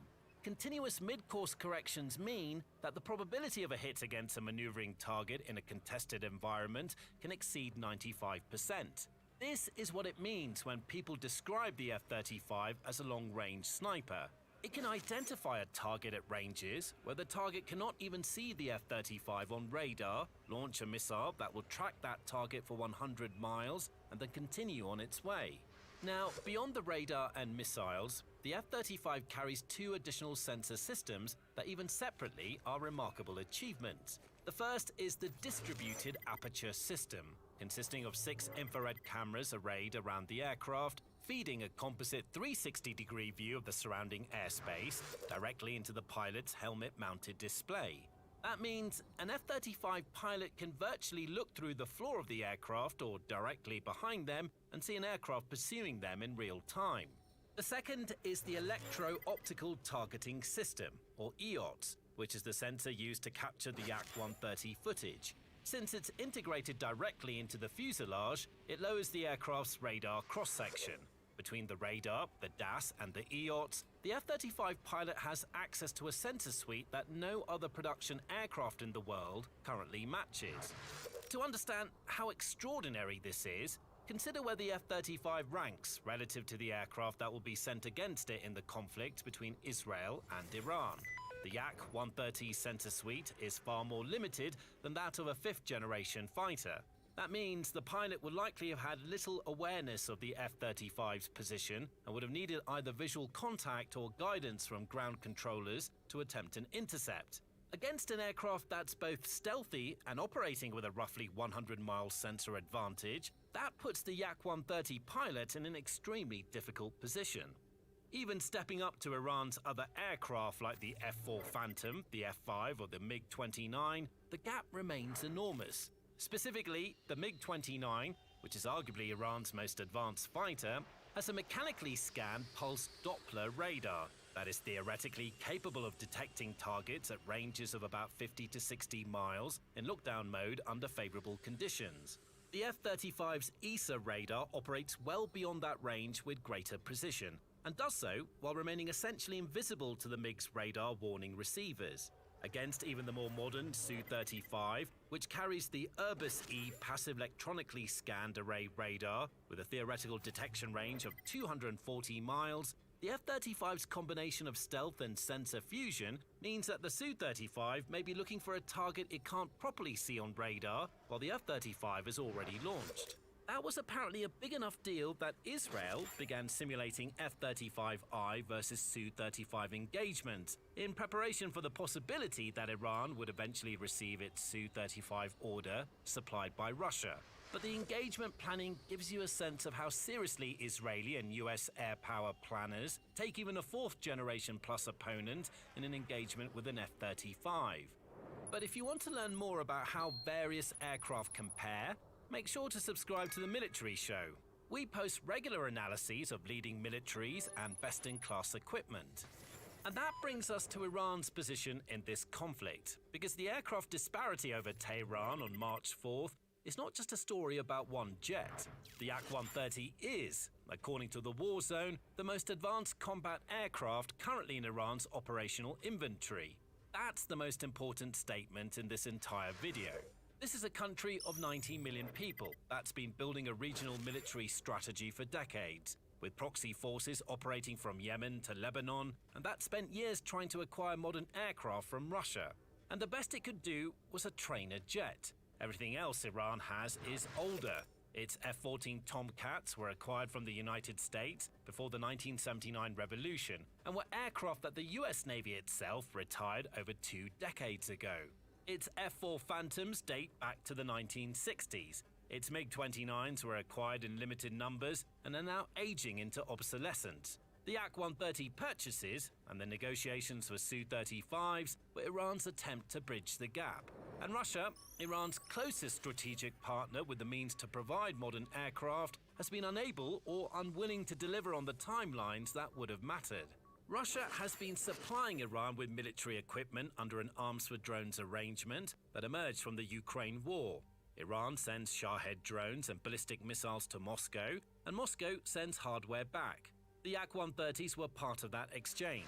Mi-28 attack helicopters began arriving in Iran as recently as January 2026, and leaked Russian documents from late 2025 pointed to a much larger deal of 48 Su-35 Flanker E-fighters valued at approximately $6.5 billion, with deliveries supposedly scheduled between 2026 and 2028. But the Su-35s were not there when the conflict reignited in early 2026, and the evidence suggests that they will not arrive on any timeline that changes the current balance of power. That's because Russian fighter jet exports have effectively collapsed. The 2017 sanctions legislation gutted traditional customer relationships, resulting in Egypt and Indonesia both cancelling Su-35 orders. China then completed its last Russian fighter purchase in 2018 and has since moved on to its own J-20 and J-35 fifth-generation programs. Russia's domestic fighter production amounted to an estimated 24 aircraft in all of 2024. That was barely enough to offset its combat losses in Ukraine, let alone generate surplus capacity for export. Instead, some Su-35s that were reportedly earmarked for Iran appear to have instead been redirected to Algeria. It should be noted that Russia is technically not abandoning Iran, since the Carnegie Endowment for International Peace noted that Russian arms supplies to Tehran are growing. But what Russia can actually deliver within a conflict's timeframe is far from what Iran would need to be competitive. The Yak-130 over Tehran was essentially the limit of what Iran had left to put in the air. So, where does this leave the conflict? The geopolitical implications of the March 4th engagement have at least two possible results. The first scenario is deterrence through humiliation. Iran lost its most modern jet to an engagement its pilot likely never detected coming. Every additional sortie Iran flies with its remaining aircraft now carries the same risk. The rational move for a force that's already lost aircraft, airfields, and air defense systems on a massive scale is to preserve what's left. But if Iran grounds its remaining aircraft to survive, it sees the sky entirely and accepts whatever the air campaign delivers without being able to interfere. That is a position of profound military weakness. The second scenario is escalation through defiance. Iran's regime can't afford to project weakness to its own population, to Hezbollah, to the Houthis, or to the broader network of proxies whose continued loyalty depends on Iran's image as a force that resists and endures. After the 12-day war with Israel in June 2025, Tehran's immediate response was to accelerate arms negotiations with Russia and China. It signed the Verba Man-Portable Air Defense Systems, or MANPADS, deal with Moscow. It opened talks with Beijing for CM-302 anti-ship missiles, which travel at supersonic speeds and could threaten US and allied naval assets in the Persian Gulf and the Strait of Hormuz. But a country projecting defiance publicly while managing catastrophic military losses may privately feel compelled to put more aircraft in the air. It doesn't need to look like it stopped fighting. That would mean more Yak-130s or F-4s or MiG-29s entering airspace where F-35s are operating. But the outcome of those engagements would be predictable. The F-35I's role in this conflict is almost certainly not finished. Israel's Adir fleet has 48 aircraft, with 2 more expected this year to complete its current order, and 25 additional jets ordered in 2024 for a total fleet of 75. It's one of the largest fleets of F-35s, making Israel the first country to use the F-35 in combat since its first operational use of the aircraft in 2018. Then there's the list of other milestones beyond the recorded air-to-air kill. Israel was responsible for the first F-35 kills against drones in 2021, as well as the first confirmed use of the F-35 in beast mode, meaning flying with heavy external weapons loads rather than in stealth configuration. Each of these has provided combat data that feeds into the US and Allied understanding of how the F-35 performs in real-world conditions. Looking ahead, the F-35 is also in the middle of a significant upgrade cycle. The Block 4 software and hardware package is rolling out across the global fleet, and it includes the next generation AN APG-85 ESA radar, a system that Northrop Grumman has described as offering a 50% improvement in range over the already formidable APG-81. The F-35 that shot down the Yak-130 is already one of the most capable production fighters in the world. But the aircraft being built right now is taking it to the next level. The broader lesson of what happened over Tehran on March 4th is not really about one trainer and light attack aircraft being shot down by one fifth-generation stealth fighter. It's about what happens when decades of investment in sensor fusion, stealth, and long-range precision engagement meet an adversary that cannot close the gap. Ultimately, the F-35 was built for this era, and it's only now starting to show it. So we can expect great things from this aircraft moving forward. Now, if you want to learn more about just how woefully ill-equipped Iran is, check out this video. And make sure to subscribe to The Military Show so you don't miss what comes next. We post daily videos and detailed analyses so you can be up to date with the most recent trends in global military and geopolitics. It's March 21st, 2026, day 22 of Operation Epic Fury, and the AH-64 attack helicopter is absolutely dominating Iran's southern flank right now from the U.S. and from partner nations like the United Arab Emirates. Teamed up with the A-10, it's kind of like that lethal duo up there. To me, it's like Batman and Batman. These legends are flying low and aggressive along the Persian Gulf coast and the Straits of Hormuz, the different approaches, especially to the Straits of Hormuz, using Hellfire missiles and the M230 30mm chain gun to intercept and destroy Iranian one-way attack drones like the Shahed variants, plus small boats. But let's take a peek at the Shahed variants being absolutely crushed. This is actual footage right now of an AH-64 Apache taking it to these Shahed drones without any mercy. This is going to be a bad day for any of these Shahed drones. And again, Iran is sending them in, striking energy infrastructure in UAE, Qatar, even hitting residential neighborhoods. But you can see these AH-64s are uniquely built for this with that 30mm gun. One round from that, and that's destruction for these Shahed drones. The cheap Shahed drones, they cost somewhere around $25,000. So seeing the UAE strike them down with a bullet that probably costs about $1 is pretty epic. I think that's economy of warfare if I've ever seen it. And then meanwhile, the IRGC deputy commanders, again, we don't really know who's exactly in charge because most of the upper leadership has been eliminated, but they're basically spouting rhetoric about fighting to the very end until the aggressors leave the region. And then here's some quick member questions that have come up that I wanted to address. Again, just my perspective. Someone asked on the channel, have we been pressured into this by Israel? So I don't think we have. That's my perspective. To me, this is America first national security, and I will tell you why. Iran has chanted death to America for decades. They've raced towards a nuclear weapon, and we're actually getting reports that just came in a couple days ago from CIA Director John Ratcliffe, and he stated that while the U.S. strikes have prevented Iran from enriching new uranium to 60%, Iran still possesses a significant stockpile of 440 kilograms of 60% enriched uranium, which is considered weapons-grade material and enough to potentially produce at least 10 nuclear weapons. And we've seen reports that most of that was likely stuck in some of the compounds that were struck in the 12-day war and also recently Isfahan, Natanz. However, it looks like there's potential movement around those sites, so we don't know exactly where all of that uranium is right now. So that leads me to this question. The U.S., in my opinion, is just unwilling to risk the fact of Iran having that nuclear weapon with their new and upgraded ballistic missiles because their ranges are increasing on their ballistic missiles. They just fired ballistic missiles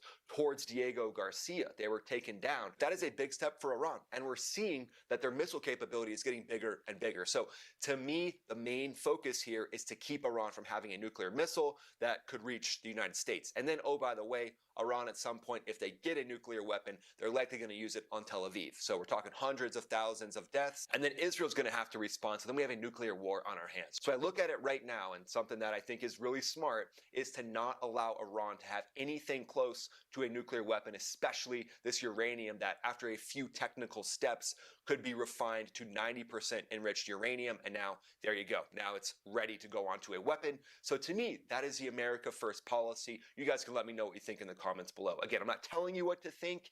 I'm just giving you my perspective. And then members have also said, well, there's no uprisings happening in the country right now, so it looks like the people of Iran don't actually want the freedom that we saw them in the streets trying to get a few months ago, where 35,000 of them were killed. The CENTCOM commander actually publicly warned civilians to stay hunkered down after the regime's brutal crackdowns. Population that was revolting earlier and would be out in the streets right now got that message crystal clear from U.S. leadership, from the Secretary of War, from the President, and from Admiral Cooper, and likely some other sources, some ways that they have to communicate inside the country that could be backed by Mossad or the CIA to tell them to keep their heads down until the time is right. You have to make sure that the IRGC can't just continue to slaughter these people, because the world is going to need them to step up and take control of their country. So I appreciate all of you asking questions in the comment section, and I hope that helps you guys understand that a little bit more. And then on that same note, here's some more breaking news right now. I saw this meme posted by Elon Musk, and it's pretty hilarious. The Straits of Hormuz, that one little lever down there, that one little thing that is holding up everything else in a world economy. Yeah, that doesn't seem very smart to me either. And then this was interesting. This shows a CRAM system intercepting an incoming attack drone from Iran this week at close range. So great work by the CRAM operators. That's awesome. And then you guys should know this. The Iranian regime just hanged a teen wrestling champion. You can see this guy just looks like a super athlete. It said that he participated in some of the revolts that happened earlier this year. And now, of course, some of these radical Islamist judges are like, all right, well, now we're going to hang you. So yeah, no real trial, basically just following the whims of the religious extremists that are the bosses of these judges that are making these decisions. I mean, this guy's fate was signed, sealed, and delivered before ever going into that courtroom, right? Because these judges that are loyal to Mojave or whatever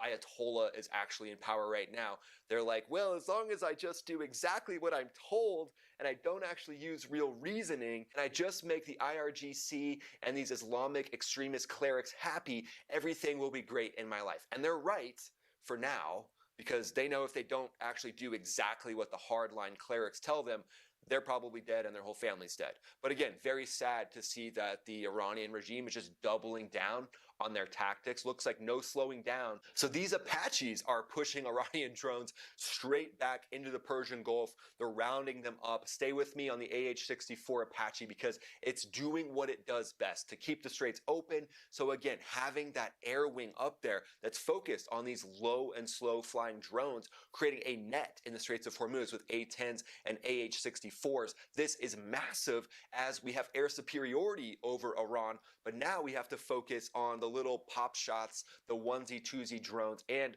the ballistic missiles to make sure that we can actually pinch in Iran and keep them from targeting the Straits of Hormuz with anything. Focus here is freedom of navigation and crushing asymmetric threats. No ground escalation yet. We've got 2,500 Marines headed into the area, and we've got squadrons of those AH-64 Apaches. Those are the ones that are focusing on the southern flank right now, delivering persistent armed reconnaissance and rapid interdiction, where Iran tries to swarm the oil tankers with fast boats of their own and drone swarms, of course.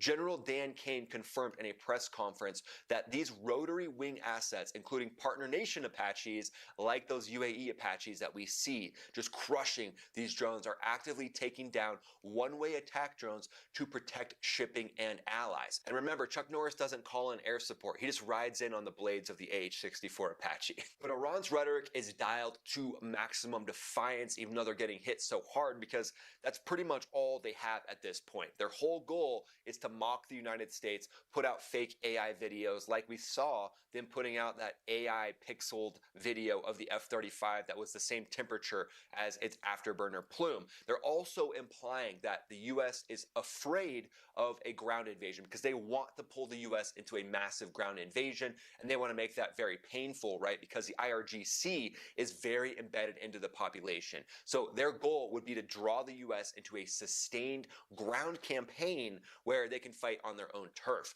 What would likely be a lot smarter is the U.S. using the Marine Expeditionary Unit to focus on the Straits of Hormuz, and then we get some sort of armed resistance so the population themselves can rise up against these gangsters, which are the IRGC. And we could have even just sent in Chuck Norris, because remember, Chuck Norris doesn't dodge bullets, bullets dodge him. But General Dan Kane put it very plain. He talked about the AH-64 joining the fight along the southern flank along with the A-10. So both of these beasts are doing work on the southern side with allies flying Apaches against the one-way attack drones. From a pilot's perspective, the Apache is the tank version of a helicopter, the A-10 is the tank version of an aircraft, and the U.S. is ramping up strikes, with the most strikes happening just recently, not during the very beginning, but more strikes happening over the last few days. And the whole goal here is just to ultimately crush any of the military targets that Iran might have.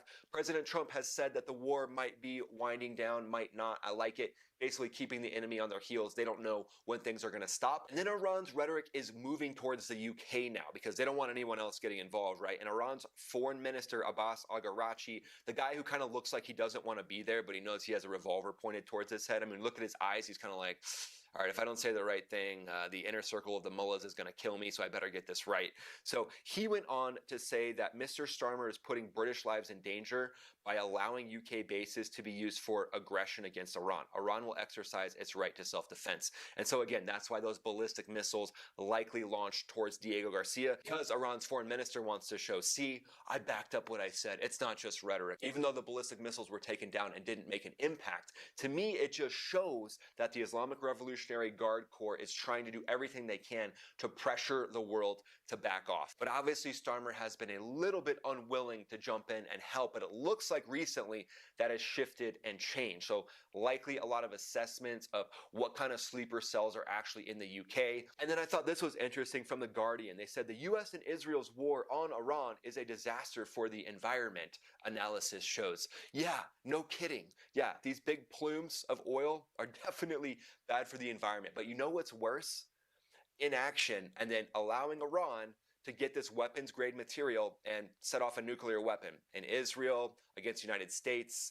Again, that's a real threat. I mean, I don't think people actually know the rhetoric from the Islamic Revolutionary Guard Corps and the regime isn't just rhetoric. Look what they've done with their proxy armies. They want to enact chaos and terror towards Western nations. These two ideologies just don't match up. So I would ask The Guardian this: what's worse, the pollution right now from this war to get this done, or nuclear fallout and nuclear winter? Yeah, that second one might be a little bit worse. Remember, Chuck Norris doesn't strike targets. Targets surrender and hand themselves over to Chuck. And the Apaches just keep stacking up wins. This full hammer wouldn't be happening without platforms like the Apache that are next level. So the Apache is armed with Hellfire missiles for standoff precision. It's armed with M230 30mm chain guns for close-in shredding of those drones. It also has the ability to carry rockets that don't have an explosive on it.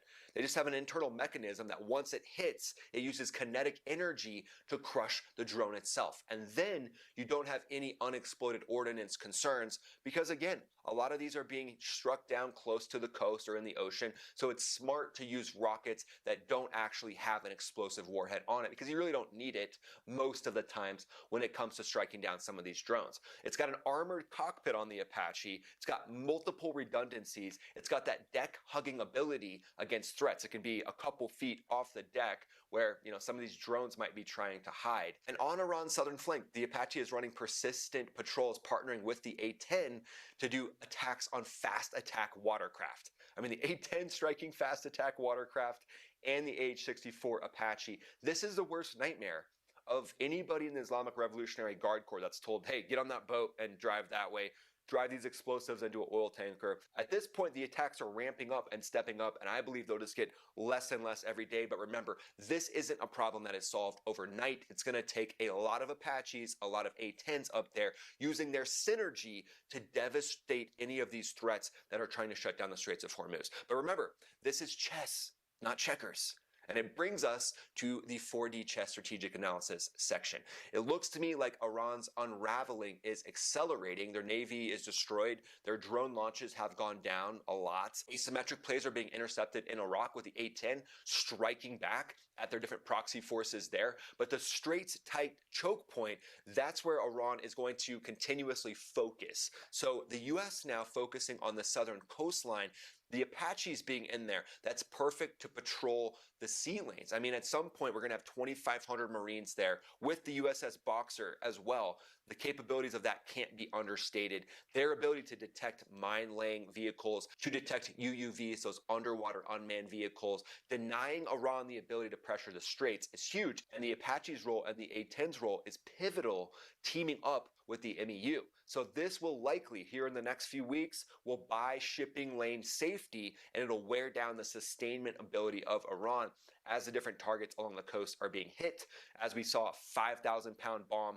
used against the underground anti-ship missiles right there along the coast in the Straits of Hormuz. So this is air dominance grinding with Apaches and with A-10s. Again, just when we thought that we were in a world where we only needed F-22s and F-35s, stepping back and using Apaches and A-10s is serving up total destruction. I think eventually total destruction of Iran's ability to strike at the Straits of Hormuz. And remember, Chuck Norris doesn't play checkers. He plays chess, but instead of pieces on the board, he uses Apaches. So there you go, guys. Day 22, Apaches owning the southern flank. Drones are being struck down.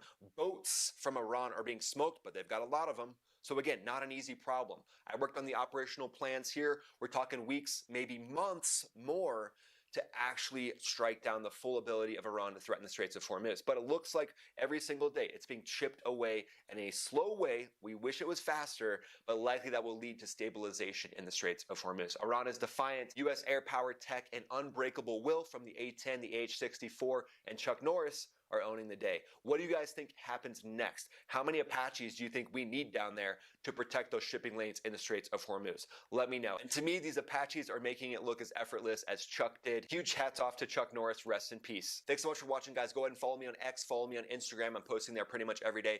Click the link in the description. Join the Max Ready Room for priority replies to your questions during the lives and also member-only videos that you get from being a member. And then go ahead and watch this next video that pops up right here. It says Ryan, also known as Max Afterburner, signing off.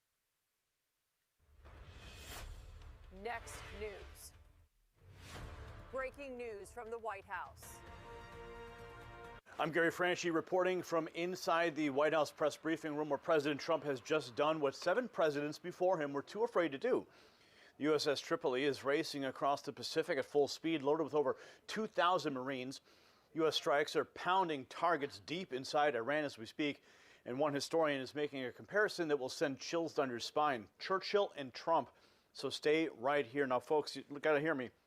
For 47 years, the Iranian regime has terrorized Americans. They took our hostages, they blew up our barracks, they attacked our embassies, and what did we do?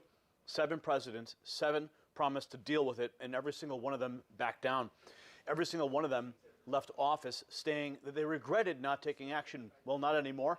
President Trump is finally doing what needed to be done decades ago. And if you think that this doesn't affect you, well, think again. You see, the Strait of Hormuz controls 20% of the world's oil supply. That's your gas prices, your heating bill, that's your groceries. See, it's about your wallet, it's about your family, and about whether America finally stands up to the world's leading state sponsor of terrorism. So what happens in the next few weeks will define global security for an entire generation.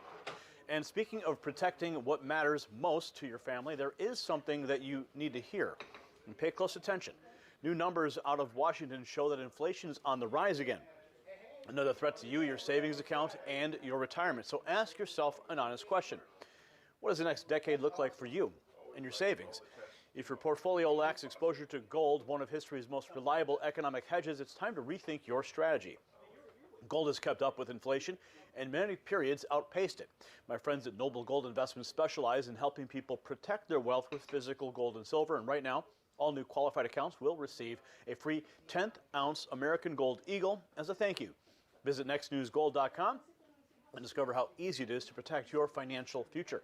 That's nextnewsgold.com. Now, back to the breaking developments overseas. I'm going to show you exactly what is unfolding right now, because what you're about to see explains everything about why Trump is taking this historic action. We've got 4 critical pieces of video that lay out the full picture. First up, a renowned historian making a comparison that the mainstream media doesn't want you to hear. I'm talking about Victor Davis Hanson, one of the most brilliant historians alive today. He just went on the record comparing President Trump to Winston Churchill. Now, before you watch this, understand what he's saying. Churchill warned the world about Nazi Germany for years and nobody listened. They called him crazy. They called him a warmonger. Sound familiar? Now watch what Hansen says about the last 47 years of American failure. Watch. In 1939, Churchill had warned everybody about the threat of fascism on the continent, Nazis, Italians, and Japanese, and nobody listened to him. And then after the war broke out, nobody called on him, and then finally he came in, and from May 10th of 1940, he was saying to everybody, these people want to take over the whole continent. And we weren't in. The Russians were on the side of the Germans at that time under the Ribbentrop-Molotov Pact, and he was the voice in the wilderness. And that's what Trump is trying to do. He's trying to say to the American Democratic Party, what's left of it, you don't understand what's going on here. You Europeans don't understand. You people in the Middle East don't fully understand what this regime is about. And when people say, well, we didn't have an imminent threat, we didn't have an imminent threat when they took our hostages, when they blew up our barracks. Nobody said we better attack Iran because we need an imminent threat when they blew up our embassy. They always acted spontaneously with surprises, and we never knew what they were going to do. So the idea that you have a telegraphed imminent threat, it's not the nature of that regime. It's lying, disguise, and dissimulation, and that's their pattern for the last 47 years. But nobody's taken them serious. Every president said we're going to deal with this, all 7 of them, and all 7 of them did not. And then all 7 of them, when they got out of office, said, I regret that I didn't. And he's the first one that warned the world and said he's not going to be one of those presidents. Did you catch that? Hansen said every single president for 47 years promised to deal with Iran, and all of them, when they left office, said they regretted not acting. Lies, disguise, and dissimulation. That's how he described the Iranian regime. No telegraphed warnings, no imminent threats that you can predict, just spontaneous attacks on Americans. And Trump, he's finally saying enough. And you can hear Hail to the Chief playing in the background. But here's where it gets tactical. How do we actually secure the Strait of Hormuz? General Jack Keane just laid out the military strategy, and he's going to break it down, the timeline for securing the strait. Remember, the strait controls a massive chunk of global oil. Iran has been threatening to choke it off for decades. Now watch what the general says about how long it's going to take and why our reluctant European allies are falling in line. Watch.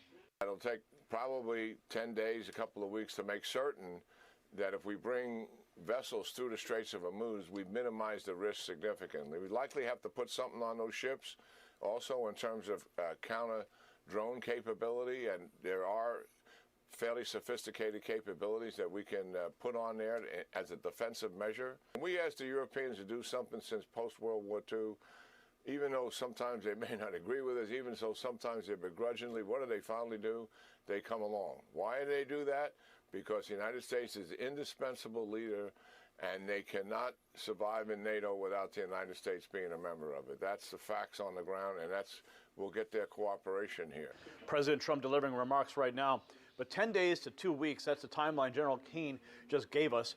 Counter-drone capabilities on every vessel moving through that strait. And here's the key line. The United States is the indispensable leader.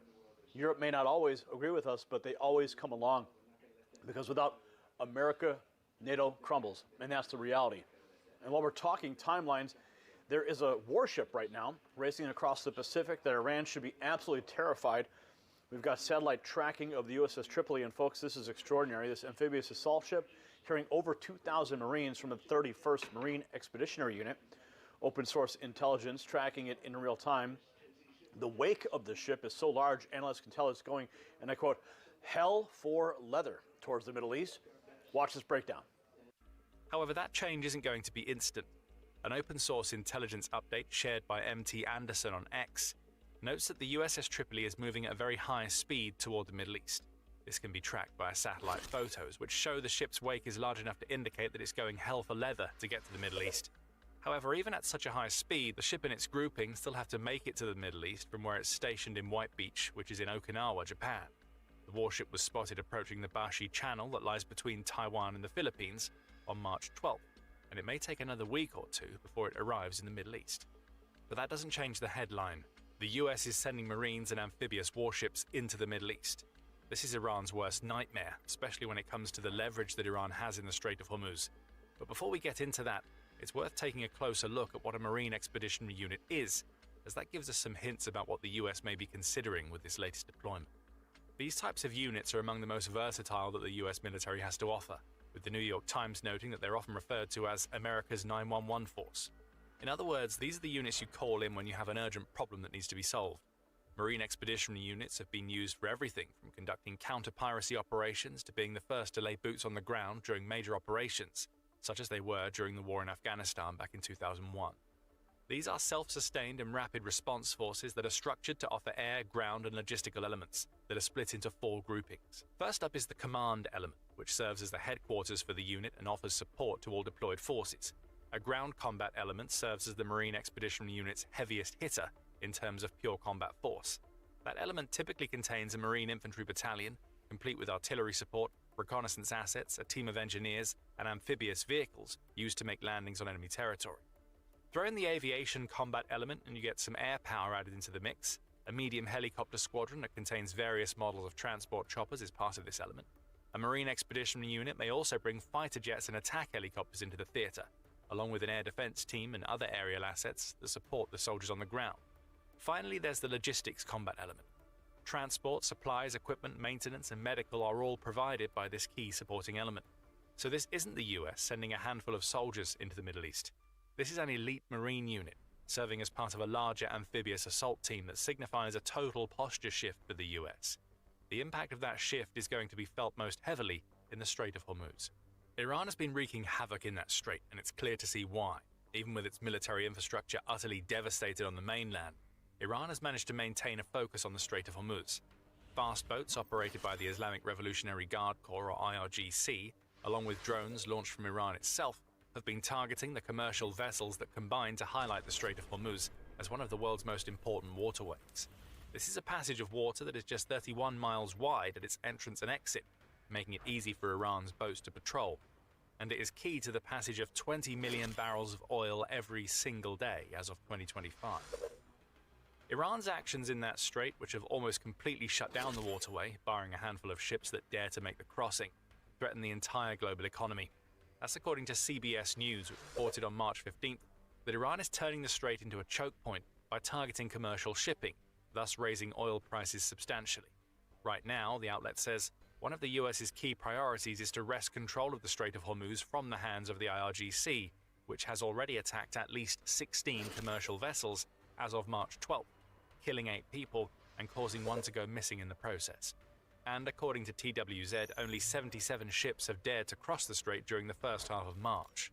For context, the same period in 2025 saw 1,229 passages through the Strait of Hormuz.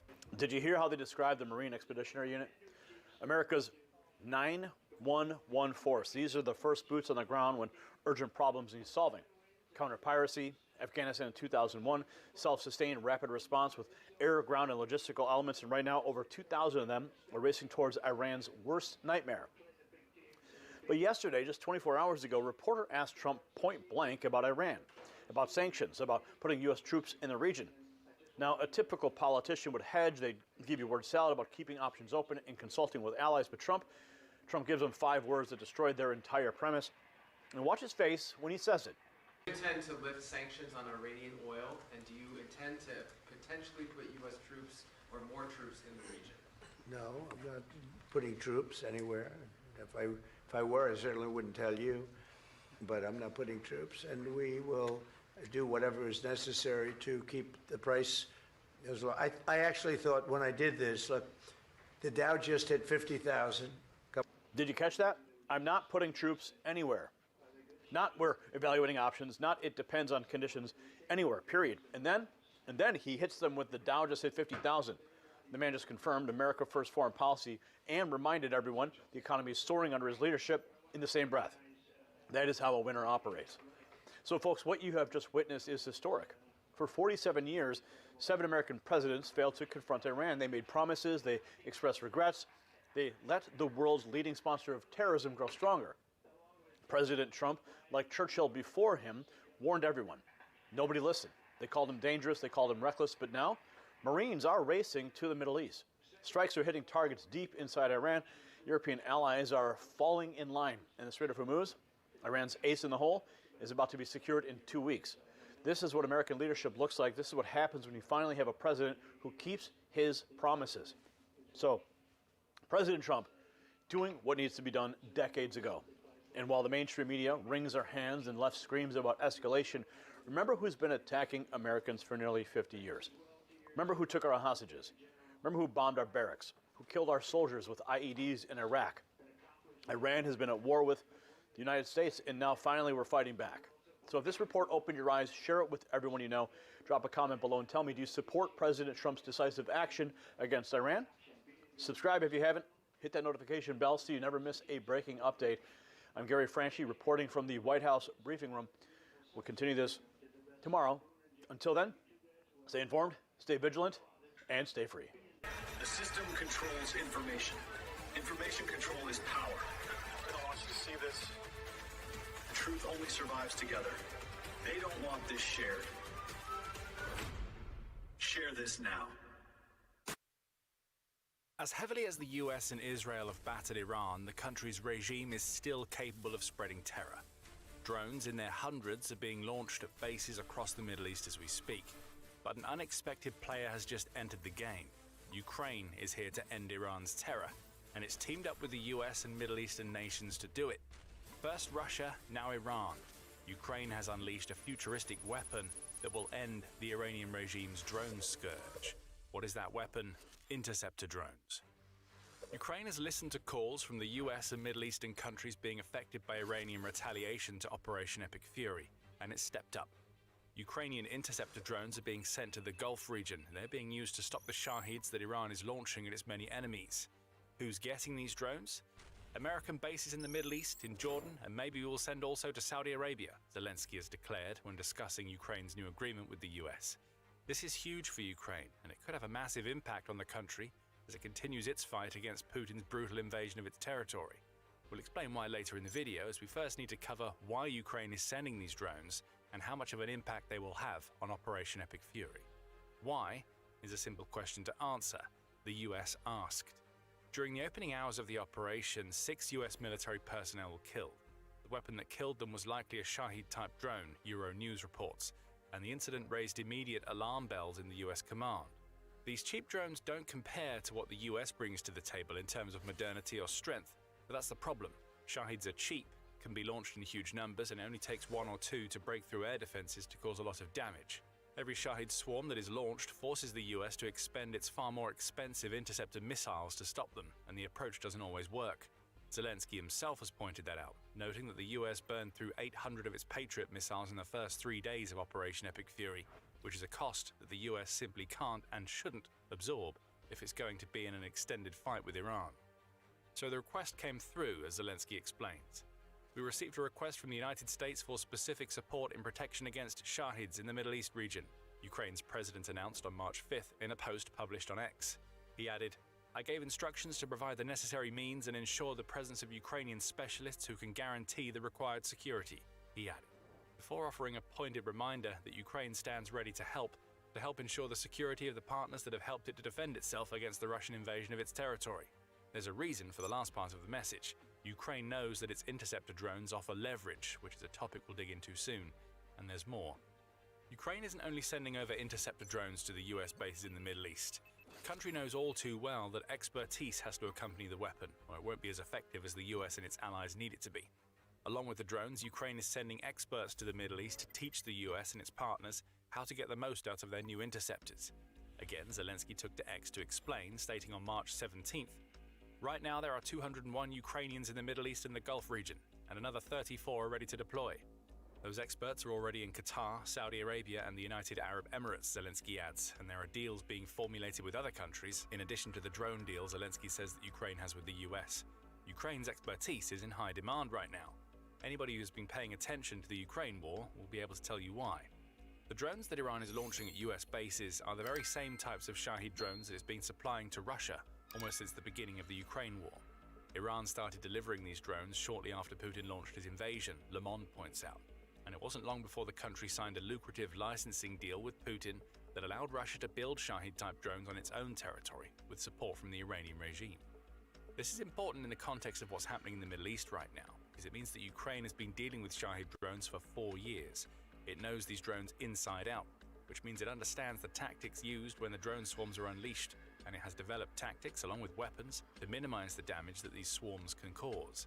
That's the expertise that the US and its Middle Eastern allies want. They're trying to get to grips with the type of fighting that Ukraine has both innovated and defended itself against for years. And Ukraine is in the perfect position to provide the knowledge they need to accelerate their ability to stop Iran's Shahid drones in their tracks. Of course, knowledge is all well and good, but Ukraine has to deliver the weapons to back the knowledge up, and it has the perfect solution in its cheap interceptor drones. Ukraine has already developed several models of interceptors which have proven themselves very effective against Shahids, as we'll reveal in a moment. But chief among these interceptor drones, and the most likely to make its way into the Middle East, is the Sting.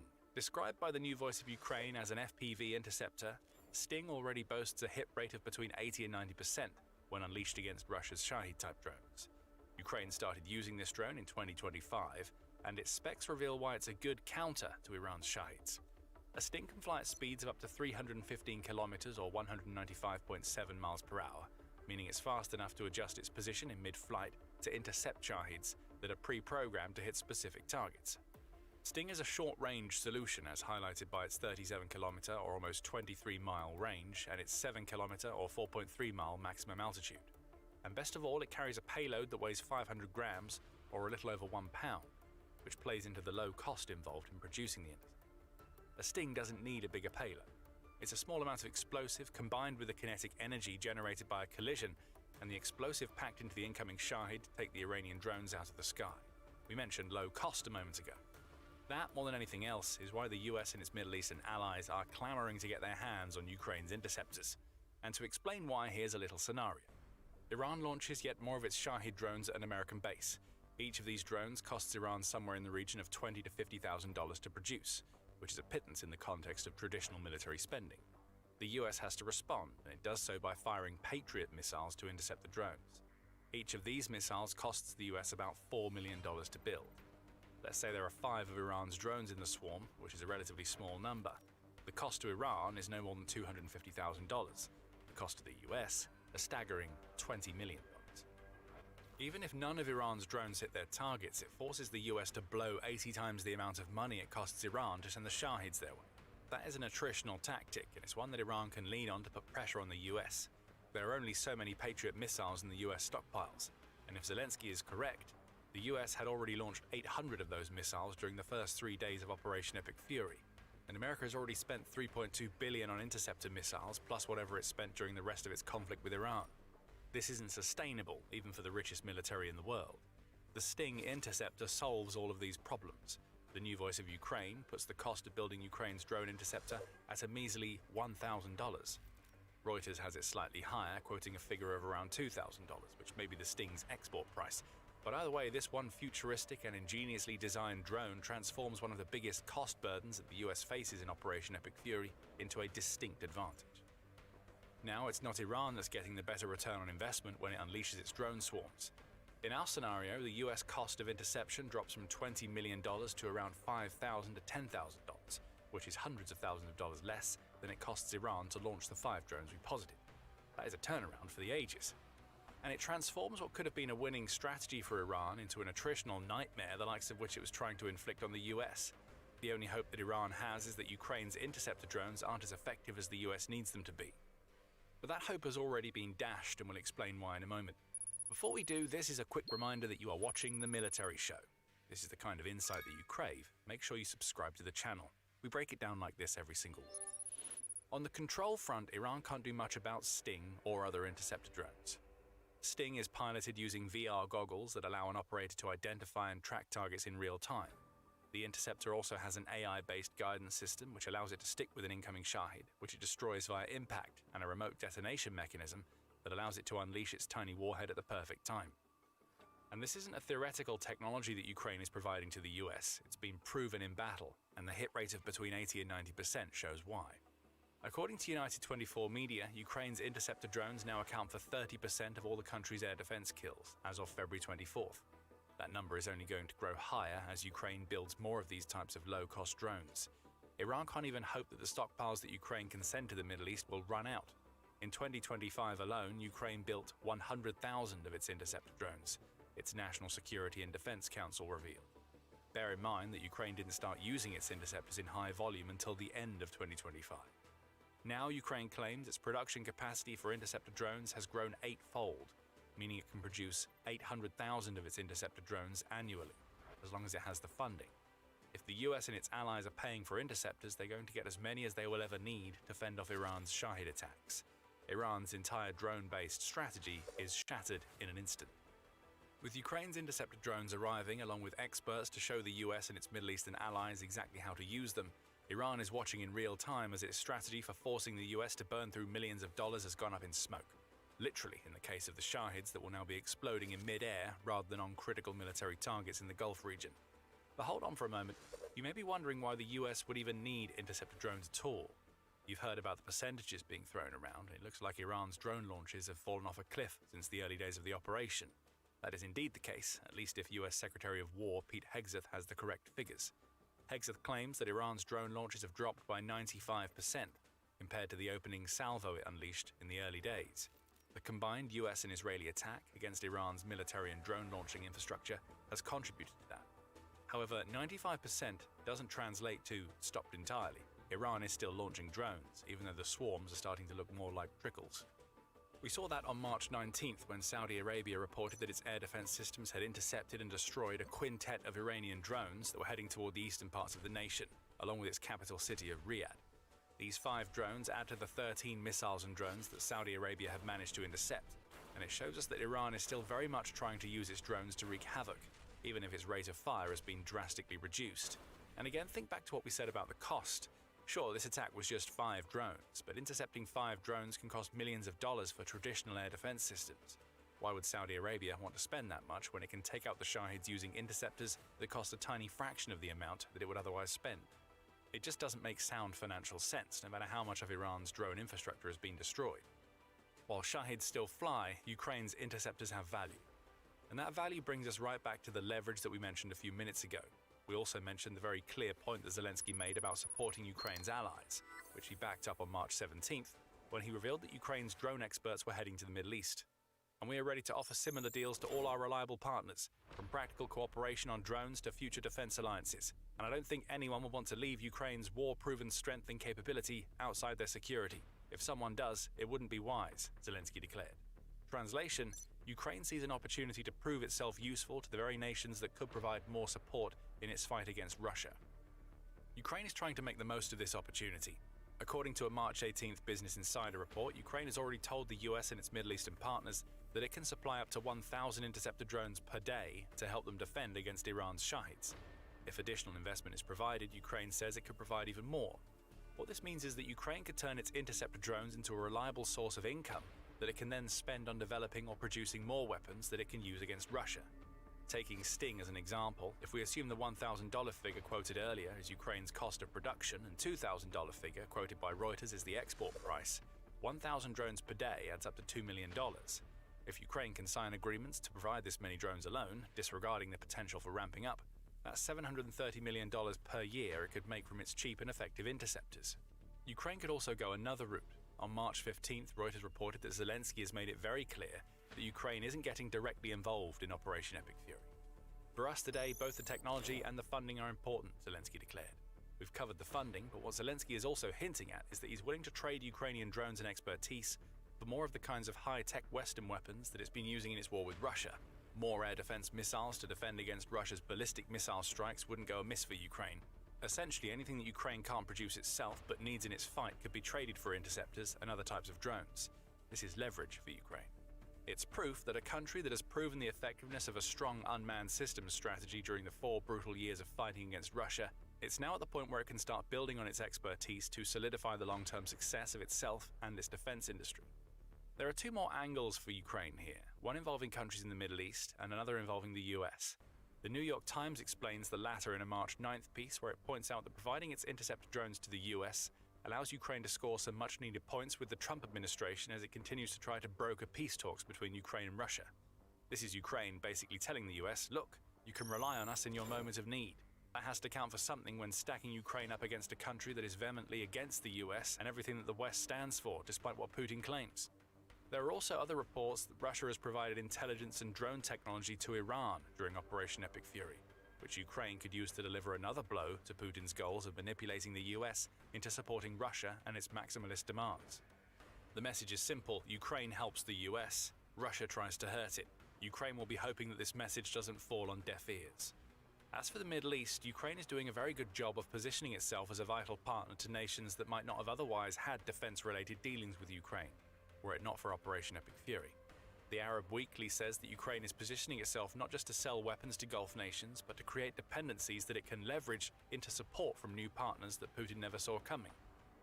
These partnerships were already developing before the Iran conflict. Saudi Arabia delivered $400 million in aid to Ukraine back in 2023, and Qatar has been involved in the reuniting of over 100 Ukrainian and Russian children with their families during the war, as it served as something of a low-level mediator. But now Ukraine can use the same arguments with nations like these that it can use with the US. Ukraine has the weapons and is willing to help. Russia is providing intelligence and drones to Iran, which Iran is using to strike your territory. Which of these two sounds like the better partner? Oh, and by the way, here are more than 200 drone experts that Ukraine is sending to the Gulf states, even as it defends itself against Russia. Ukraine is making sacrifices to help, and that sort of thing will go a long way with Middle Eastern nations that are feeling that they've been dragged into a conflict that they didn't start. For Iran, the news of Ukraine teaming up with the US and allies in the Middle East couldn't come at a worse time. Drones were Iran's trump card. Now they're being eradicated by interceptors that are cheap, combat-proven, and capable of being delivered in massive numbers. And it gets worse for Iran. Interceptors aren't the only futuristic technology that is stopping Shahids in their tracks. The US has lasers, and you can find out all about them if you watch our video. And if you enjoyed this video, remember to subscribe to The Military Show for coverage of the latest Operation Epic Fury developments. And thank you for watching. Went to Cuba to sit in a hotel.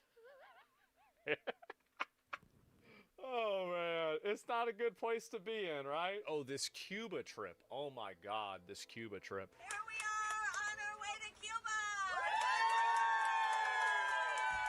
Imagine being a brutalized Cuban peasant living under crushing communist dictatorship your entire life, then having to put up with Western socialists flying out to your country in order to prop up that dictatorship while ranting about how oppressive their own, infinitely freer societies supposedly are. And it's pretty obvious why he's staying in a 5-star hotel in Cuba. Tourism is the lifeline for the Cuban economy as it stands currently. The government has very limited... So wait a minute. So here's the logic. I get it. So because tourism is how they make money, it makes sense for him to spend as much money on tourism while he's there. I was saying, tourism is the lifeline for the Cuban economy as it stands currently. Yeah. The government has very limited resources. They have to stay in what they've declared as 5-star hotels. Junior Streamer is drank at a local bar. He gave money away. Wait, what is this? Last night, we ended the broadcast, and I went and linked up with the Progressive International boys. Yeah. I met Jeremy Corbyn. That was fantastic. Isn't that guy a retard? Hi, I'm here in Havana. We went out and drank at like a local establishment. We've just been living La Vida Loca, honestly. So let me get this straight. So you went down to Havana to hang out with other celebrities? We've just been living life, living large, and you know, just peppering people with wads of cash for the most part. Yeah. With hopes that, you know, there's like a little bit of economic respite for each individual Cuban that we encounter. This is good. You know, they say, gentlemen, some things never change. Cubans, fucking best people, okay? So kind, so welcoming, just the best. Not in Miami. Oh, dude, it's the reversal. Like, all the good Cubans stayed here, and most of the ones that are crazy just like flew up there. That's a stream? Funny experience with that. So you racially profiled them. It's crazy how the people that escape the country don't like it. I would have never expected that. I would have never expected this in a million years. So yeah, it's the see, there's the good Cubans and the bad Cubans. The good Cubans are the ones that agree with me. The bad Cubans are the ones that don't agree with me. Ah, I see. That makes a lot of sense, of course.